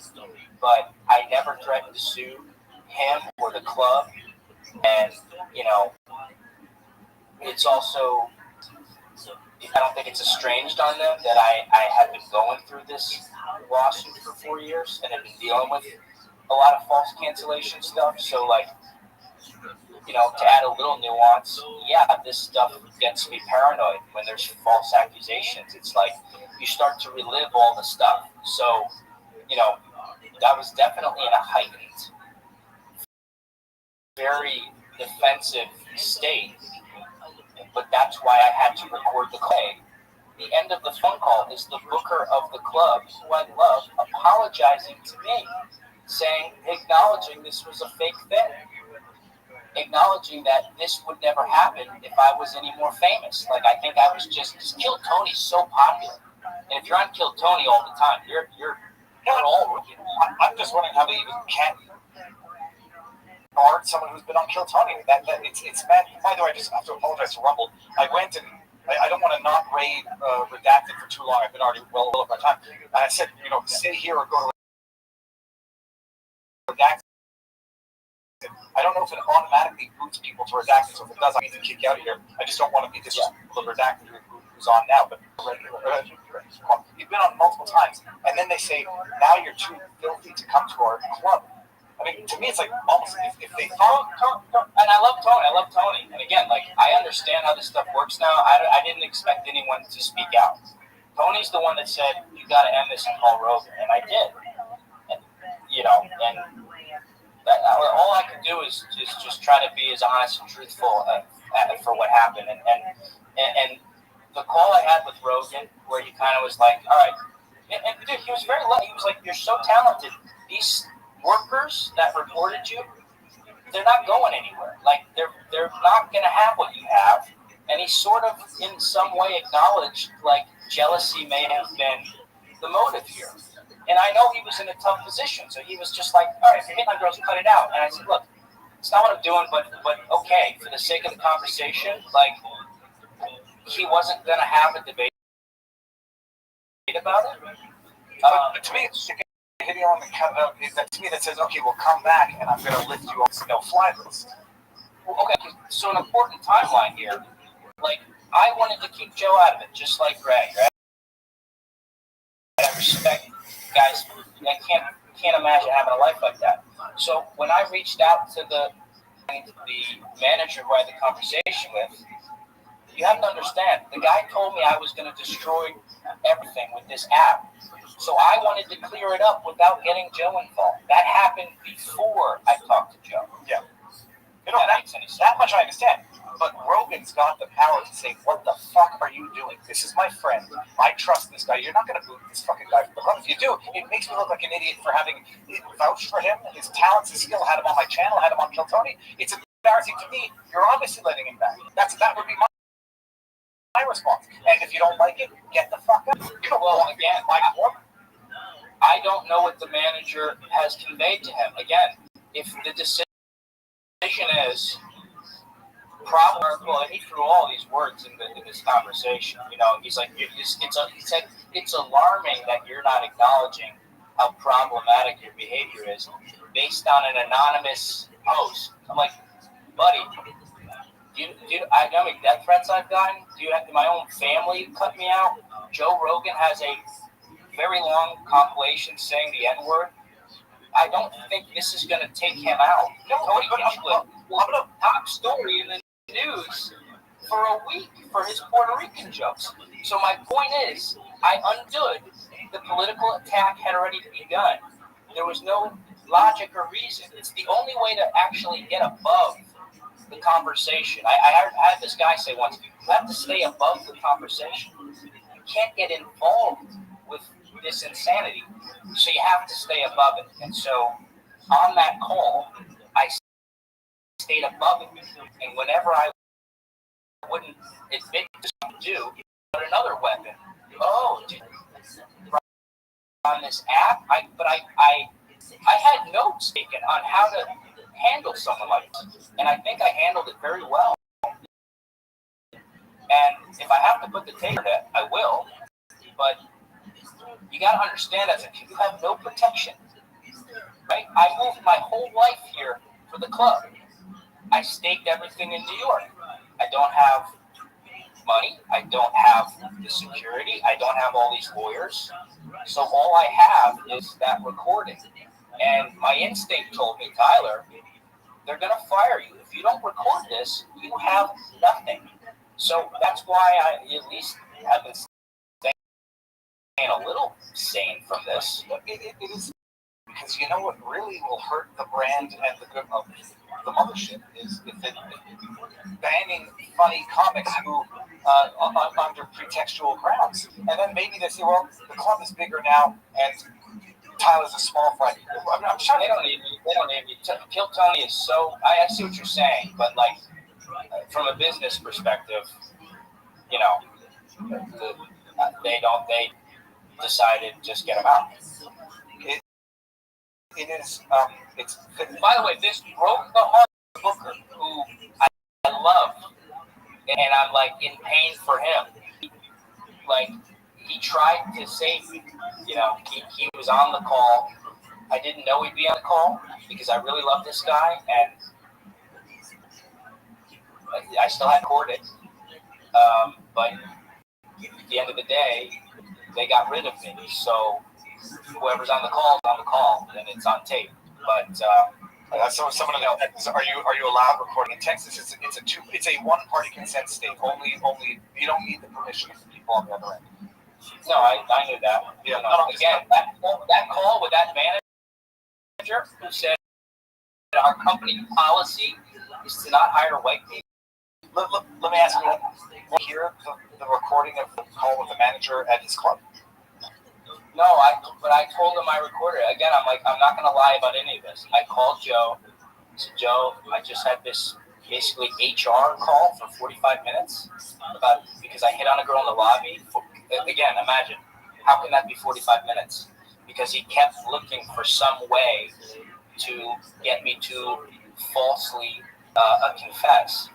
I said, Joe, I recorded it for my own protection. I'm not going to do anything with it. I never would have imagined there'd be a cease and desist order. And so, at least I have it. Like, it's very disappointing. And maybe some people are gonna say, well, I believe that Rogan's gonna say, I mean, polite. Yeah, right. I never got whole staff. Like, again, that's a tough position for him to be in, for the booker, who, like, so here's the deal. They pulled the booker aside, and they're kind of like, we're getting him out. Like, how important is Tyler to you? And he was like, very important, because I go on stage, and I'm bringing 16 years of training from New York. Like, they don't have that there unless Shane Gillis pops in. So, like, yeah, man, I really also valued what they were doing there. So I did my best to be an asset to the club. And I stayed out of the gossip. I don't drink. I don't smoke. I stayed out of the green room, which could be very toxic. There's a lot of shit talking. And so, what's funny is I stayed out of trouble, and I would be in the lobby waiting for the show to end. And that's where they got me. That's where they took their, character assassination attempt. That's fucking bullshit. So, feels good to get it out, though. That's for sure. I want to hear that recording. Maybe I'll ask for that. I'll ask you for that offline. I would love to know your thoughts on it. Yeah, I just asked for clarity. If you're gonna say I'm a toxic man, problematic, you have to tell me what that means. But it's not just that. Like, and I don't want to equate it to what I know is some of the abject degeneracy of the stand-up. There's abject degeneracy. And I'm not, maybe like not on the level of Louis C.K. whipping it out and jacking off in front of women. There's degeneracy, debauchery. To go. I mean, it's like, I don't know if you're the most innocent person. I think you might be among them. It's like, it is like going after the most innocent of the people who doesn't engage in the badness, almost like either for the fun of it or just because it's the easiest target and everyone else engaging in the abject debauchery is in on it together. And then to not have Rogan, who presumably knows you well enough to say, nothing could have been serious enough to ban the man from our club. To not have him step up in your defense when he has the power to do it. That also would be a betrayal of my expectations if I were you. They didn't here's the thing too. Like, again, it was all so exciting when you get there, and it really was like, my God, it was so exciting. Like, I've been doing this 15 years. I was like, the mothership. I can say what I want. I can be myself. Like, and that is how I felt. I felt like, wow, this is family. I'm in the lobby. People are coming out to use the bathroom. They just saw me kill. We're joking around. I'm like, oh, you're the pedophile from that joke. It's like, I felt so comfortable. But again, when you have snakes in the grass and you have people with far left woke ideology, and they know I voted for Trump, and they know where I stand, and they know I'm pro Charlie Kirk and all, the reason goes out the window. You're an enemy, and we must get you out. And so, that much I understand, at least to keep me, like, somewhat grounded with this. Like, my own brother, who also is gay, I cried at his wedding, supported his company, disowned me. He said, I don't even want to look at you at a funeral because of my jokes. Okay, when your own brother does that to you, you don't think a couple new comedians with, he, they pronouns in their bio are going to try to, get you out so they can get some stage time? Of course. Of course that'll happen. It's Mao Zedong's China. I'm going to bring this up because it's not wrong. Zero chance this guy has to work too hard for top-notch punani in Austin. Look, it's such a cynical way to like, hey, I don't care that you're a little shorter than you're a good-looking guy, you're fit, you're funny, you're smart. there is zero chance you would have a phone if all you were interested in is some nasty Eddie Murphy type, sex. Zero. Yeah. And I've seen you in action. There's zero chance that there was anything objectively improper, and certainly to the degree to which they would ban you from the mothership. I got laid from comedy. Yeah, I got laid from my job. And when you work for 20 years, and then suddenly, for the first time, a woman asks you out, like,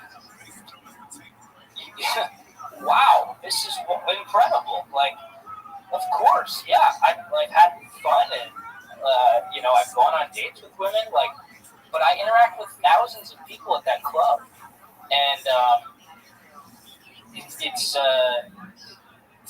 in front of, again, there's an entire staff down there. Well, it's not just cameras. I mean, I don't know what the phones are like there, but there's security cameras at the club. You're operating on the basis that everybody is seeing what you're doing and probably recording it in the first place. That you're going to get. And if you say I assaulted somebody, okay, let's talk. Oh my God, holy shit. Did I assaulted? Yeah, let's have a conversation. But again, you have to remember, their seed of cancellation attack was aggressively hit on. I said, what does that mean? He said, well, it doesn't mean like you were physical with them. I said, but I don't know what you're talking about. Look, I'm literally the size of, a small child. Like, he's like, every woman that walks by, you stop them and you hit on it. Go, how do I stop them? Like, people see me. Wait, people stop to see you after the show. Your ass. That's my point. Right. So again, it doesn't matter. If you're a toxic man, every single interaction is aggressive, and it's your fault, and there's no nuance, and there's woman stops in front of Tyler, aggressive. By the way, I got him to admit not one person had complained, there was no call to the club, not one person. This guy, I'm certain, was in on. Look, I had to screenshot all of his social media. He's a far leftist. He doesn't even follow Rogan. He hates Rogan.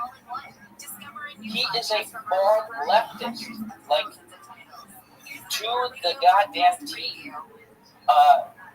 And so, look, the good news is I'm not working at a place where people want my head.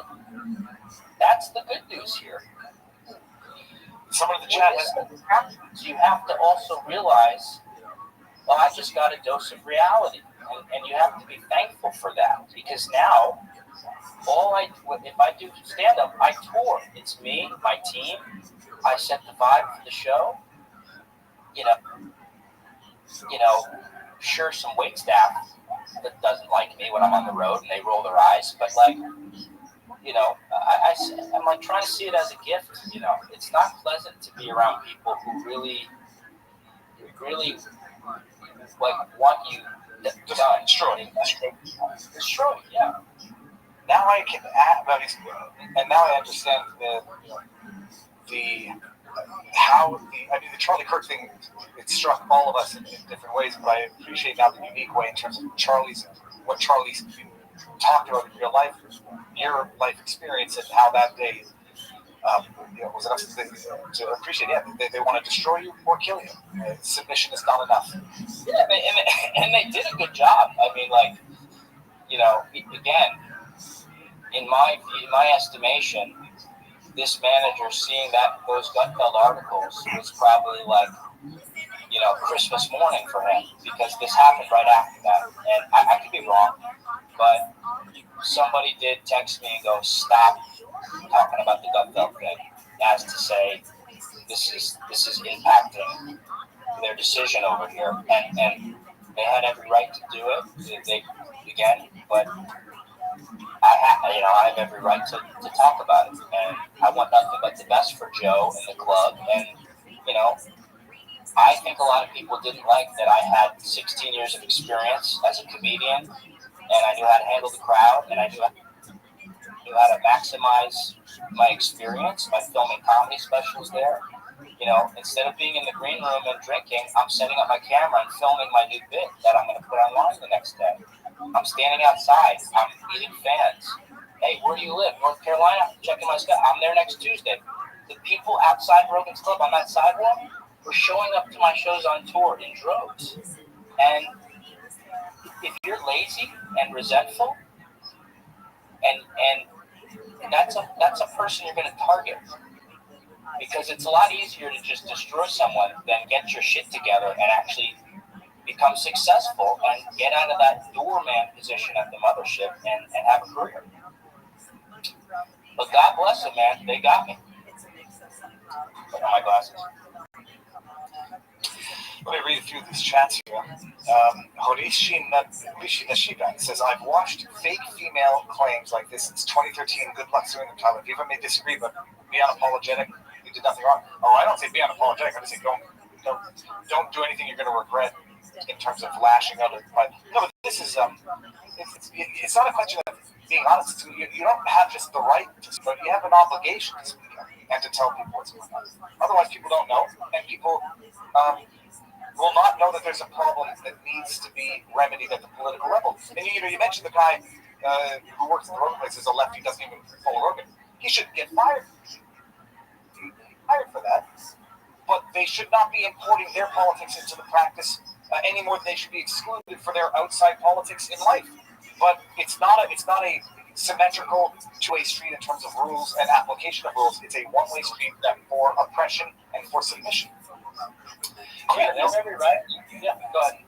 Queen of Bill talks says, thank you everyone for your support. We are working to get the factory side back up after the storm damage. Keep sharing the truth and eat your meat. 10% off with the code VIVA. BillTongUSA.com.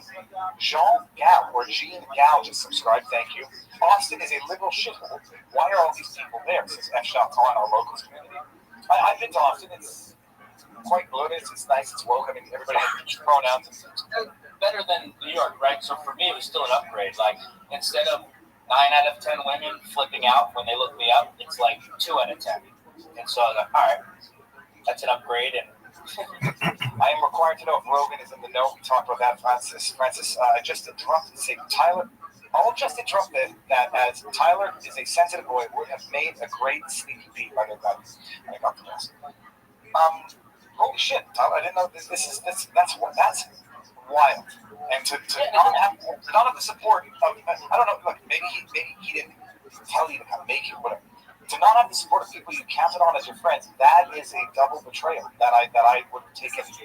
That would have hurt me more. Well, I don't become friends with comedians usually because they're not going to have, look, my best friend's a psychologist, a writer.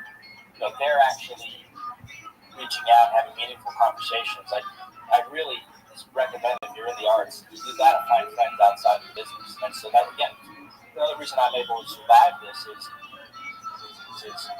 that would have been really painful to know that people I'm with every night who say they love my company, to not have my back. But I was prepared for it, and I accepted it before all of the events unfolded. I wasn't checking my phone. I didn't need anything. I needed the truth, which is what I pursued. And I'm going to send you all that stuff if you're okay looking at it. I want to, it'd be one thing about some delusional narcissist, but I have therapy, I'm in 12 steps. Everything I do, I run through a team of healthy people. So that's why I didn't lash out about this. I didn't the next day go and smear Rogan and all this stuff. But, I care about the guy. I like the guy. He's an inspiration to me. Seeing him and Jordan Peterson on their talk on his show, changed my life. And so I have nothing but love for him. But I think this far left stuff can be really dangerous if it seeps in to somebody's company. And comedians also need to know, look, if they did it to me, Kill Tony people, and Shane Gillis popping in once in a while, I was the top guy here. And if they can go, get the fuck out, and if you come on our land, you're arrested. I just encourage comedians, build up your own stuff, because you're going to have to sell yourself and glob onto that tribal mentality, and you're not going to be your true self. So don't turn it down. Make the best of it if you get into these clubs, but like you better have a second life that you can work on. People in the chat ask how can they help. What do you do? So you're doing tours right now, so that's the main part of the income gig. Yeah. Paywall Come see a show. Yeah, come see a show, and then I might start a fundraiser soon to raise money to make a movie. Because like I think we've seen I'm not gonna survive in the corporate environment, and that's on me too for not bending myself. So I think after this tour, I'm gonna start a fundraiser. And I actually started a coffee company because I got canceled for asking a woman for coffee. So I suddenly wasn't allowed at Rogan's Club and not allowed. I had all this free time, so I started a coffee company that I'll be launching soon. Tell me it's called Cancel Coffee. It was called Canceled Coffee.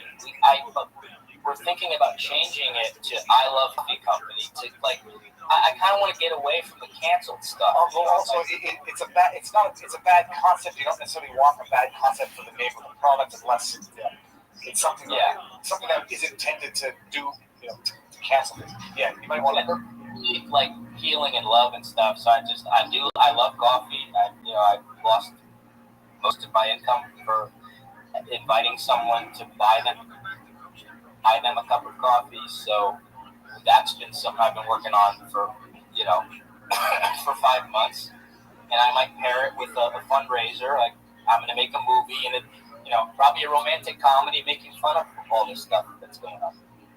If you price the coffee well, you can call it Fisher Price Coffee. All right, let me bring up your tour dates. If I can, nice ass. Look, I saw an ass. You just visually assaulted me. Rose, this is Sadie's. That's Chicago, yeah. Yep. Tour dates. This is September. So you're going to Chicago. Yeah. And then View All. Mother Capri, you're working hard. How many freaking tours are you doing before the end of the year? Well, Phoebe, you have to remember, I booked those for half of my fans are for me, and then half I got from Gutfeld or acquired, whatever. So again, that's like part of this brutal situation was we had to book those, and now I'm like scraping the barrel, trying to find ways to fill the seats. I hope the clubs will be forgiving. I think they understand. How many typically people per show, or how many seats per show? Depends on the market, I just did 5 in Arizona, like 300 seats. I was showing this earlier when we had 30,000 people. We have to go raid redacted, but the link is there. Everybody can, if you're in the area, check it out. Let me see. Are you coming to Florida? Emeralds? Naples is my next Florida stop. Naples. How far is Naples? Naples. Where is Naples? I think it's far, but I might go. When is this? Naples is in November, September, October. Yeah. Oh, can I say something? Because one of the reasons I also wanted to bring up the Rogan thing is because people from around the world go there and going there to see me, and I also felt a duty to say like I'm not there anymore. Like that was my home club. And also, so they know that you didn't abandon them. Like they fuck off. I'm gonna do other things, and everybody would like it's so flipping this. Pulling up the grandson like a pimp, West Side.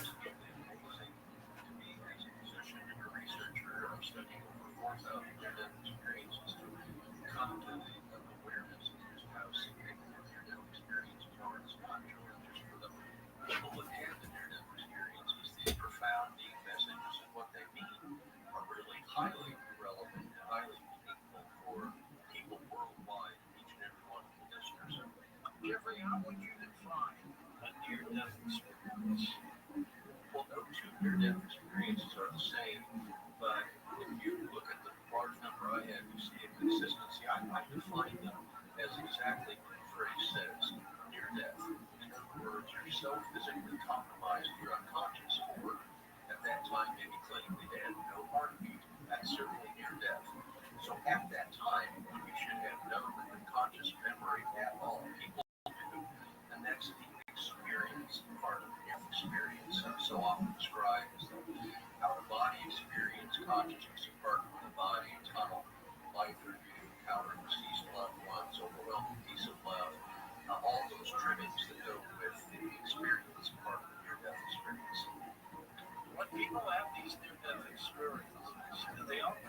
with similar stories? Well, certainly they come back with no two alike. Yes, absolutely. Not just me, but other researchers find very remarkably similar events during a near-death experience, and typically in a very consistent order. That consciousness part of the body, consciousness over the body, right after that life-threatening event, often observing others frantically trying to bring them back to life, passing into or through a tunnel as a context event occurs. They may see a beautiful, bright, unearthly, what we call a mystical white light, and they move. So often telling me that they're in an unearthly, beautiful realm, often called the heavenly realm, quite appropriately so. There may be buildings, landscapes, deceased loved ones at that time. George, amazingly, even though they had a life-threatening event, their life was literally gaining balance. At that time, almost paradoxically, they're feeling an overwhelming sense of peace, of love, of connection with others, and they may encounter deceased loved ones, emotions of joyous reunion that those have passed on for them. So, yeah, over and over, we hear this, literally what I just shared there, times thousands. How do we know it's not the brain playing some kind of game? That is a criticism myself at the very dawn of my research. Well, one of the strongest lines of evidence is that body experience, consciousness of our part of the body. Now, when you're unconscious due to a physical, traumatic event, accident, injury, illness, with the first part of a near-death experience, that consciousness is typically above the body, seeing ongoing earthly events. What is amazing is that what they observe, consciousness details. They see again people frantically trying to resuscitate them. They see details going on in the environment. Most athletic motherfucker ever.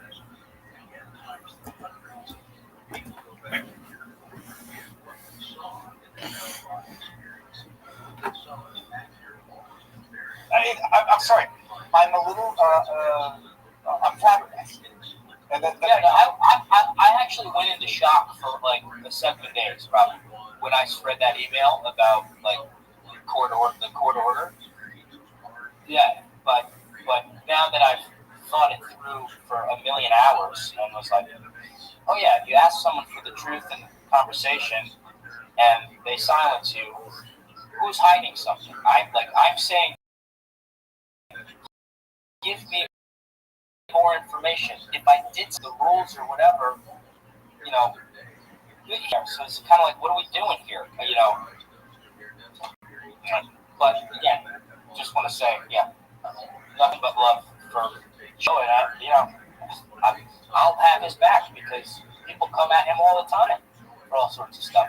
And that's what makes the response a little bit hard. It's like it's not like he didn't know you. It's not like you were a stranger to him and he could say, "Well, I don't know and I don't want to get involved." It's like he knew you well enough, presumably, to know that it's Naples is 2 hours from me, so I can it's straight across the Wang, so I can definitely make it over there and spend a day there. I have one minute of therapy left, so I got to just call him and see if I can buy some more time. Tyler, I'm going to go to local to my after party. Thank you. Thank you for it. I'm going to call you. I'll call you afterwards and we'll talk on. And don't put this on the internet. I don't want anyone to know about this guy. All right, man. Go. All right. Calling it. Thank you, bud. Thank you. See you soon. West Side.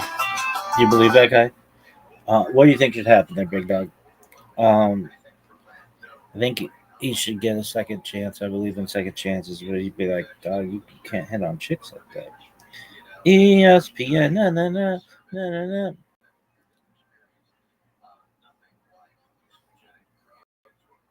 ESPN, na na na na na na.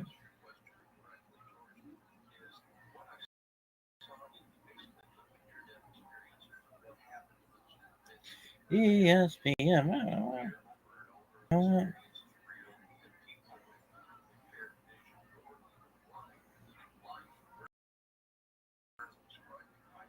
Termites, they come back, we'll come back. Before termites show up, terminix it.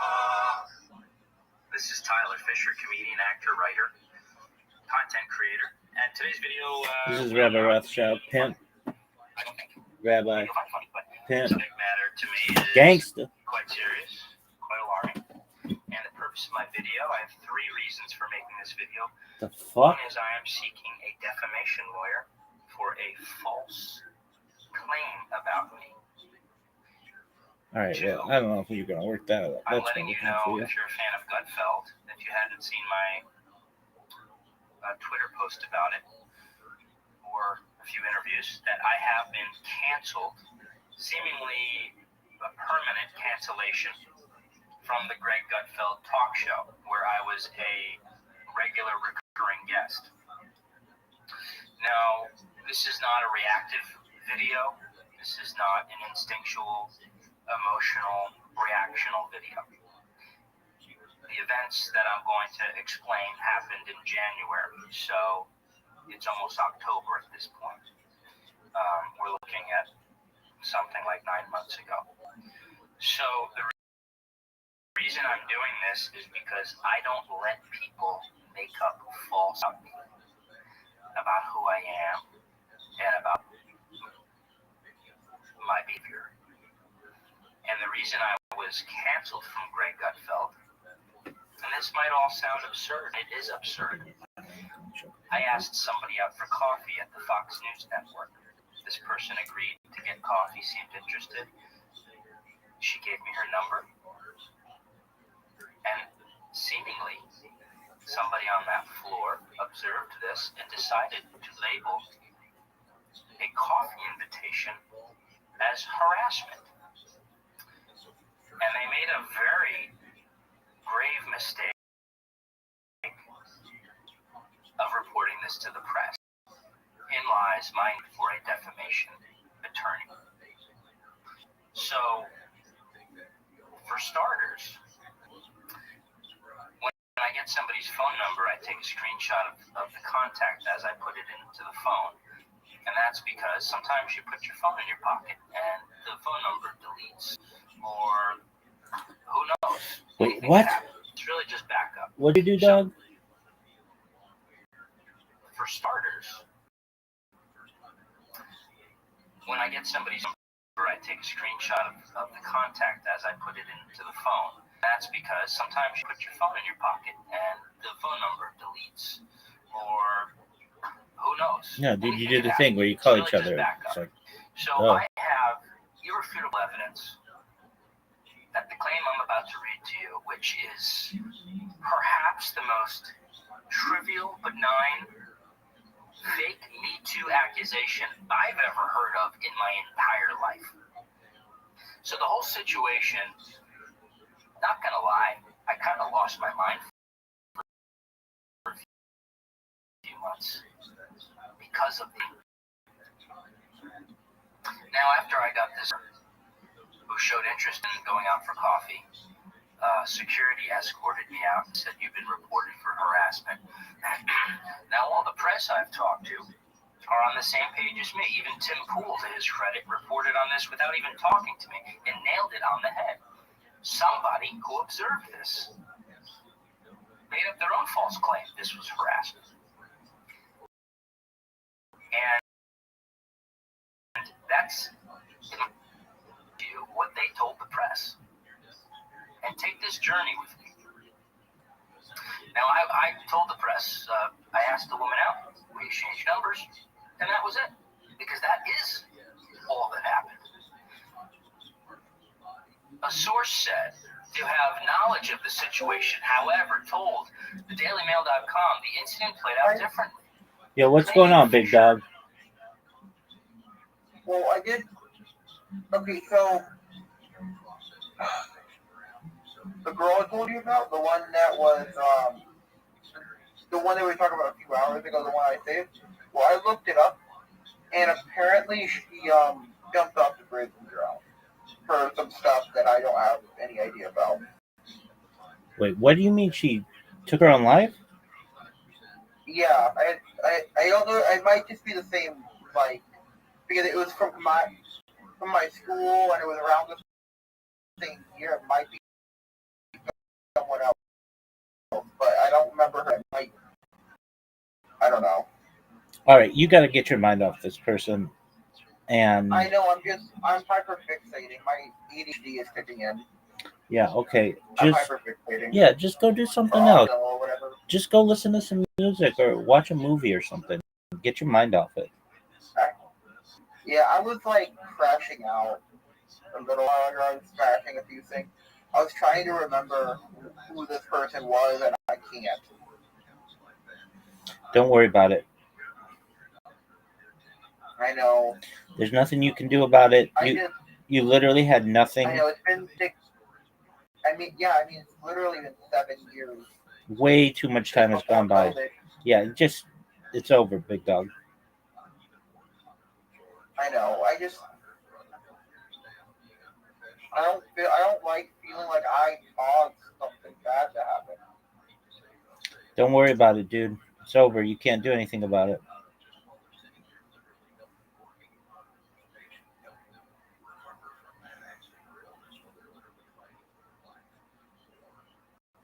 Go watch a movie. 4:00 morning.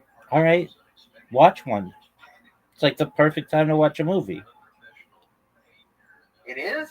Yeah, dog. No one's gonna. 4:00 in the morning is like a horrible time. I should be asleep right now. Yeah, but you're obviously not. But it'll put you to sleep, so it's a perfect time. Yeah, but sound doesn't put me to sleep. All right, well then turn the sound down. Okay. Whatever you do, just get your mind off of this person. You didn't have anything to do with it. It was 7 years ago. I mean, it's just they're unrelated, same person. So don't keep doing. Just move on. Okay. There you go, big dog. Go get him, Omni Doc.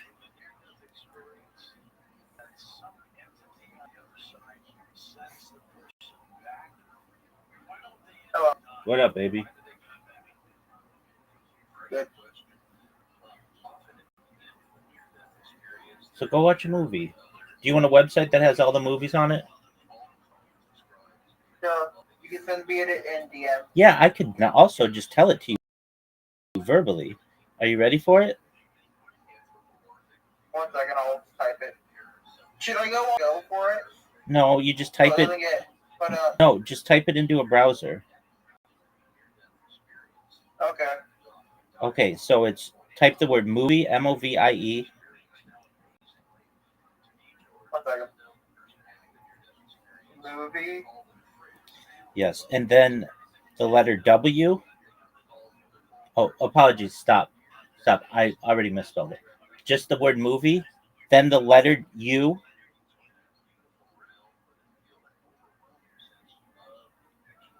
So it's MOVIE, then the letter U.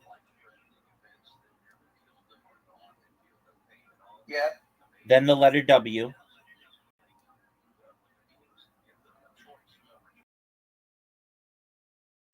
Then the letter U.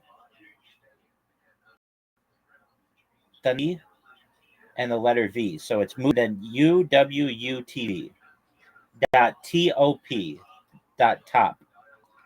Go there. It's got every movie you want. Fantastic Four.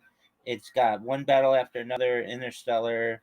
It's got all the brand new movies. Superman, Naked Gun, anything you want. It said movie W-U... Oh, no, that's the wrong one. No, it's movie. Oh. Stop.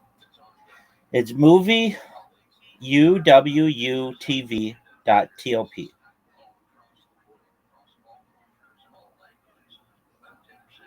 Oh, thank you. You're welcome, big dog.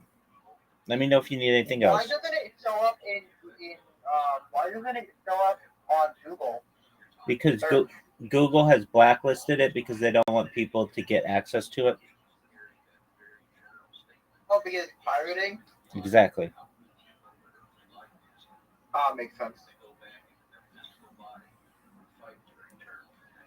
Can you pirate anything? Legally, no. Yeah, obviously not legally.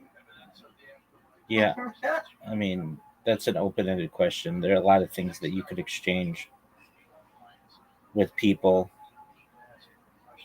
You could pirate uranium, plutonium, diamonds. Those are all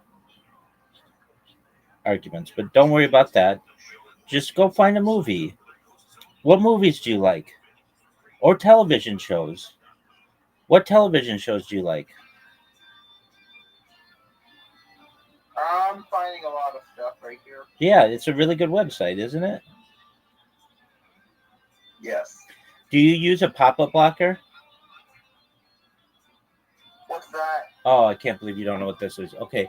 Are you using Google Chrome? I normally use DuckDuckGo, but I'm using Google Chrome right now. No, DuckDuckGo is a search engine. Generally, it can be a Yes, but you can. it can be a browser But as it well. has a bunch of things that. Okay, so you're using Google Chrome right now.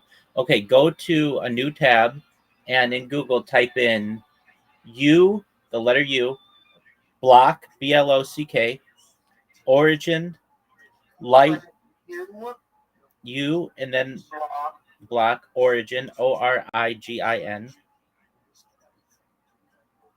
and then the letter, and then the word light LITE.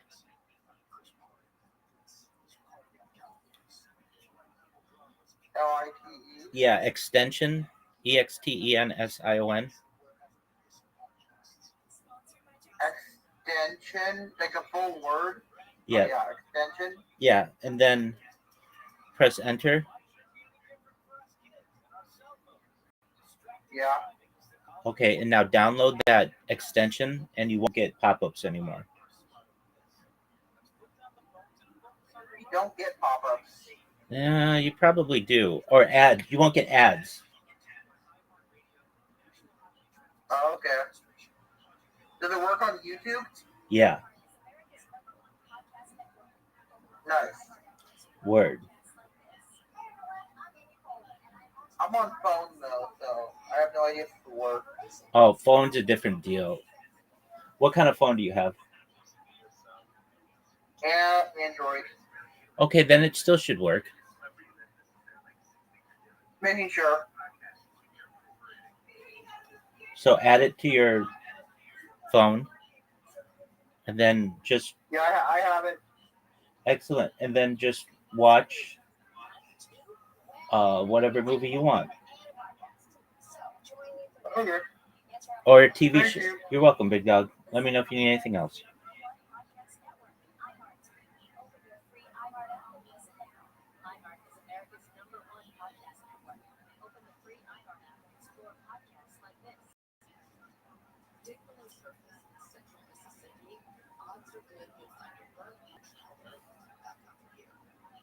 Grabbed the woman's phone. Is there a way to get before pirate? I can't remember what it's called. Pirate games onto an Xbox. Yeah. Is it get my account banned? Yeah, you usually can't use them online, or it'll get your account banned. I figured. How do you get it offline? It's a little more complicated, but I mean, there's a way to do anything. So basically, you would torrent the file, and then potentially you may have to make some adjustments on your device, but then you upload that file into your computer, or apologies, into your console, and then you play it. Oh, okay. Do you have a website so I can pirate manga? Like the shows. No, like the books. Comics. Yeah. A really good way to do that is just through Google, and then just type. So, like, what's a manga you like? I want to read Fight Class. Okay, so just one moment.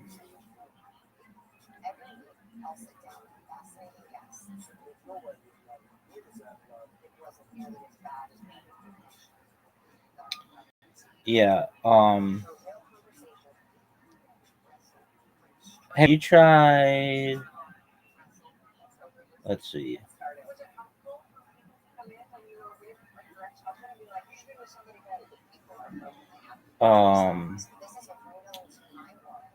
Does Crunchyroll have that? No, I don't think you can read stuff on Crunchyroll. Okay. How about the Internet Archive? Oh, I found it.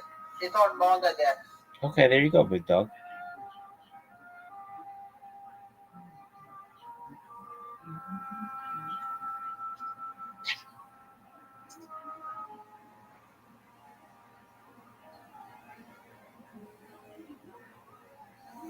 All right, well, enjoy, big man. Turning it and demanding to know that she had his number, and it wasn't friendly, sources say.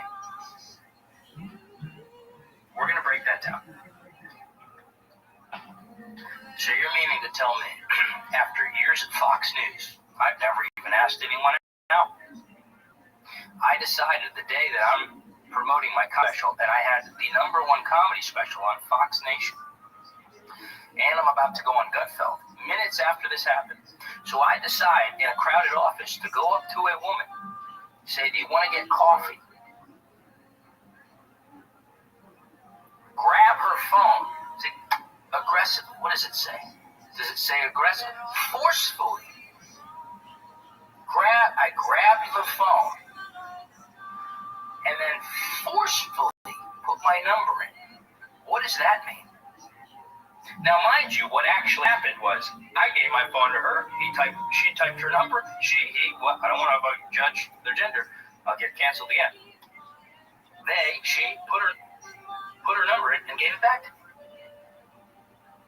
We were both from Connecticut, so I knew the first three. We had the same area code, so I even typed in the first three numbers, 203, handed it over. She put it in and gave it back to me. See, here's what's going on. They realized they made a big mistake by calling this very normal, very consensual adult interaction of exchanging information to, in the future, perhaps meet over a cup of coffee during the day. Oh, what an animal I am. What a toxic man I am, wanting to take a woman to coffee during the day. They realized they made a mistake, so they had to make up a story, as the woke people tend to do. They have to pull falsehoods out of thin air, and so you can see it happening in real time. They had nothing, so they actually reversed the scenario. Instead of me giving my phone to her, which happened, now they have to make something up. And they said, I grabbed the phone from her. Okay. What man in the right mind would ask a woman out, grab the phone, force his number in? Now notice the words. These are woke words. Forced. They're almost making it sound like I raped her phone or something. Forced my number in. Well, if I took the phone and I have the phone, and you put the number in, you don't have to use force. I've been talking to that woman for minutes, even near her. I picked up the phone. How did I unlock it? To her face? Did I take her finger and swipe it? There's so many flaws in this story, I can't even keep track of them. Okay, so I forced my number in, and then what happened next? I returned it back. I guess now I'm gentle. Now I'm not going to be aggressive and hand the phone back aggressively. Demanding to know she had the number now. This is the person who reported me. So I just grabbed her phone, forced my number in, gave it back, and said, I demand you tell me that you have my number now. Didn't I just take the phone myself and put my number in and save it? Now I'm demanding she confirm that she has my number, that she's going to do what with? She's going to text me the next day? This is the most insane thing ever. And by the way, the fact that Greg Gutfeld and no man at that show was able to say This is absurd. We know Tyler. He's been here for a year and a half. Do you know how many people I've interacted with? From walking in to security, to the makeup, to the sound person, to the producers, to the staff, to the audience for a year and a half, and then I just become the worst in the history of the world based on their description? I'm suing. Nobody should put up with this. And I don't have to get into this, but I can't tell you how much I lost from this. I lost half of my tour because I booked an entire tour to accommodate the Gutfeld fans. Now, I had built up millions of fans myself. I'm very proud of that, especially after being canceled for not getting the COVID shot, fired for being white. By the grace of God, depressed on the couch, built 2 million fans so I can go tour. Then I go on the Greg Gutfeld show. I'm one of the top guests. And I can prove that by my ticket sales and by the fact that Greg asked me to open for him, be the opening act in arenas. Not little comedy clubs, not in theaters, arenas. These are massive, high-pressure scenarios. And he trusted me to open for him. And the last domino here, which is why I really started to speak out about this. I had been kicked off his show for a false accusation. Nobody would talk to me for 2 months. Imagine that. I didn't sleep for 2 months. You have some woke feminists going around Fox News, smearing your name, and I have been uninvited on every show on that network as far as I know because of this. Greg still expected me to show up and open for him in an arena in front of the fans who were wondering where the hell I've been. And I said, no, I'm not doing that because I have a spine. And I'm trying to be loving here because this is just the reality. There's nothing I can do about this except try to clear it up. Wokeism, radical feminism is destroying men. It's destroying young boys. It's destroying men. It's what I was talking about with my therapist that day, right before this happened. For this to turn into harassment, and then a woman named Keneal Patterson, Keneal Patterson, her. You know what she said this was? Sexual harassment. This stuff destroys people's lives. So Keneal Patterson decided to write an article and add her own little twist.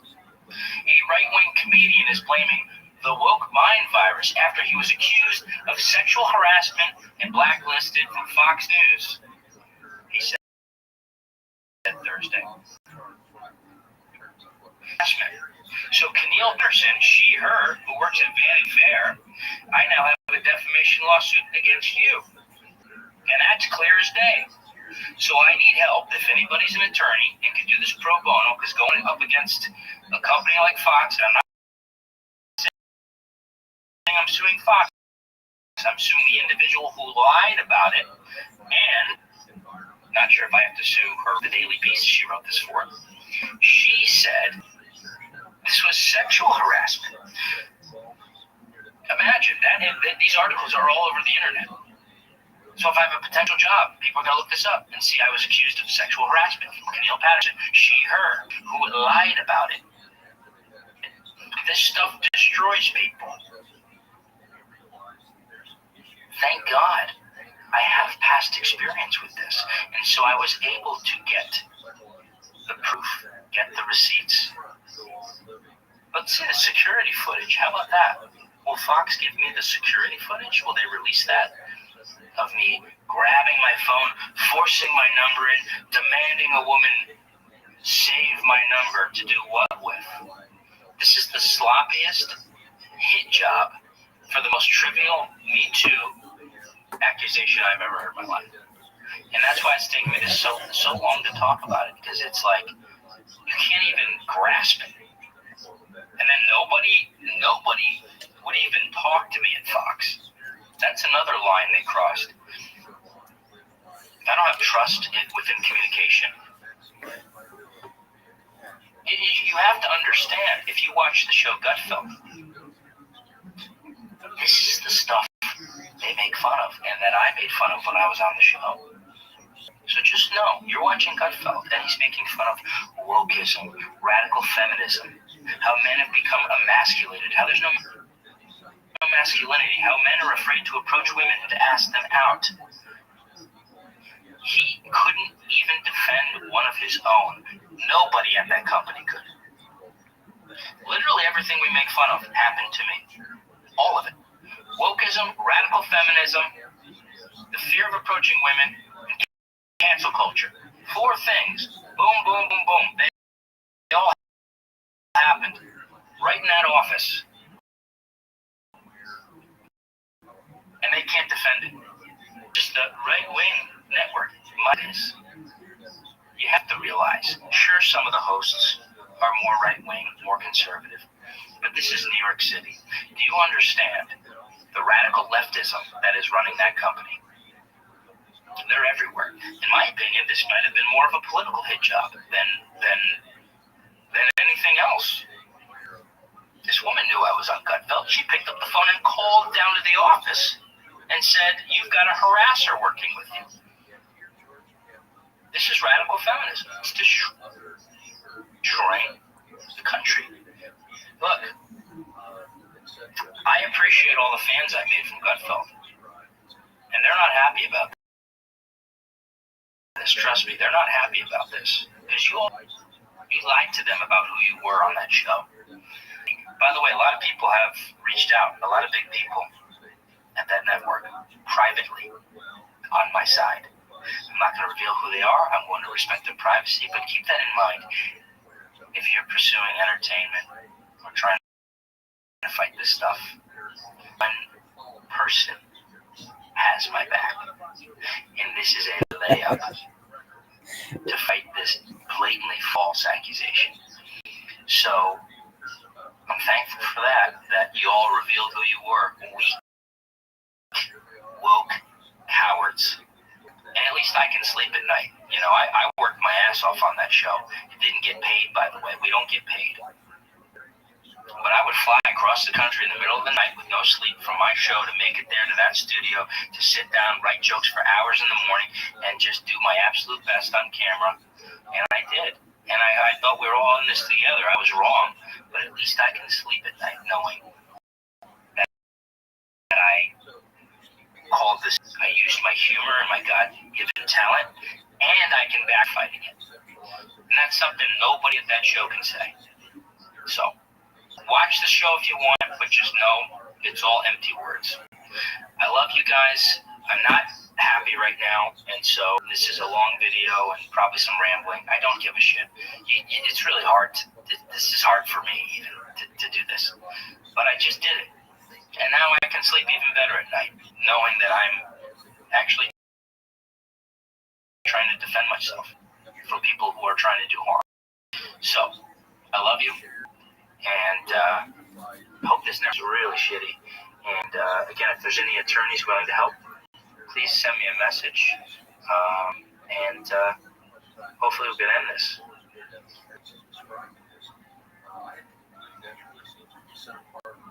Hands would rather not get messy. They feed, they bathe, they catch. That's why we made a baby wipe big enough to help protect them. I was on a show called Gutfeld on Fox. Oh, yeah. I'm off the show because I asked a woman out for coffee. I assume manager, onlooker, called it harassment, called security. Really? And had me. You were doing to do.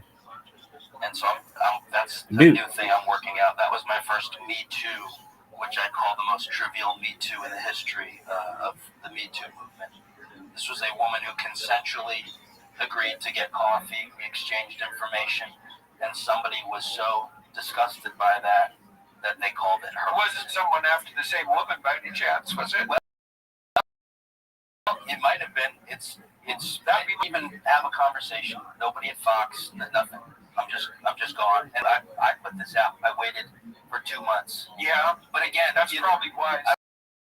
I waited 2 months, but I just said I'm not this happy. Yeah. And it's tragic that young men are disappearing in the dating scene.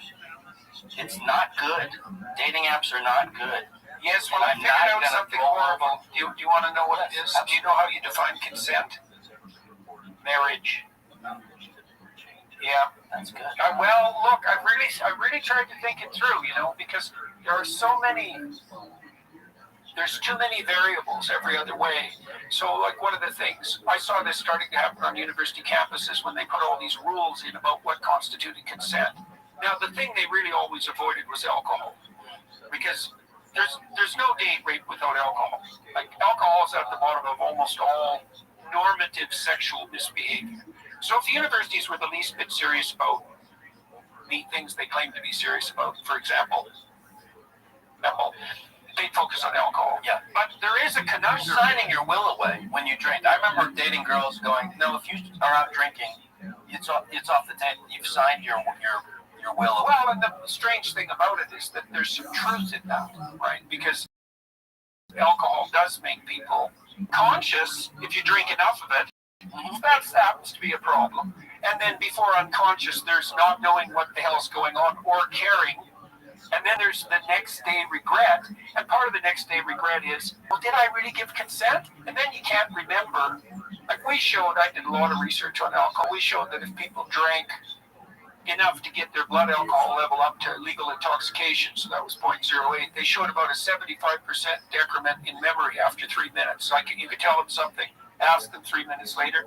The people who were, and that's not very drunk. Oh, the Joe Biden effect. Yeah, right. So, under what circumstances do you actually have consent, like real consent? Well, I guess it depends on how seriously you take sex. If you think that it's a game, then there's no issue. But the problem with that theory is it's not a game. So you're liable to get pumped, vicious manner. And I don't see any solution to that except for the traditional solutions.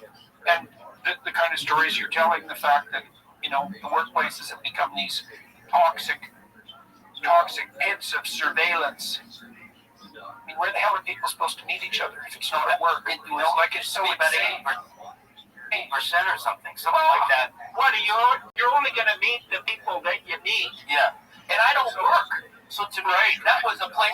Right. That was a very. First of all, I was there for 2 years. I never flirted or asked anyone out. So I waited 2 years to have the confidence. That day, I'm going on Gutfeld, which is the #1 comedy show. Yeah. Oh, that gave me a little confidence. And then I had a comedy special on Fox Nation, and it was the #1 show on the platform. Beat out Martin Scorsese's series. So I walked in, and that's the level of, insanity. And I still was nervous, but I thought, Tyler, you're 38. You're getting your life together. I don't drink. I don't smoke. I'm under 6 feet tall. And I asked someone out for coffee. And which is about as innocuous an approach as you could possibly manage. Yeah, let's go meet in public during the day, avoid alcohol, and this is going to be 30 minutes. Yeah. I think they should have put you in prison, frankly. Well, I did for about 2 weeks. I mean, I had a spiral. No, for 2 months. Yeah, just going. Did they put women out for coffee? What if they don't like milk? What if they have allergies? That's rape in this building. And so I just couldn't believe it. And when I put the story out, some press picked it up. They all off the record said this sounds completely bogus and made up. Yeah, but I would say also likely dreadfully common. Yeah, it's also the case that when those draconian policies get put into place, people can weaponize them immediately, and the worst people do that instantly. The most jealous people, the most sadistic people, the most manipulative people, they grab onto those inhuman rules and apply them for their own benefit. What do you, not to say we're going to find a solution in 10 seconds, but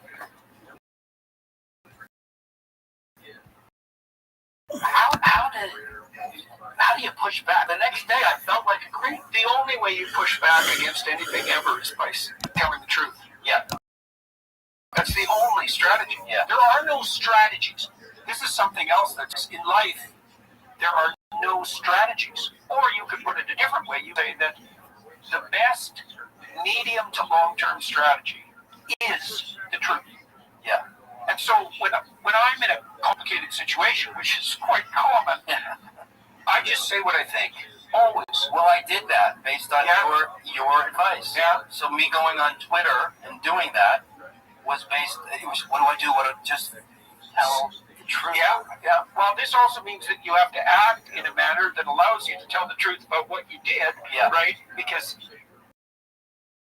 well, for obvious reasons. Because otherwise, you have to pretend you did something else, so that for your life, so that you can actually represent it accurately. What happened when you went public with the story? Such as it was. It millions of views on Twitter, right? And then I don't think of myself as famous in any way, shape, or form. The press picked it up, but I didn't even think that might happen.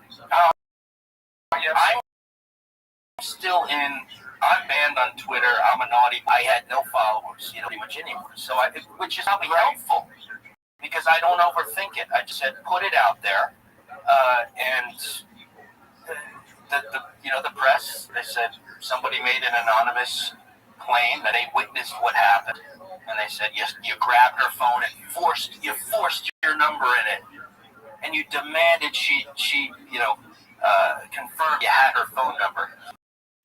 None of which happened, and I take screenshots because this stuff happens. But it was somebody watching that was so upset or jealous or perhaps far left who's working in Fox News, which there's a lot of them. And but I get no due process. I can't even have that old patriarchal thing, process. I worked there for free, by the way. And I never complained about that. But I busted my ass flying the middle of the night cross country to get to that show because I loved going on that show because you can say what you want. And I love Greg and I love everybody there, but I just thought this is pretty alarming that they're all held hostage to this, insanity. Yeah, and I took the hit. I won't be back on there, but I took a big financial hit, I believe, quarter to a income, because that's how I sold tickets, was through that show. Right. More important than truth. Again, I think practically speaking, the truth is a strategy because, well, look at it this way. Why do people lie? They gain an advantage they don't deserve, or they lie to avoid a punishment they do deserve, generally. Like, there's other reasons, but those are two big categories. But the problem is that there's a difference between what happens to you in a year and what happens now. And so if you lie, well, you might avoid what's coming to you, but then you don't learn, and you might gain something, word gets around. And so it could easily be you'll find out that if you can be patient enough, and that's part of what constitutes faith in the truth, right? If you're patient enough, it will turn around. Right now, the journey to turn around might not be fun. I've watched you go through it many times. Yeah, right. It's happened many times. But a heroic act for you to do it because you gave the model. It's an act of terror. Yeah, actually, because I actually understand what happens if you get tangled up in lies. Yeah, it's not what you said. Then, in your household, nobody can tell each other the truth. Well, that's a totalitarian state. Like, that's hell. Yeah. Oh, yeah, you don't want that. That's not good. That's not good. There's nothing worse than that. You can't even exist in a situation like that. You had a client once, I said, I don't think anyone had ever told this person the truth. Oh, yeah. That's quite common. Or allowed them to. Yeah. Or listen. Yeah, that's common. It's very common. Yeah, steeped in sin. That's the theory, right? That's when your whole environment is dominated by lies. It's brutal. And the only way out of that is to stop participating. That's it. I've removed myself from many places. I rarely go to comedy clubs anymore. it's there's too much risk of gossip and lies and backstabbing and that type of thing. It's my own personal healthy need, and drinking and drugs and you can go on. But nighttime businesses are sacrifice. It was a sacrifice. You have to. So tell me about the tour and how that's going, and what size audiences you're playing, and how often your comedic routines. Well, it started with backyards and veteran halls, and then it moved to one woman seeing me in Nashville go on. I think after Theo Vaughn, she said, "That's hard to do. Theo's pretty damn funny." Before or after him? Yeah. And she just said, "Well, who the hell are you? And why don't you have an agent?" And she got me an agent. Oh yeah. And we booked. When was that? This was two and a half years ago. Yeah. Yep. And then we did one night. So all around the country, you got to go prove yourself. You go to a comedy club on a Tuesday night. It's all right. How many people can you bring on a night? It turns out my fans are pretty hardcore, and a lot of them lost their livelihoods from COVID. Oh yeah. So they were available to come on a Tuesday night. See? Yeah. Yeah. And I started packing these places out, and we'd have to add a second show. And I nearly killed myself. It was helping us down, but I learned how to do it. And now I'm on year 2. But it went from one-nighters to the entire weekend, which also giving, after losing, I'd say, my acting career to an extent, this is replaces. I'm all in. Are you tired of being held back by one-size-fits-all healthcare? Or having your concerns dismissed or being denied the comprehensive lab work you need to truly understand your health? I want to tell you. I'm going to tell you about it. I don't give a flying fuck. Why do they have these fucking ads? This is the worst. The worst. Worst shit ever. Yo, dog, I have to talk over your fucking advertisement. Go fuck yourself, you fuck.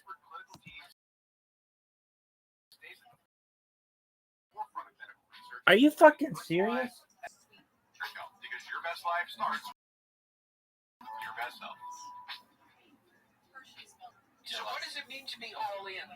Well, it's giving up alcohol. It's giving up boxing people.